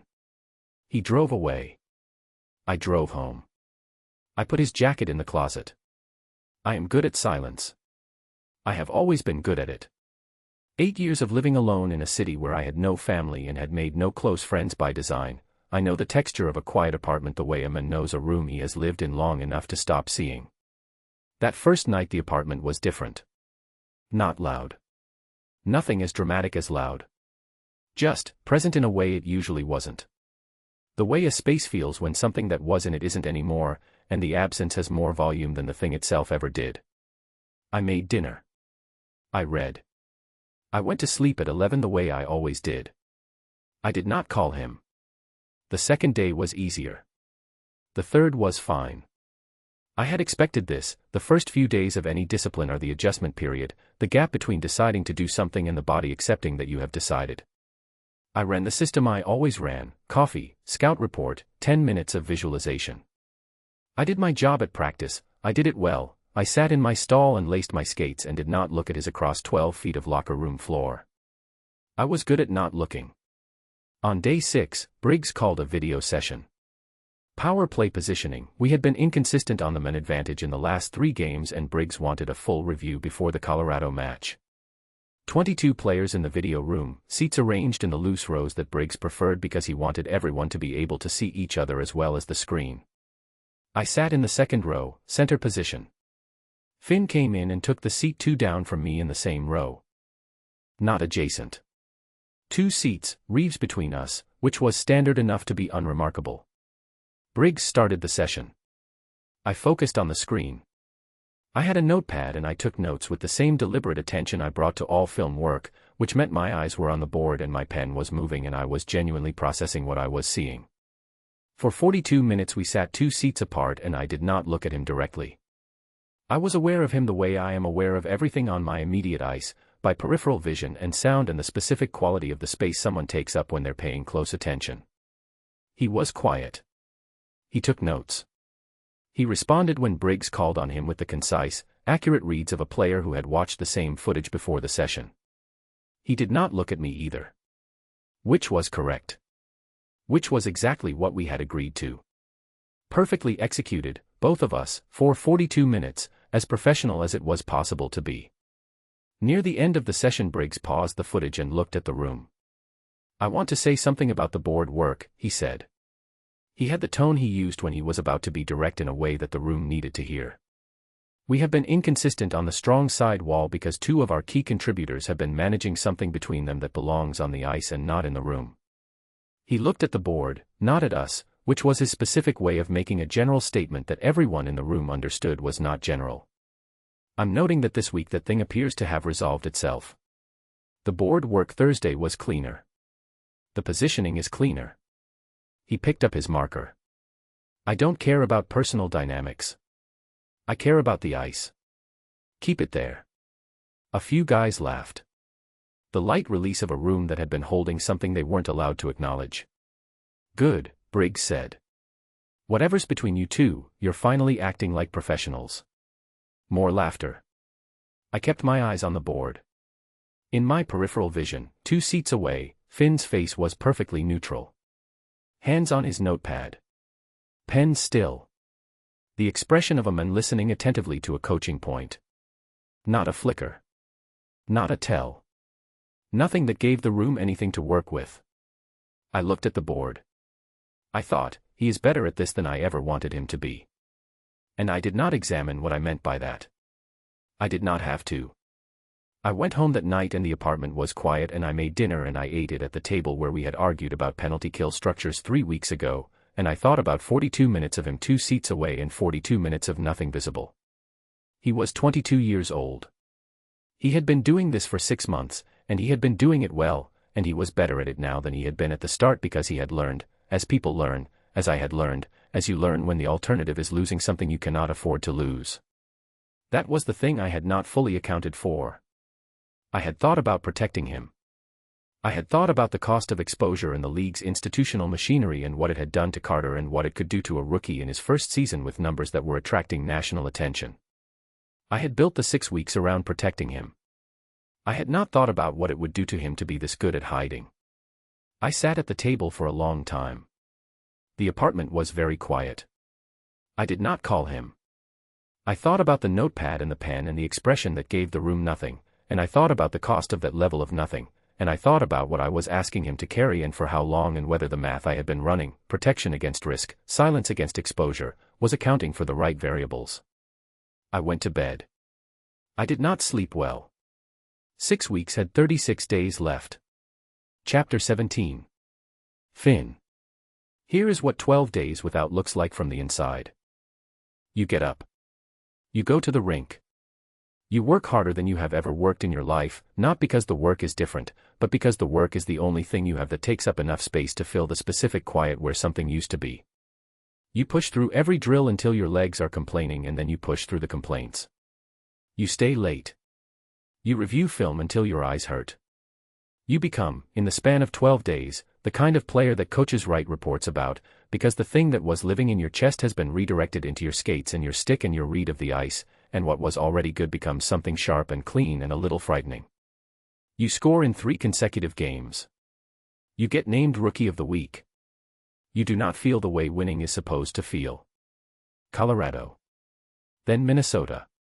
Then a home game against Ottawa that we won by 2 and I scored once and set up the other and skated off the ice and went through the post-game and answered the questions and showered and changed and drove home and sat in my parking lot for 4 minutes before I could make myself go inside. 12 days. Jake noticed on day 9.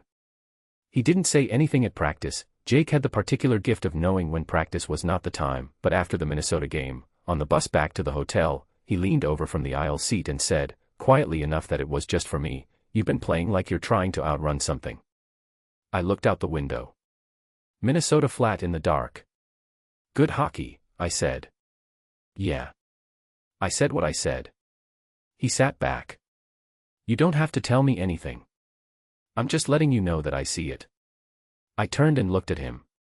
He had that expression, the open, patient, not requiring anything expression that I had come to understand was Jake's specific version of a door left ajar.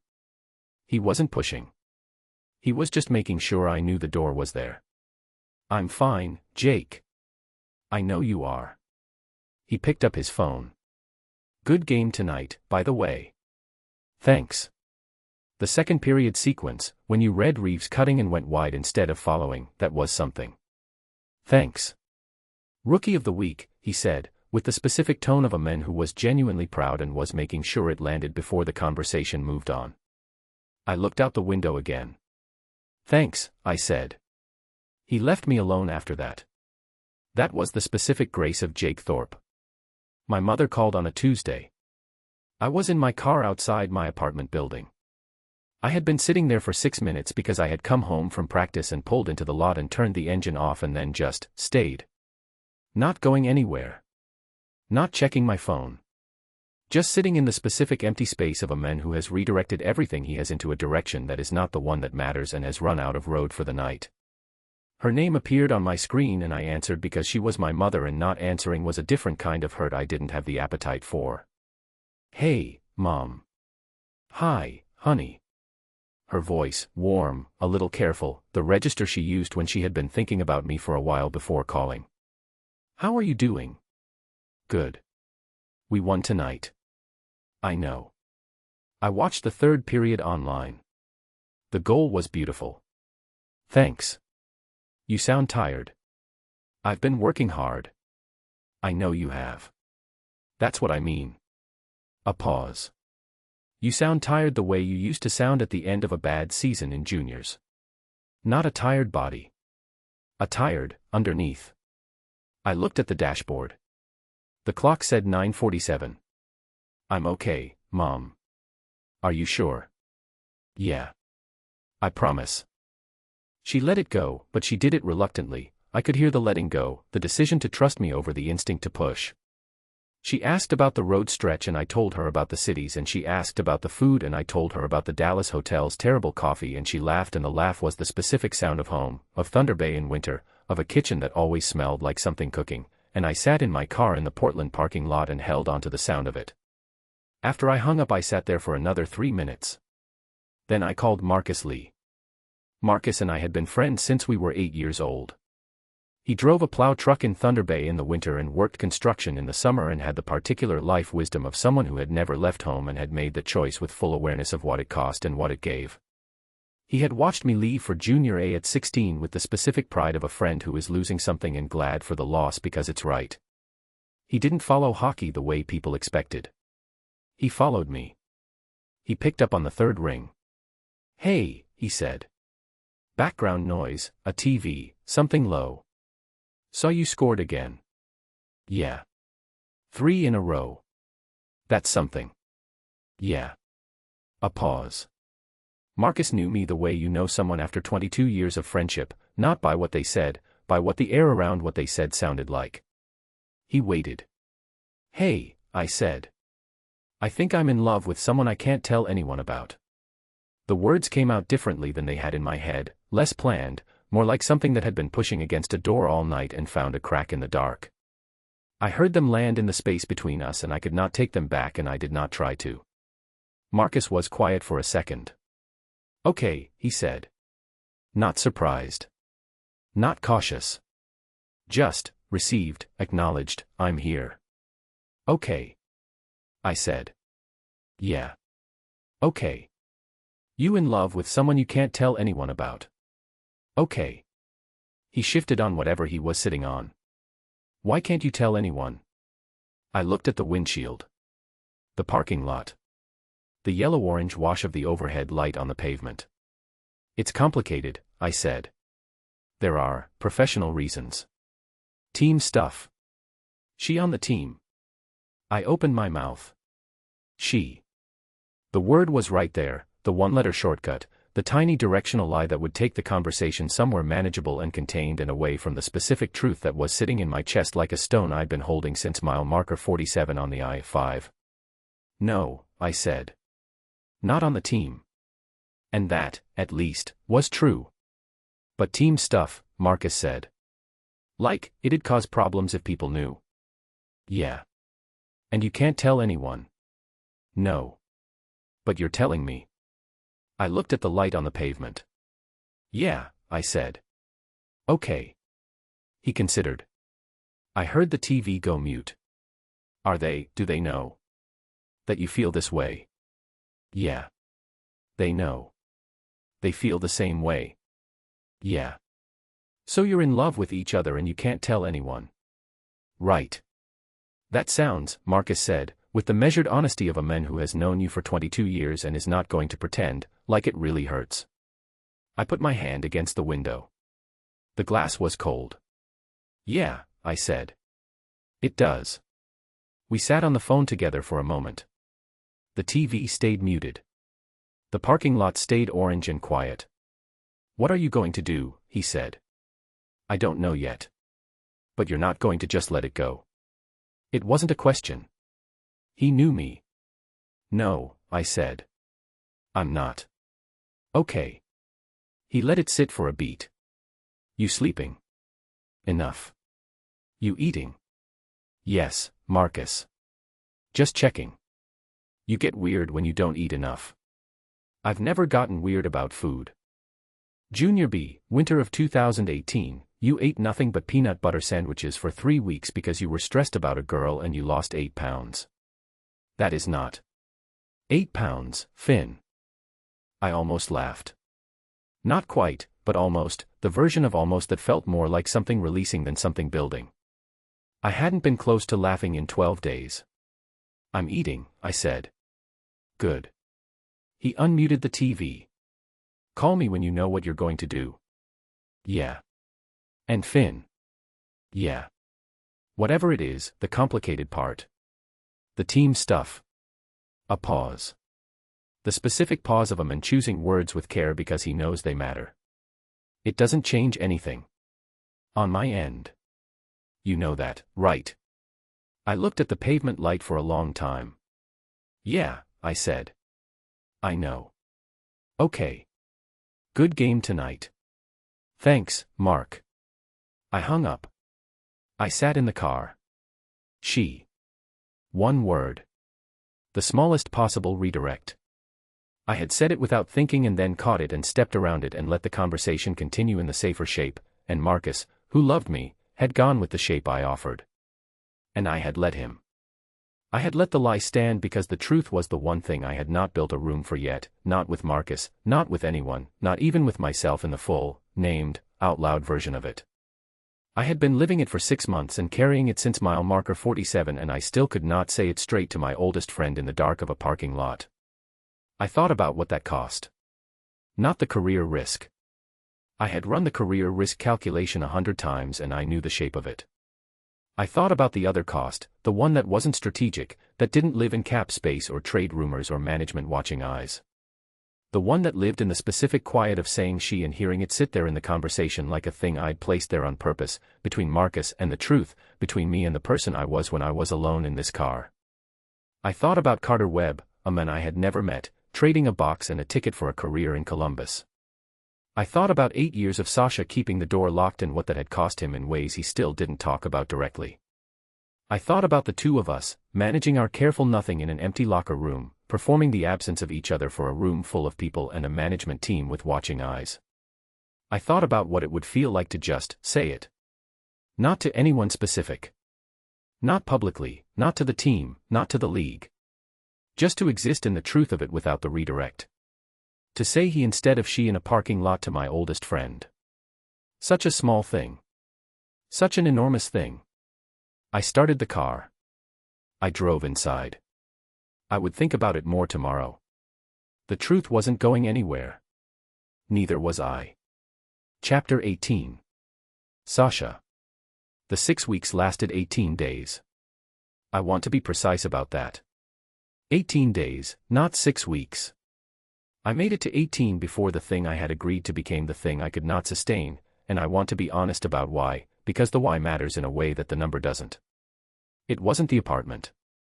It wasn't the silence or the jacket in the closet or the video sessions where we sat 2 seats apart and looked at the same screen without looking at each other. I had managed those. I had managed them correctly and completely and without visible failure. It was Dimitri. Portland-Seattle rematch. Home ice, December, a Tuesday night with the arena at capacity because the rivalry was real and the fans felt it. I had prepared for this game the way I prepared for all games, film, visualization, the morning routine held to exactly. I had also prepared for Dimitri, in the specific way you prepare for a variable you cannot control, by identifying exactly what he might do and accepting that there was no scenario in which I stopped him from doing it, only scenarios in which I managed the fallout. I had not accounted for what he said about Finn. During warm-ups, Dimitri found me at the corner of the ice the way he always found me, with the relaxed specificity of a man who had been thinking about the conversation he wanted to have and had saved it for the right moment. He skated in close and went into a stretch beside me, the casual proximity of former line mates, 2 men sharing warm-up space as they might have done 100 times in Yaroslavl. I heard management spoke to you, he said. He said it in Russian. Quiet enough for no one else. I stretched. Said nothing. You are too careful to have let something slip. He shook his head, almost admiring. That photographer. Random chance. I would have said impossible for you. He glanced at me. And yet. We are warming up, I said. Yes. He switched legs. I don't want to cause trouble, Sasha. I want you to know that. This is not, I am not here to make your life difficult. Good. The boy looks at you, he said, still in Russian, still quiet, when he thinks the world isn't looking. A pause. I have watched him do it twice in the last 4 minutes from across this ice. He is not careful enough. He is 22 and he does not know yet what careful costs. He stood up from the stretch. And eventually the world looks. I looked at the net. Then I suggest, I said, in Russian, that you look elsewhere. He made a sound, not quite a laugh, the exhale of a man who found something genuinely fond in a situation that wasn't funny. Sasha. He turned to go. I have always liked you. Since you were 21 and terrified and too proud to show it, and I was the only one in that locker room who noticed. He tapped my shin pad with his stick, the old Yaroslavl gesture. Just be careful. Both of you. He skated away. I turned back to the net. I ran my visualization for the remaining warm-up time with the focused attention of a man who needed a very controlled 60 minutes of hockey to happen exactly on schedule. The game was exactly as brutal as I expected. Physical, fast, the kind of match where every call is contested and the energy in the building has an edge to it because this is December and both teams need the points. I played well. I was precise and efficient, and I did not let Dimitri inside my head the way he had been trying to get there since the Seattle game. We won 3-1. Finn scored in the second, a power play goal off a Reeves setup, top shelf, the kind of shot that looks inevitable when it goes in. He came off the ice and the bench was loud around him, and I tapped his shin pad when he sat down 2 seats away and he did not look at me, which was correct, and I looked back at the ice. Professional. 18 days of professional. In the handshake line after the final horn, I moved through the Storm roster with the standard efficiency, firm, brief, eyes forward. Dimitri was ninth in their line. He took my hand with the warmth he brought to everything, unhurried, and looked at me with those eyes that always found more than they were supposed to. "Good game," he said. In English. Then, tilted slightly, aimed past my shoulder in a register loud enough to carry 2 feet, "He is young. Be careful, old friend." I held his hand the customary 2 seconds. Released it. Moved on. On my left, Finn was 2 steps behind me. I felt him slow, the fraction of a beat, the register of a man catching something in his periphery that he didn't have time to process. He heard it. Not the Russian, not the full context, but enough. The tone and the name and the specific weight of old friend said in English in a handshake line. Enough. I finished the line. I went through the tunnel. I did everything correctly and in order. In the corridor outside the dressing room, I heard the team noise rising behind me, the postwind sounds, the pressure releasing, everyone moving toward showers and street clothes and the bus. I stopped. Finn came through the corridor door 30 seconds later. He saw me. He slowed. I looked at him. He looked at me. 18 days in his face, I could see it. Not broken. Finn didn't break. But carrying something, the way a man carries something for 18 days that he was built to put down rather than hold. The Rookie of the Week. The 3 consecutive games.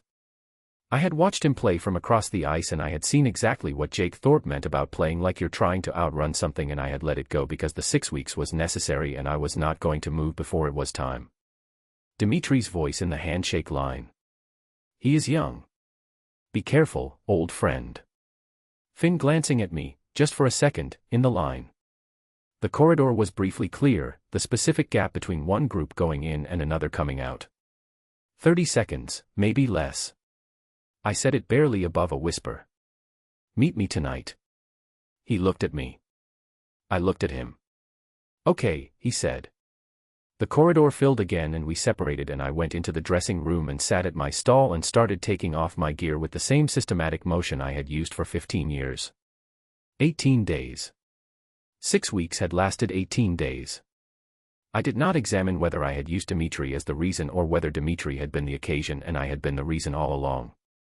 Some things you let stand without examining them. Some things you have been waiting to do for 18 days. Chapter 19. Finn. He opened the door before I knocked.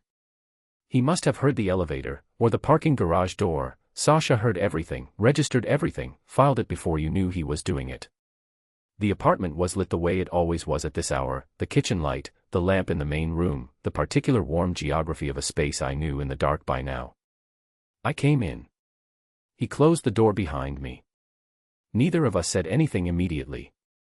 We stood in the hallway with the coat hooks and the shelf where my jacket used to live, and I looked at him and he looked at me, and the 18 days were in the room with us, not heavy exactly, more like specific. The weight of a particular length of time rather than the general weight of absence. You hungry? He said. No. Sit down. I sat on the couch. He sat in the adjacent chair. We had not been in these positions in 18 days and the familiarity of it was almost physical, the angle of the lamp, the sound of the city outside, the chair that I'd told him 3 times needed a new cushion and which he had not replaced on principle. I looked at my hands. Who was he? I said. The player Dimitri mentioned. In Seattle. The silence was not surprised. He had known this was coming, I could tell by the way he didn't shift, didn't recalibrate, just sat with the question the way a man sits with something he has been carrying to the front of the room for a long time. His name was Carter, he said. Center. Portland, 2nd season. He looked at the window. We were careful. Not careful enough. Management found out. Someone told someone who told someone else. I do not know the original source. I have thought about it for 8 years and I still do not know. His jaw was set in the way it got when he was talking about something that had cost him. They called him in on a Thursday. By Friday he was traded to Columbus. I looked at him. They didn't call you in. No, a pause. I think they considered that the more economical choice. Carter was the one they moved. I was the one they kept. It is a particular kind of message, the keeping, not the moving. It means, we are aware. Perform accordingly. Did you ever talk to him again? Once. The night of the trade. He looked at his hands. He said I know, and I said I know, and there was nothing else to say. Within 2 seasons he was in the AHL. You don't know if that was because of what happened. No, he said it with the clean, accepting tone of a man who has given up the question not because he found the answer but because the question cost more than it returned. I could not ask anyone. There was no one to ask. And I decided, simply, with no drama, that I would not do this again. I held that for a moment. Is that why you said we were nothing? I said. On the phone. After the image. His jaw shifted. The small muscle under the skin. The tell he had when something landed somewhere he was trying to hold level. I said that because it was the safe thing. Safe for who? He was quiet. Sasha. My voice was steady. I kept it steady with some effort. Safe for who? Both of us. He said it straight. You are 22. You are 11 months into a career that is going to be significant. The numbers this season, the hockey news piece, Briggs's comments in the press, the national attention, that is real and it is yours and it should not be jeopardized by something I chose poorly. You didn't choose poorly. I chose to hold onto your jacket for 6 days instead of returning it. Sasha. I chose to make borscht. He said it with the flat, honest quality of a man delivering an indictment he has already accepted. I chose to let you fall asleep on my couch and sit there for an hour reading because I did not want to wake you. These are not the choices of a man being careful. These are the choices of a man who had decided something he did not acknowledge deciding. I stood up. I didn't plan to, my legs made the decision before my head did, the same way they made decisions on ice. I walked to the window and stood there with my back to the room and looked at the city. The river line between the buildings. The particular depth of a December night over Portland. I had been in this apartment 11 times in the last 3 months. I knew the angle of that window view by heart. I stood there for a moment. Then I turned around. I can't do nothing anymore, I said.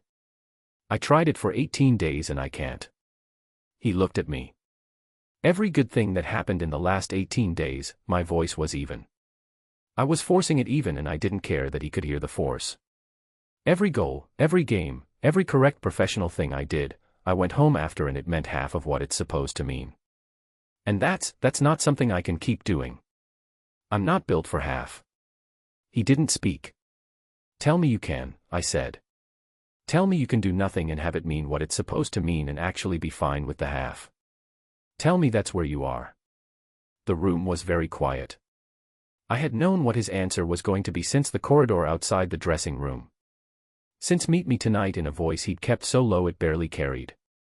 I had known and I had come here anyway because the knowing and the hearing were different things, and I needed to hear it. He looked at me for a long time. That steady, composed face, the one I could read now at the level underneath, the door that opened 1 inch and closed again in the corner of his eyes. He opened his mouth. He closed it. Then, no. One word.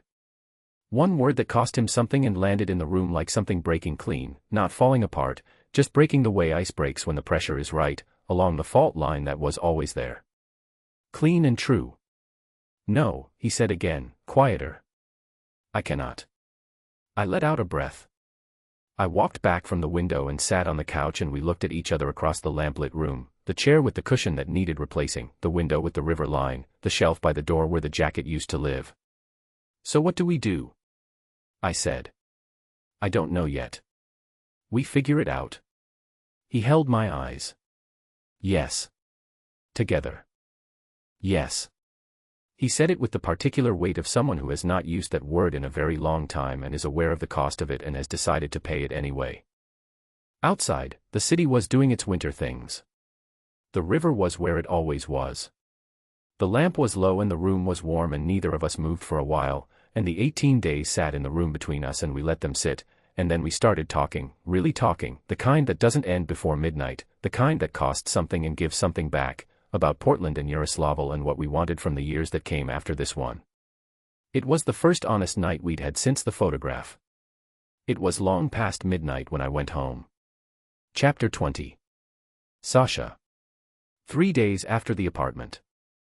3 days of practice and film and the correct professional distance and the specific, particular difference that 3 days had made, the difference of having said no, I cannot, and having heard I can't do nothing anymore, and having decided, without yet knowing what the decision meant in practice, that the door was open and I was not going to close it again.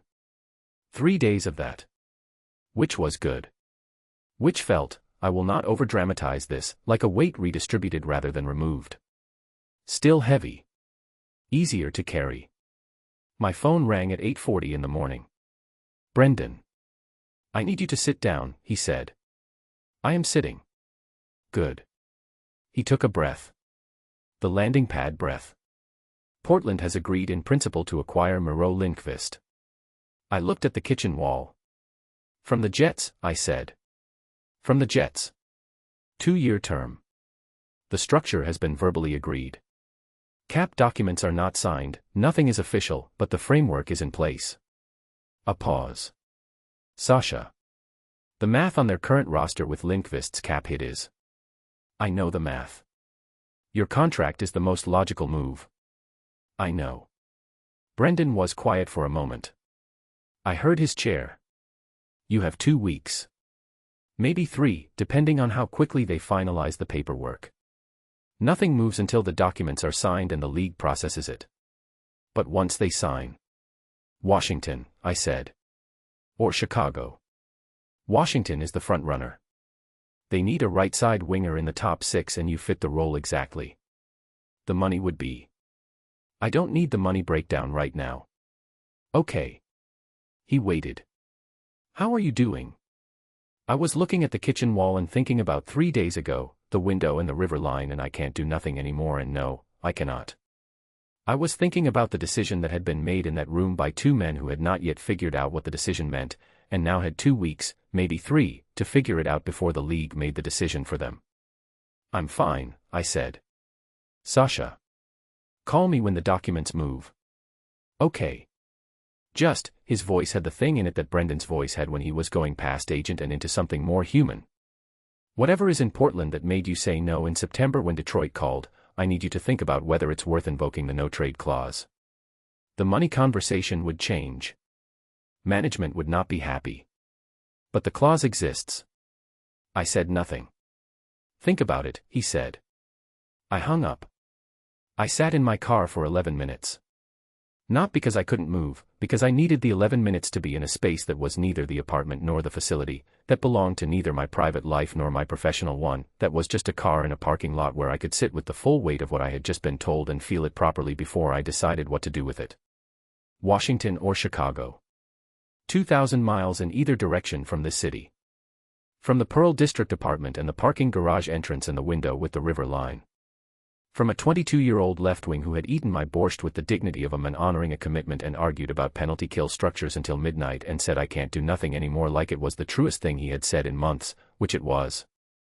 From whatever we had decided in that room 3 nights ago without yet knowing what we had decided. I sat with it. I thought about Carter, a man from Halifax, a box and a ticket and a Columbus roster. I thought about the GM's office, they chose to let it be believed. I thought about Dimitri in the warm-up, eventually the world looks, and the 18 days that had lasted 18 days instead of 6 weeks for reasons I had understood the moment I said meet me tonight. I thought about what the no-trade clause would mean. Not the money, not the management relationship, those were manageable variables. I thought about what invoking it would require. You do not invoke a no-trade clause in this league without a reason that can survive examination. Management would want to understand. Management had been watching. Management had agreed, 3 weeks ago, to not know something they probably knew. If I invoked the clause, the space between choosing not to know and knowing collapsed. I could not invoke the clause and stay nothing. I thought about that. I thought about the borscht pot on the stove and the jacket on the shelf and the specific hour of reading in a low-lit room while someone slept in the adjacent chair. I thought about those things as a sequence of choices rather than accidents, each one a step in a direction I had not fully acknowledged taking until I was already several miles down the road. I thought about what no, I cannot had cost to say and what it had returned. I sat in the parking lot for 11 minutes. Then I got out of the car. I walked into the facility. I changed. I stepped onto the practice ice at exactly the scheduled time and I skated the warm-up and I ran the drills with the precise, efficient focus of a man doing his job, every movement intentional, every edge clean. I played like a man with something to lose. Because I did. For the first time in 8 years I had stopped pretending otherwise and the pretending had taken up more space than I had realized, because now that it was gone there was room for something else, something that felt, if I was being straight with myself in the specific privacy of my own chest while the practice ice hummed under my blades, like the thing you skate toward when you have stopped skating away. Lindqvist was 2 weeks from being official. 2 weeks was not nothing. 2 weeks was also not enough. I skated. I did my job. I thought about the no-trade clause with the careful, dispassionate precision of a man who has built his entire adult life on a particular kind of discipline and is now considering whether that discipline was the right one or the only one he knew. I thought about the distinction. I skated until the whistle. Then I went inside, and I made no calls, and I said nothing to anyone. But I did not say no to myself. That was the difference. For the first time in 8 years, I did not say no to myself. Chapter 20. 1. Finn. The knock on my door came at 8:15 on a Wednesday. I wasn't expecting anyone.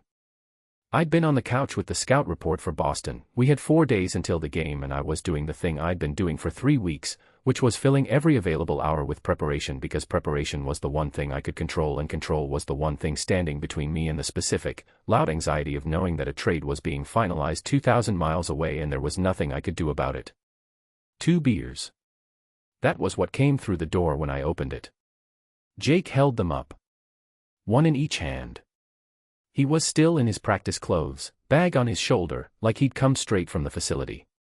He had the expression he wore when he'd made a decision about something and was done deliberating. I was in the neighborhood, he said. You live 4 blocks from here. That's what in the neighborhood means.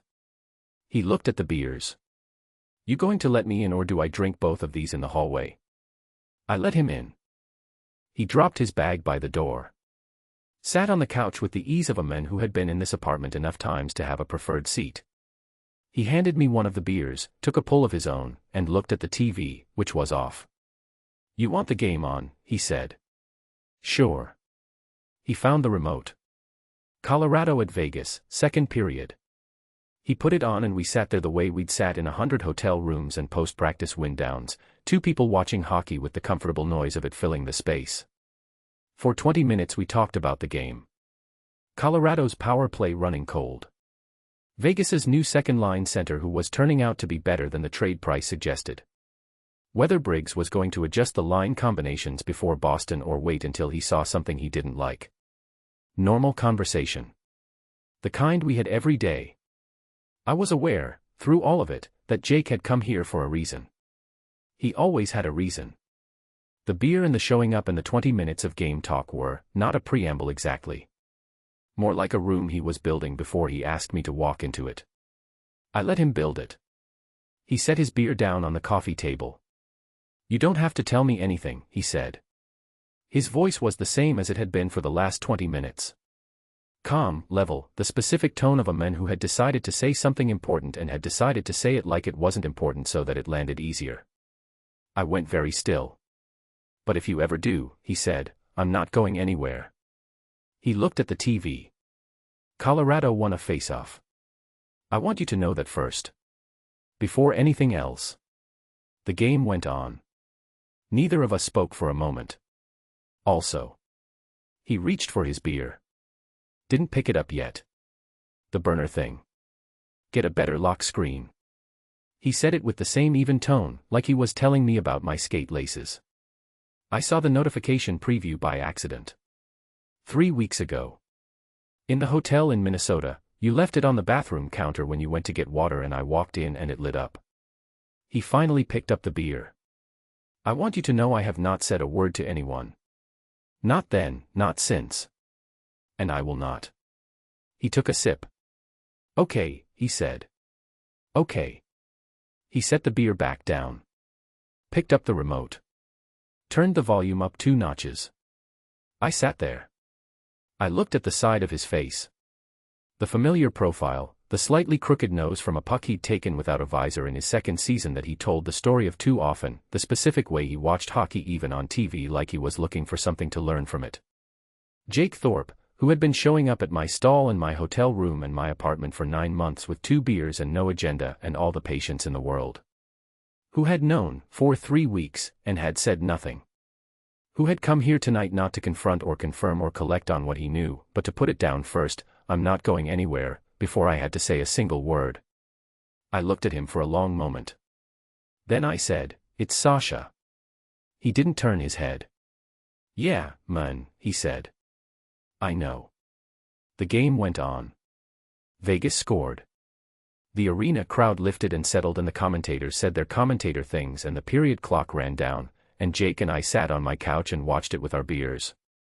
After a minute he said, "You doing okay?" "Not entirely." "The trade thing?" "Yeah." "Is he going to fight it?"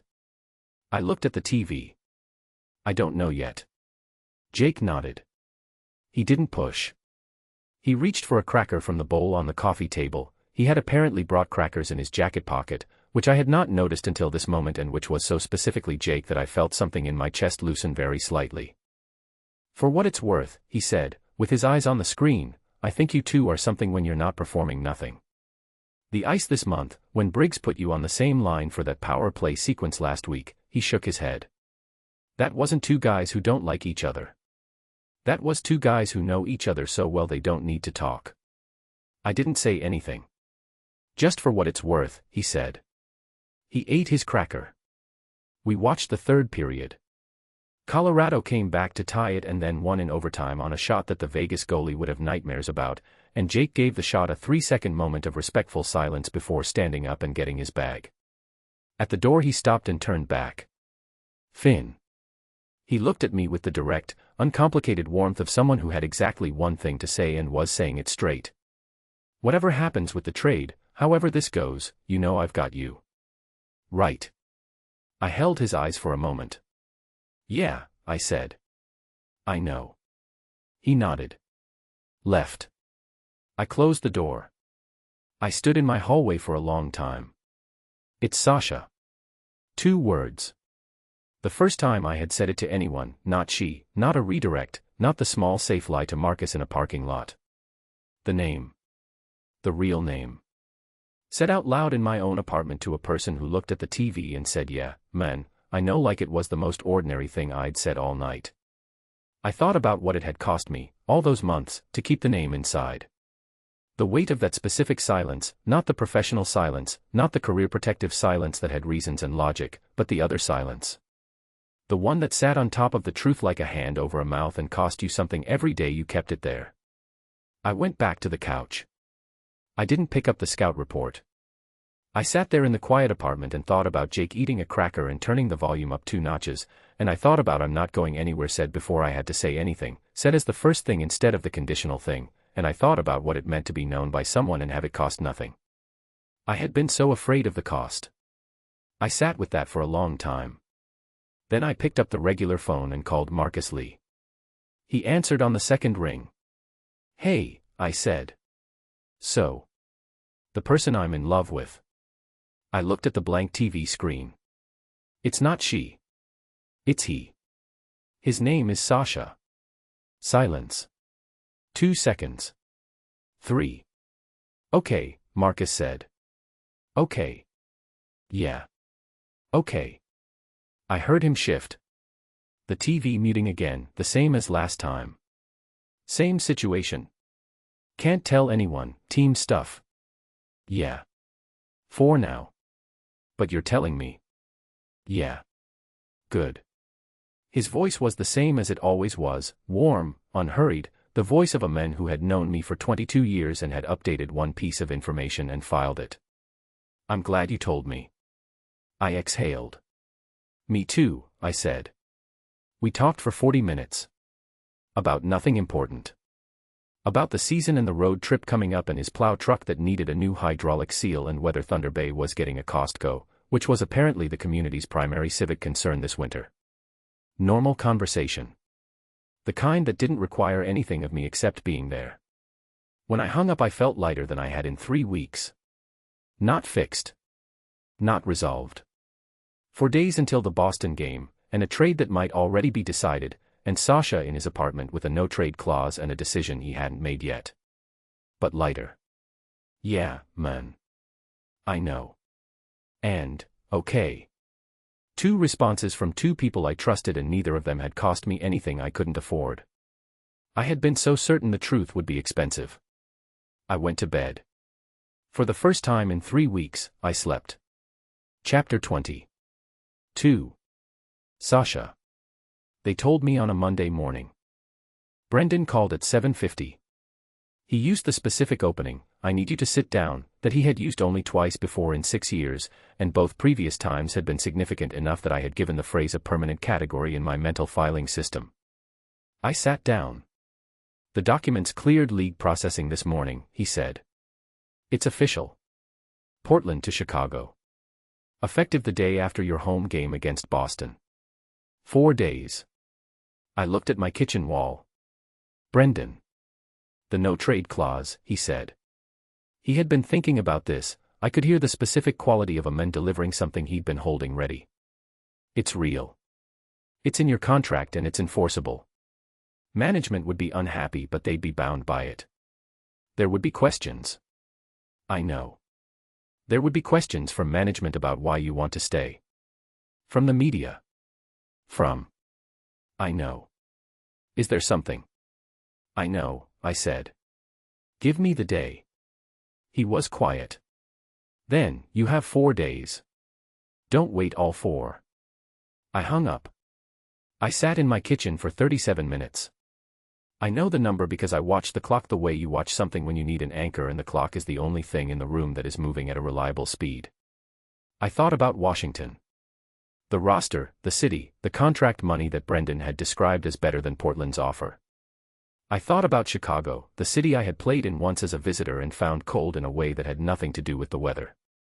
I thought about the specific act of packing an apartment that had taken 8 years to make the right size and shape, and moving it to a building in a city where I would start the process over. I thought about Carter Webb, as I always thought about Carter in the moments that required the most honesty from me. The box and the ticket and the 2 years in Columbus before the AHL before the silence. I thought about what I had decided after Carter, cleanly, without drama, with the acceptance of a young man who had learned something it would be stupid to forget. Never again. I had held that for 8 years. Then I thought about a 22-year-old rookie who had stood at my window 3 nights ago with his back to the room and said I can't do nothing anymore, like it was the bravest and most exhausted thing he'd said in months. Who had turned around and looked at me and said, "Tell me you can." I had not been able to. That was the answer that mattered. Not the cap structure, not the city, not the money. The answer I had given 3 nights ago in the low-lit room, said in the voice of a man who had been saying the opposite for 8 years and had finally, fully, run out of the ability to mean it. I picked up my phone. Not the burner. My actual phone. The one with my real number, the one the team had, the one management could see in call logs if they decided to look. I called Finn. He answered in 2 rings. "Hey," he said. The specific register of someone who had been waiting for a call and was trying to sound like he hadn't been. "Can you come over?" I said. Not quite a question. The way I said things when I had already decided and was asking for confirmation of a direction, not permission for it. A pause. Short. "Yeah," he said. "Give me 20 minutes. He came through the parking garage the way he always did. 2 knocks, 1, the pattern we'd been using since October. I had the lamp on and the kitchen light off and I was sitting at the table when he came in, and he sat across from me and looked at me and I looked at him and neither of us said anything for a moment. "It's official," I said. "I know. Brendan called Derek this morning." His voice was level. He had been preparing for this since Dallas, since the first time I'd told him the trade was possible, and the preparation showed, not as indifference but as a man holding something steady with both hands. "Chicago." "Yes." 4 days. "Yes." He looked at his hands on the table. Then at me. Tell me where you are. I am thinking about the no-trade clause. He was still. Completely still, in the way Finn went still when something landed that he had not let himself fully expect. Say more, he said. If I invoke it, I stopped. Started again. If I invoke it, management will want to understand why. The media will want to understand why. A 30-year-old veteran declining a trade to a cup-contending organization has no obvious logical answer, and people will look for the non-obvious one. I looked at the window. The river between the buildings, invisible in the dark. They will find one. Or they will form one. And the image from the gala, the Reddit thread, what management chose to let be believed and has not fully stopped watching. I stopped again. It won't be nothing anymore, Finn said. No. It never really was. No, I looked at him. But there is a difference between management choosing to not know something in a context where they benefit from not knowing it, and management being forced to reckon with it publicly because a contract clause has made it structurally unavoidable. I said it straight. He needed the straight version. I am not saying the outcome is necessarily bad. I am saying it is unknown. And the unknown carries you along with it. He held my eyes. I'm 22, he said. I know. I know you know. I'm saying it because I want to be the one who says it instead of the one who has it said about him. He sat forward. I've been 22 this whole time, Sasha. I was 22 when I walked into the equipment room. I was 22 when I left my jacket by the door 3 times. I know what this is and what it could cost, and I have never once. He stopped. Pressed his hands flat on the table.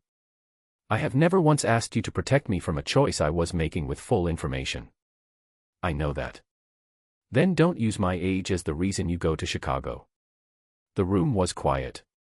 I had not been going to. That was the honest answer. I had not been going to use his age as the reason. I had been using it as the shape of my fear, which was a different thing, but the difference was the kind he would see through immediately because he had spent 9 months learning to read me at the level underneath the level. He could see through it. I looked at the table. Tell me what you want, he said. Not demanding. Not pressuring. The specific tone of a man who had decided he was going to ask the direct question instead of the safe one. Not what's smart. Not what protects the most people. What do you want? I sat with that. Outside, Portland was doing its December things. The river was where it always was. In this apartment, for the last 3 months, 2 people had built a life in the hours between the life the city saw and the life they had agreed to keep small. The jacket was on the shelf by the door. I had never moved it to the closet. 3 weeks of the distance protocol and I had put it in the closet on the first night and then taken it back out on the 4th and put it on the shelf because the shelf was where it had always been, and that was the only logic I had allowed myself to examine. It was still there. I don't want to go, I said. Then don't go. Finn. Don't go. He said it straight and quiet and without the energy of argument. The tone of a man saying the most honest thing he had, simply, without insisting that it fix everything. I know it's not that simple. I'm asking anyway. I looked at him for a long time. I thought about what the league had taken from me the last time. The particular, surgical, institutional way it had removed something I'd wanted without ever confronting me directly, just redirected the thing I cared about to Columbus and left me with the professional space to pretend it had been a normal transaction. Clean. Efficient. Devastating. I thought about whether it would do the same thing again. And then I thought, but I did not fight it the first time. I had not asked anyone.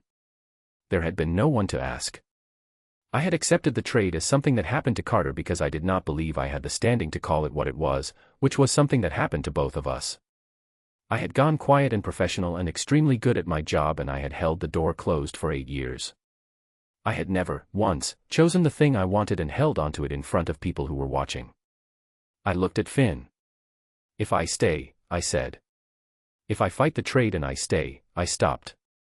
I needed him to understand the full weight of what I was saying before I said it. I cannot keep this small anymore. Invoking the clause opens a door. Once it is open, managing what comes through it is. I paused. I cannot do both. I cannot invoke the clause and also maintain the performance we have been maintaining. Those two things cannot exist together. He held my eyes without moving. I know, he said. You understand what that means? Yes. People will. Sasha. His voice was quiet and completely certain. I know. I looked at him for a long time in the low lamplight. The man who had eaten borscht with committed dignity and argued about penalty kill structures until his eyes were closing and had stood at my window in the dark and said I can't do nothing anymore like it was the only true thing left. Okay, I said. One word. The same word he had given me in Dallas at a hotel desk, when I had asked him what we were doing and he had not had an answer but had given me the truest available thing. His eyes changed, not dramatically, not breaking. Something settling. The way ice settles after it has been under pressure and the pressure is finally, fully acknowledged. Okay, he said back. We talked until 2 in the morning.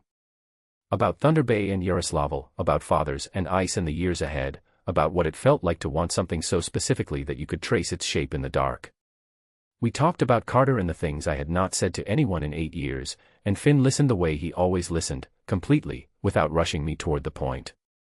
We talked about Portland, what it had become for me over 8 seasons, the particular fit of a place you have lived long enough to stop seeing and then started seeing again for someone else's reasons.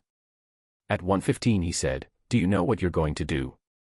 I looked at the window. The dark. The river somewhere in it. Yes, I said.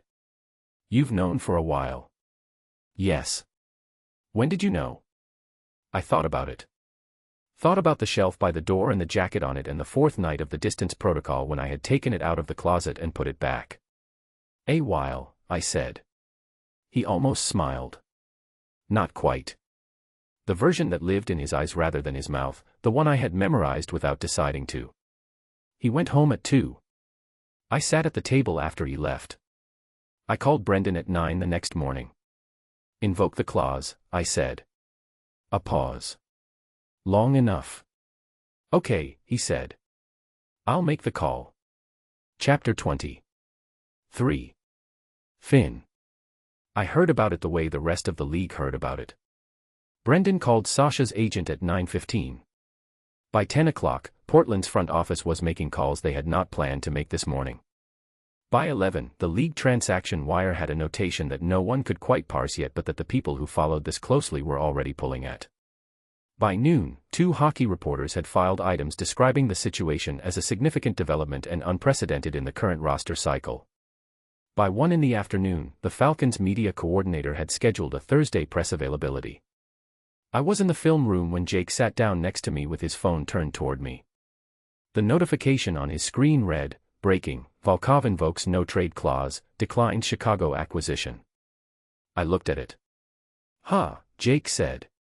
"Yeah," I said. We went back to the film. The next 4 days were their own specific kind of hard, not the 18 days kind, not the waiting in parking lots kind. The kind where something has been set in motion and you cannot speed it up and you cannot slow it down and all you can do is go to practice and do your job and be the player you are supposed to be while the world outside the rink works through its reaction to information it does not fully have yet. Sasha and I did not meet. Not because of the distance protocol, we had agreed the protocol was over, but because the 4 days before the press availability were exactly the wrong moment. Management was watching with new focus. The media had found the scent of a story they couldn't quite name but could feel the shape of, and hockey reporters were thorough and patient people. We kept the 12 feet. We skated next to each other in practice with the particular, electrically contained awareness of 2 people who have said what they needed to say in the dark and are now waiting for the light to change. The Boston game was good. We won 4-1. I scored and set up 2 others and skated off the ice feeling the thing that winning was supposed to feel like, which I had not felt fully since 3 consecutive games and the Rookie of the Week and the hollow particular victory of scoring while you're trying to outrun something. This was different. This felt like winning toward something rather than away from it. In the post-game, Sasha caught my eye across the locker room and gave me the single nod, the same one from 9 months ago, the one that means good work in the economy of men who don't waste words. I nodded back. 12 feet. But different. Thursday press availability. 11 a.m. I was not supposed to be in the media room.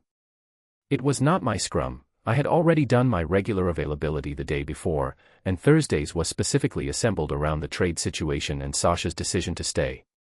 My name was not on the room list. I had no professional reason to be standing in the corridor outside the media room at 10:55 in the morning. I was standing in the corridor outside the media room at 10:55 in the morning. Jake was with me. He had appeared at my shoulder in the facility corridor 20 minutes earlier and said, simply, "You going?" And I had said, "I don't have availability today." And he had said, "That's not what I asked." So we were both here, the two of us, on the wrong side of a media room door for no official reason, which in any other context would be the kind of thing that raised questions. Today there were going to be bigger questions. The room had been full for 10 minutes. I could hear the low, specific hum of a media gathering, the small technical sounds, the arrangement of microphones, the weight of anticipation that settles into a space when people are waiting for something they believe is going to be significant. I had been in 100 of these rooms. I knew this particular hum. The door was closed. Jake leaned against the wall across from me, arms crossed, looking at his phone with the performance of a man who was casually checking his phone. I leaned against the wall on my side and looked at the door and did not perform anything. I heard Sasha's voice through the door before I could make out words, not the content yet, just the register. Even. Controlled. Answering the standard questions, the ones about the contract and the decision and his future with the organization. I knew this register. I had been listening to it for 9 months. I knew exactly what it sounded like when it was performing composed and what it sounded like when it just was. Right now it was performing. 3 minutes in, the questions shifted. I could hear it in the tone of the room, the small escalation that happens when journalists sense they have arrived at the thing they actually came for. Sasha. A woman's voice. Hines, I thought, from the Tribune, the one with 11 years and the gift for the question nobody else thought of. You declined a trade to a cup-contending organization. From a pure hockey standpoint, Chicago's offer was superior in almost every measurable way. Can you tell us what kept you here? The room went quiet. Not the regular press availability quiet. The specific, held quiet of 22 journalists who have been waiting for this question for 4 days. I stared at the door. 1 beat. 2. I have reasons here that have nothing to do with the organization's cap structure. His voice, clean through the door, with the particular quality of someone who has decided what they are going to say and has passed the point of revision. The room on the other side of the door went very still. Personal reasons, he said. Another beat. I could picture the room, every recorder angled, every pen stopped, the collective held breath of a room that had just heard something it was not expecting from a man whose public persona was built on a decade of saying exactly nothing personal. I realize that may raise questions I cannot fully answer today. A pause. I ask for time to answer them properly. I heard the sound of a water glass being lifted. Set down. The room began its noise, the 22 journalists coming back to life simultaneously, questions overlapping, the controlled chaos of a press scrum that has just been handed something it needs to make sense of. I did not hear the next 5 minutes clearly. I was standing against the wall in the corridor with my hand flat on the plaster and I was thinking about personal reasons said in Sasha Volkov's voice into a room full of microphones, and what it had cost him to say it, and what it was going to mean that he had. It was not a confession. It was not a declaration. It was a door opened 1 inch to a room full of people, held there deliberately, exactly as far as he could hold it today. It was the most I had ever heard him give a room. The media room door opened. People came out, journalists moving fast, phones already to ears, the rapid dispersal of people with deadlines and a story that had just gotten more complicated. I stayed against the wall. Jake stayed across from me. Then Sasha came out. He saw me. He stopped. The corridor was emptying around us, journalists heading toward exits, a few staff members moving through. In 30 seconds there would be nobody immediately around us. In 30 seconds we would be standing in an institutional corridor outside a media room in a professional facility with full deniability of anything, 2 teammates having a professional interaction in a professional building. He walked toward me. Stopped 2 feet away. That was not enough, he said. His voice was quiet. The contained version, the one that carried only as far as it needed to. He was looking at me with the direct, particular look, not the composed face, not the performance. The door opened to the actual thing. But it was not nothing, he said. I held his eyes. I thought about 9 months. The 12 feet and the 30-minute gaps in the burner in my jacket pocket and the parallel life built in parking garages and stairwells and an apartment off the Pearl District where the lamp was always low. The jacket on the shelf. The borscht. The hour of reading in the adjacent chair. Every small, careful, accumulated truth of the thing we had built in the space between the version the world saw and the version we kept for rooms with closed doors. Not nothing. Not nothing for 9 months, and now this, a room full of microphones and personal reasons, and I ask for time. The first inch of a door that had been locked for 8 years, opened in front of 22 journalists and a recorder in the hockey internet that was already, somewhere, combusting.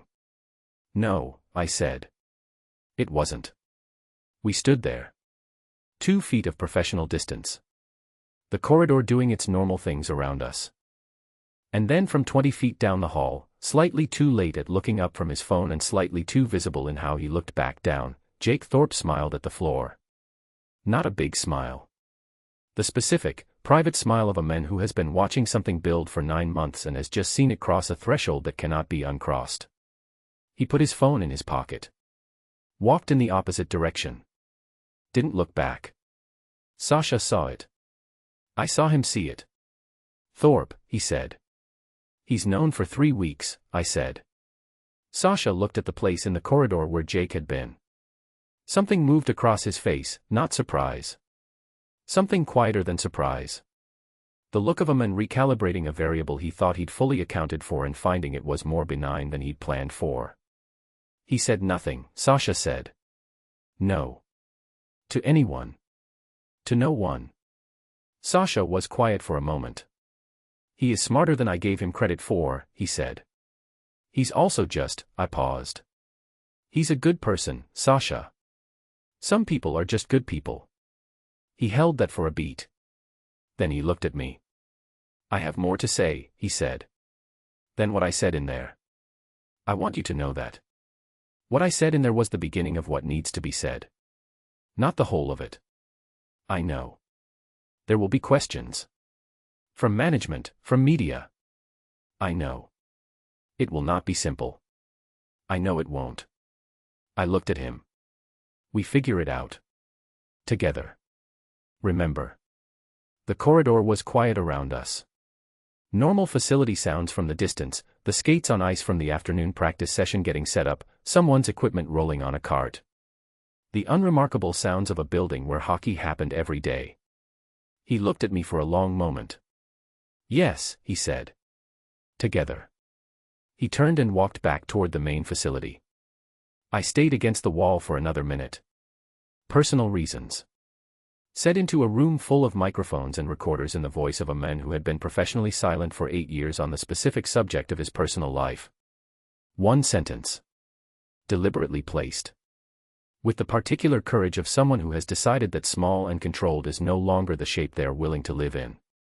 I thought about the prologue. A rink at 11:47 p.m. and a man who came through the Zamboni door when I should have told him to leave, and the turn I'd been getting wrong for 2 weeks, and the sound of skates in the dark. Neither of them mentions it the next day. Neither of them forgets it. I pushed off the wall. I went back to work. Chapter 20. 4. Finn. 7 games. That's the streak. 7 straight wins over 5 weeks, and I know the number the way I know my own heartbeat, without checking, without counting, just as a fact that lives in my body because my body has been part of making it. The analysts can't explain it. I've read 2 pieces now that try, and both of them land on the same word, chemistry, and then spend 400 words explaining why that word is insufficient. They're right that it's insufficient. They don't have a better one. Neither do I. What I know is what it feels like from the inside, which is something like skating toward the place the puck is going before I've thought it through. Reading the ice the way you read a room when you know everyone in it well enough to move without looking. Finding the open lane because someone else has already accounted for where it will be. I know Sasha's game the way I know my own by now. Maybe I always did. Maybe that was the thing, neither of us could perform our way out of, no matter how many 30-minute gaps and separate exits we put between us. The fact that on the ice, where the only thing that matters is what's true, we had always known each other. After personal reasons, things happened the way things happen when information is partial but present, and the people whose job it is to make sense of information are very good at their jobs. There were more press scrums. More questions with no direct answer given. More of the measured, careful language that Sasha had been deploying for 2 weeks, not denial, not confirmation, something in the space between them that was honest in its shape if not yet in its full content. Management called Sasha in again. This meeting I heard about in pieces, the way I heard about most things in this period, through the burner, which we were using again, and through the specific shorthand of two people who had been reading each other's silences long enough to not need full sentences. Holt asked direct question. I answered it directly. That was the whole message. I stared at it for 10 minutes before I typed back, how did he take it? Like a man who had already decided how he was going to take it. I sat with that. Then, he asked about you. My chest tightened. What did you say? The same direct answer. I put the burner down. I picked it back up. Are we okay? The pause was 3 minutes. Long for him. Then, we are more okay than we were 6 months ago. That is the honest answer. I read it twice. I thought, that is the truest thing either of us has said in a text message, which is not a setting built for true things, and I thought, yes. That is exactly right. We were more okay than we had been 6 months ago. Not finished, not resolved in the way that stories resolve when they are not stories but lives. We were two people who had decided to exist without managing the existence back into nothing, and the world was doing what the world does when you stop managing, which is that it formed an opinion, and the opinion was loud and various and sometimes kind and sometimes not, and ultimately as temporary as every internet opinion about every real human life. I read neither camp. I was looking at the river. Jake posted it on a Sunday. We had been on the dock for maybe 40 minutes, his idea, technically, though it had started as him suggesting coffee on the waterfront and ending up walking further than planned because the morning was the specific kind of February morning where the cold is clean rather than miserable and the river had a quality of light that made you want to stay near it. We had been careful, still, about public spaces. Not the way we'd been careful in the first 6 months. This was a different kind of care, the kind that says we are not hiding, but we are also not performing for anyone and tries to find the middle ground between those two things. The dock was quiet. Sunday, early, the kind of location that attracts serious walkers and fishermen and nobody else. Jake appeared about 20 minutes in. He had his camera bag, the good one, the mirrorless he'd been carrying more often since the gala because he'd been working on what he described as a personal project that he was not elaborating on. He did not ask us to pose. He did not announce anything. He sat on a post 10 feet away and drank his own coffee, and we all watched the river together for a while, and at some point I heard the quiet shutter of the mirrorless, one click, barely a sound. Neither of us said anything about it. An hour later I was back at my apartment and the notification came through on my regular phone, a tag from Jake's personal account, which I followed and which had 4,000 followers mostly interested in hockey photography. I opened it. The image was clean and simple and, I realized immediately, exactly right. Two men from the back, standing at a dock in winter morning light, coffee in hand, watching the Columbia. My profile was visible enough to recognize if you knew me. Sasha's height, his coat, the particular way he stood, recognizable if you knew him. No caption. Nothing. Just, the image, and us in it, and the river, and the light.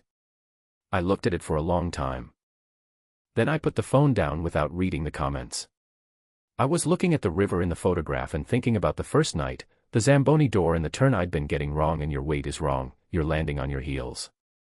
How the whole thing had started with something as simple as ice and edges and the mechanics of a turn that cost a half second, and how a half second in this league is a career. How a half second in a service corridor stairwell at a charity gala had apparently also been a career. I sat on my couch in my apartment and looked at the photograph. I did not read the comments. Some things you keep for yourself. Sasha. I read the comments once. I want to be honest about that. I read them once, on Sunday evening, with the particular discipline of a man doing reconnaissance rather than seeking comfort. I needed to know the shape of what was in the room before I walked into the room. This is not courage. This is management. The shape was what I expected, large, contradictory, and in the grand measurement of things that matter, irrelevant. There was a section of it that was kind. There was a section of it that was not. Both sections were people at a distance, forming opinions about a photograph of two men watching a river, and both sections would move on to the next thing the internet gave them by Tuesday. I closed the app. I did not open it again. What I thought about instead, that evening, and the days that followed, was the team meeting. Briggs called it on Monday. Not scheduled, the text came to the team channel at 8 a.m., full team meeting, film room, 9 o'clock. Attendance mandatory. Which was the standard language, but the unscheduled timing in the film room rather than the ice-level meeting space was specific enough that by the time we filed in at 8:55, the room had the particular quality of 22 people who all know the topic and are managing their knowledge of the topic with varying degrees of success. I sat in the second row. I did not choose the seat specifically, but I also did not choose away from it. Finn sat 4 seats down. Jake was behind us, which I noted. Briggs came in at 9 exactly. He stood at the front of the room without sitting, the posture he used when he had something short and direct to say and was going to say it and then be done with it. He looked at the room. "I'm going to say this once," he said. The room was already quiet. It went quieter. What happens in people's personal lives is their personal lives. He said it with the flat, clear delivery of a man reading a policy he had drafted himself and stood behind completely. What happens on this ice is my business. He paused. One beat. The Briggs beat, the one he used when he wanted something to land before the next sentence arrived. "You want to make my business a problem, I will make that clear to you." He looked at the room. The room looked back. Any questions? Nobody spoke.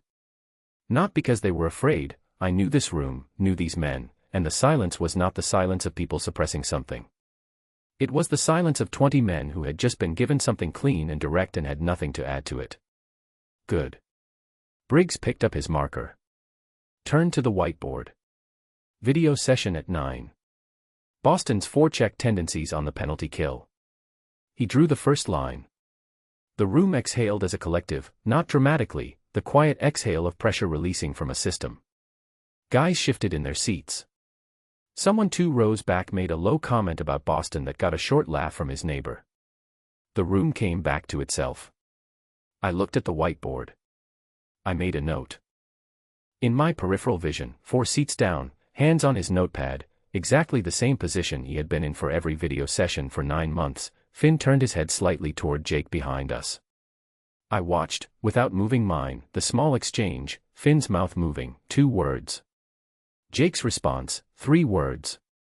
Both of them looking back at the board before Briggs turned around. I did not need to read their lips. I knew what had been exchanged. I looked at the whiteboard and I thought about Briggs drawing that line with the same hand he used to draw every play for 27 years of coaching, and I thought about what it had taken to hear that sentence, "What happens in people's personal lives is their personal lives," said plainly, in a room, in front of 22 people, with a marker in his hand and Boston's penalty kill on the board behind him. He had not been kind about it. He had been matter-of-fact about it, which was better than kind. Kind can be withdrawn. Matter-of-fact is just the way things are. I wrote down the note about Boston's forecheck. I thought, this is where we are. This specific room, this specific morning, this video session and the practice after it and the road trip next week and the 17 games remaining in the regular season. This is where we are. Not resolved in every dimension, there are still dimensions that have not been fully navigated, questions that haven't been asked yet in the right rooms, conversations that will happen in their own time. The world outside this building still has opinions and the internet still has comments and the league is a large institution that moves slowly toward things even when it moves. But this room. These 22 men. This whiteboard. I thought, this is enough for today. And today being enough is, I have come to understand, the specific, unglamorous practice of building something that lasts. Briggs started the film. I watched it. Finn. 2 months of this. Of practice and road trips and game days and the particular, complicated, ongoing work of existing publicly in a thing you had spent 9 months containing privately. It was not simple. I had not expected it to be simple and I was right about that. There were conversations I had not had yet that I would need to have. Decisions about when and how and in what order to say certain things to certain people, my agent, the team, my mother, who still hadn't asked the direct question but whose phone calls had taken on the specific quality of someone who was ready for the direct question when I was. I had not been ready. I was getting closer. But what I had not expected, what neither of us had fully accounted for in all the calculations and protocols and management strategies, was how much room it freed up when you stopped performing the absence of something real. The ice.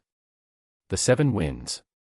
The way Sasha and I moved on that ice in January and February with something the analysts couldn't name, something the fans watched with the focused attention people bring to things they sense are rare. Not flashy. Not the kind of hockey that makes the highlight reel in the first 2 seconds. The kind that makes the highlight reel on the third watch, when someone finally notices what happened 12 seconds before the goal, how 2 players had already moved to the positions the goal required before any of the other 17 men on the ice had read the situation. Before the pressure was off, I had never fully felt that. I had felt the hockey. I had not felt the specific freedom of it. Now I felt it. Every game. Every shift. On a Sunday in February, I stood on a dock by the Columbia River in the early morning with coffee in my hand and Sasha 2 feet to my left, and we watched the water. He had been talking about the playoff picture, who was moving where in the standings, what the bracket looked like if Portland held their current position, the specific strategic analysis that his mind ran automatically in the same background process that most people used for music or weather. I had been half listening and half watching a heron that was standing on a rock 20 feet offshore with the complete, composed stillness of a creature that had decided it was the most patient thing in this part of the river and was simply waiting for the world to confirm it. "You're not listening," Sasha said. "I'm listening. You're looking at a bird. I can do both. You cannot do both. Vegas is probably the 2 seed, Carolina is in trouble after the Peterson injury, and we are sitting at 3rd in the conference, which is either good or bad depending on who falls where and what Briggs decides to do with the 4th line in the next 6 games. I looked at him. I was listening. He was quiet for a moment. Then, the heron. He's very still. I find it restful. You find competitive hockey analysis not restful. I find most things at 8 in the morning not restful. The heron is an exception. Something changed in his expression, the small, particular shift that I had memorized without deciding to, the one that lived in the corner of his eyes rather than his mouth, the door opening 1 inch. He turned back to the river. We stood there. The heron did not move. The river moved. The city was behind us doing its Sunday morning things, and somewhere behind us Jake was sitting on a post with his camera, which neither of us was performing for and which was going to produce exactly the image it produced, 2 people at a dock, watching water, existing. No caption. No explanation. Just the thing as it was. I did not read the comments. I want to say that clearly because I know what the comments were, I know the shape of it, both sides, the warm and the ugly, the people who had opinions about my life and the people who had different opinions about my life and the people who had opinions about the people who had opinions. I read none of them. Not because they didn't matter. Not because I was above caring what the world said about who I was. But because there is a specific skill, I didn't have it 6 months ago and I have it now, barely, still learning, of choosing which things you let be the measure of your day. Sasha at the river. The heron on the rock. Jake's coffee at the post, the quiet click of the mirrorless, the particular quality of February morning light on the Columbia. I let those things be the measure of the day. The rest of it was noise. Beautiful noise and ugly noise and temporary noise, and it was all going to be different noise by Tuesday. The river was going to be the same river. I was looking at the river. Epilogue. Sasha. My stall is 3rd from the left in Portland's home dressing room. It has been 3rd from the left for 9 seasons. The nameplate above it has been changed once, they updated the font on the room signage in the facility renovation 3 years ago, but the stall itself is the same. Same hook positions. Same shelf depth. I have taped my stick in this stall before more regular season games than I can count, and some playoff games, and one very long night in April 2 years ago when we lost in the first round and I sat here for 20 minutes after the team had gone and thought about whether I had more of this in me. I had more of this in me. Tonight is Game 6. Conference semifinals. Portland up 3-2 against Minnesota, and Minnesota with their backs against the wall the way teams with their backs against the wall always play, like men who have nothing left to protect, and that is the most dangerous thing a team can be. I know this. I have been in this position enough times, on both sides of it. I tape my stick the same way I always tape it. Left to right, blade to heel, the pattern so ingrained that my hands do it while my head does something else. Across the room, Finn Calloway is in his stall.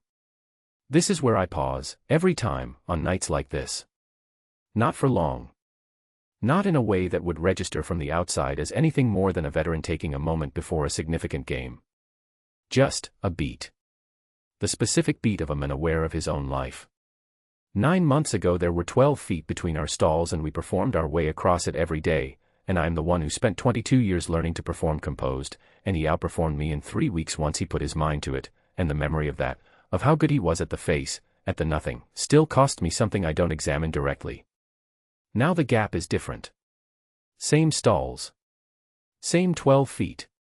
Different gap. Not because we are demonstrative, we are not, in this room, in this building. Briggs's words were not a license. They were a line, clearly drawn, and we stand on the right side of it every day because that is what the room requires and we respect the room. Professional is what we are when we are here. But the weight of the 12 feet is different when the nothing is chosen rather than forced. I finish the tape job. I check the blade angle. I set the stick against the stall frame. Around me the room is doing its pregame things, the music, the ritual sounds, Jake somewhere in the back making the specific pregame phone call to his girlfriend that he has made before every game for 2 seasons with the reliable commitment of a man who has found his routine and holds it. Reeves is eating. Someone has a new piece of equipment they're adjusting and the unfamiliar sound of it is a low complaint under the music.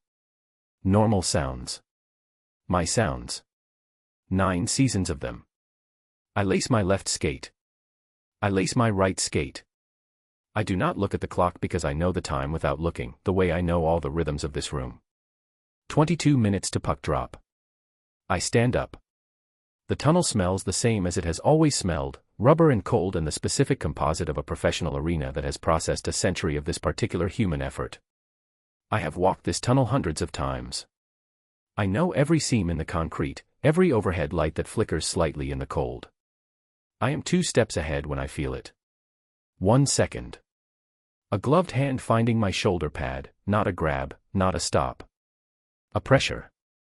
The kind that exists in 100 hockey corridors on 100 game nights, between line mates and center men and veteran wingers who have played enough playoff hockey to know that the tunnel is its own particular space and what you carry into it matters. The kind that means, I see you. I am here. Let's go. I do not look back. I do not need to.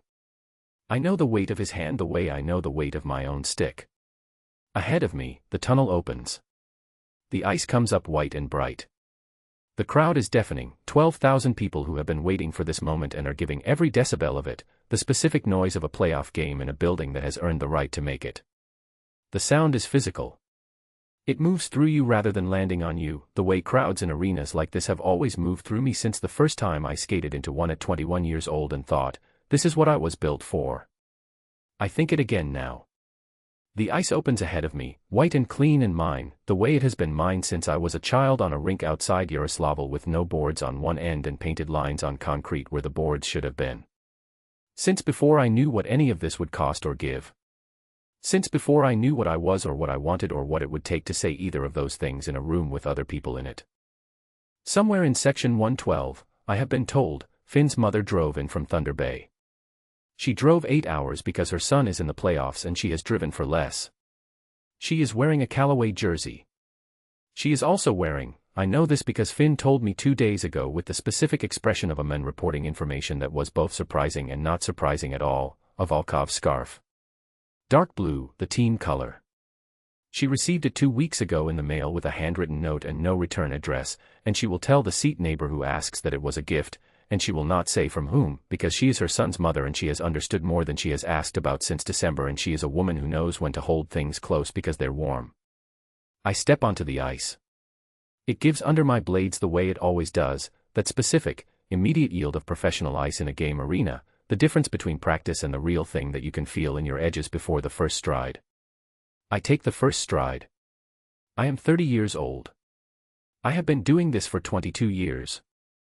I have won things and lost things and held the door closed for 8 years on the one thing I wanted most after the hockey, and then I stopped holding it, and the things I lost were smaller than I feared and the things I gained were larger than I had let myself plan for, and I am here, this ice, this arena, this February night with 12,000 people making a sound that lives in my chest alongside everything else that lives there now.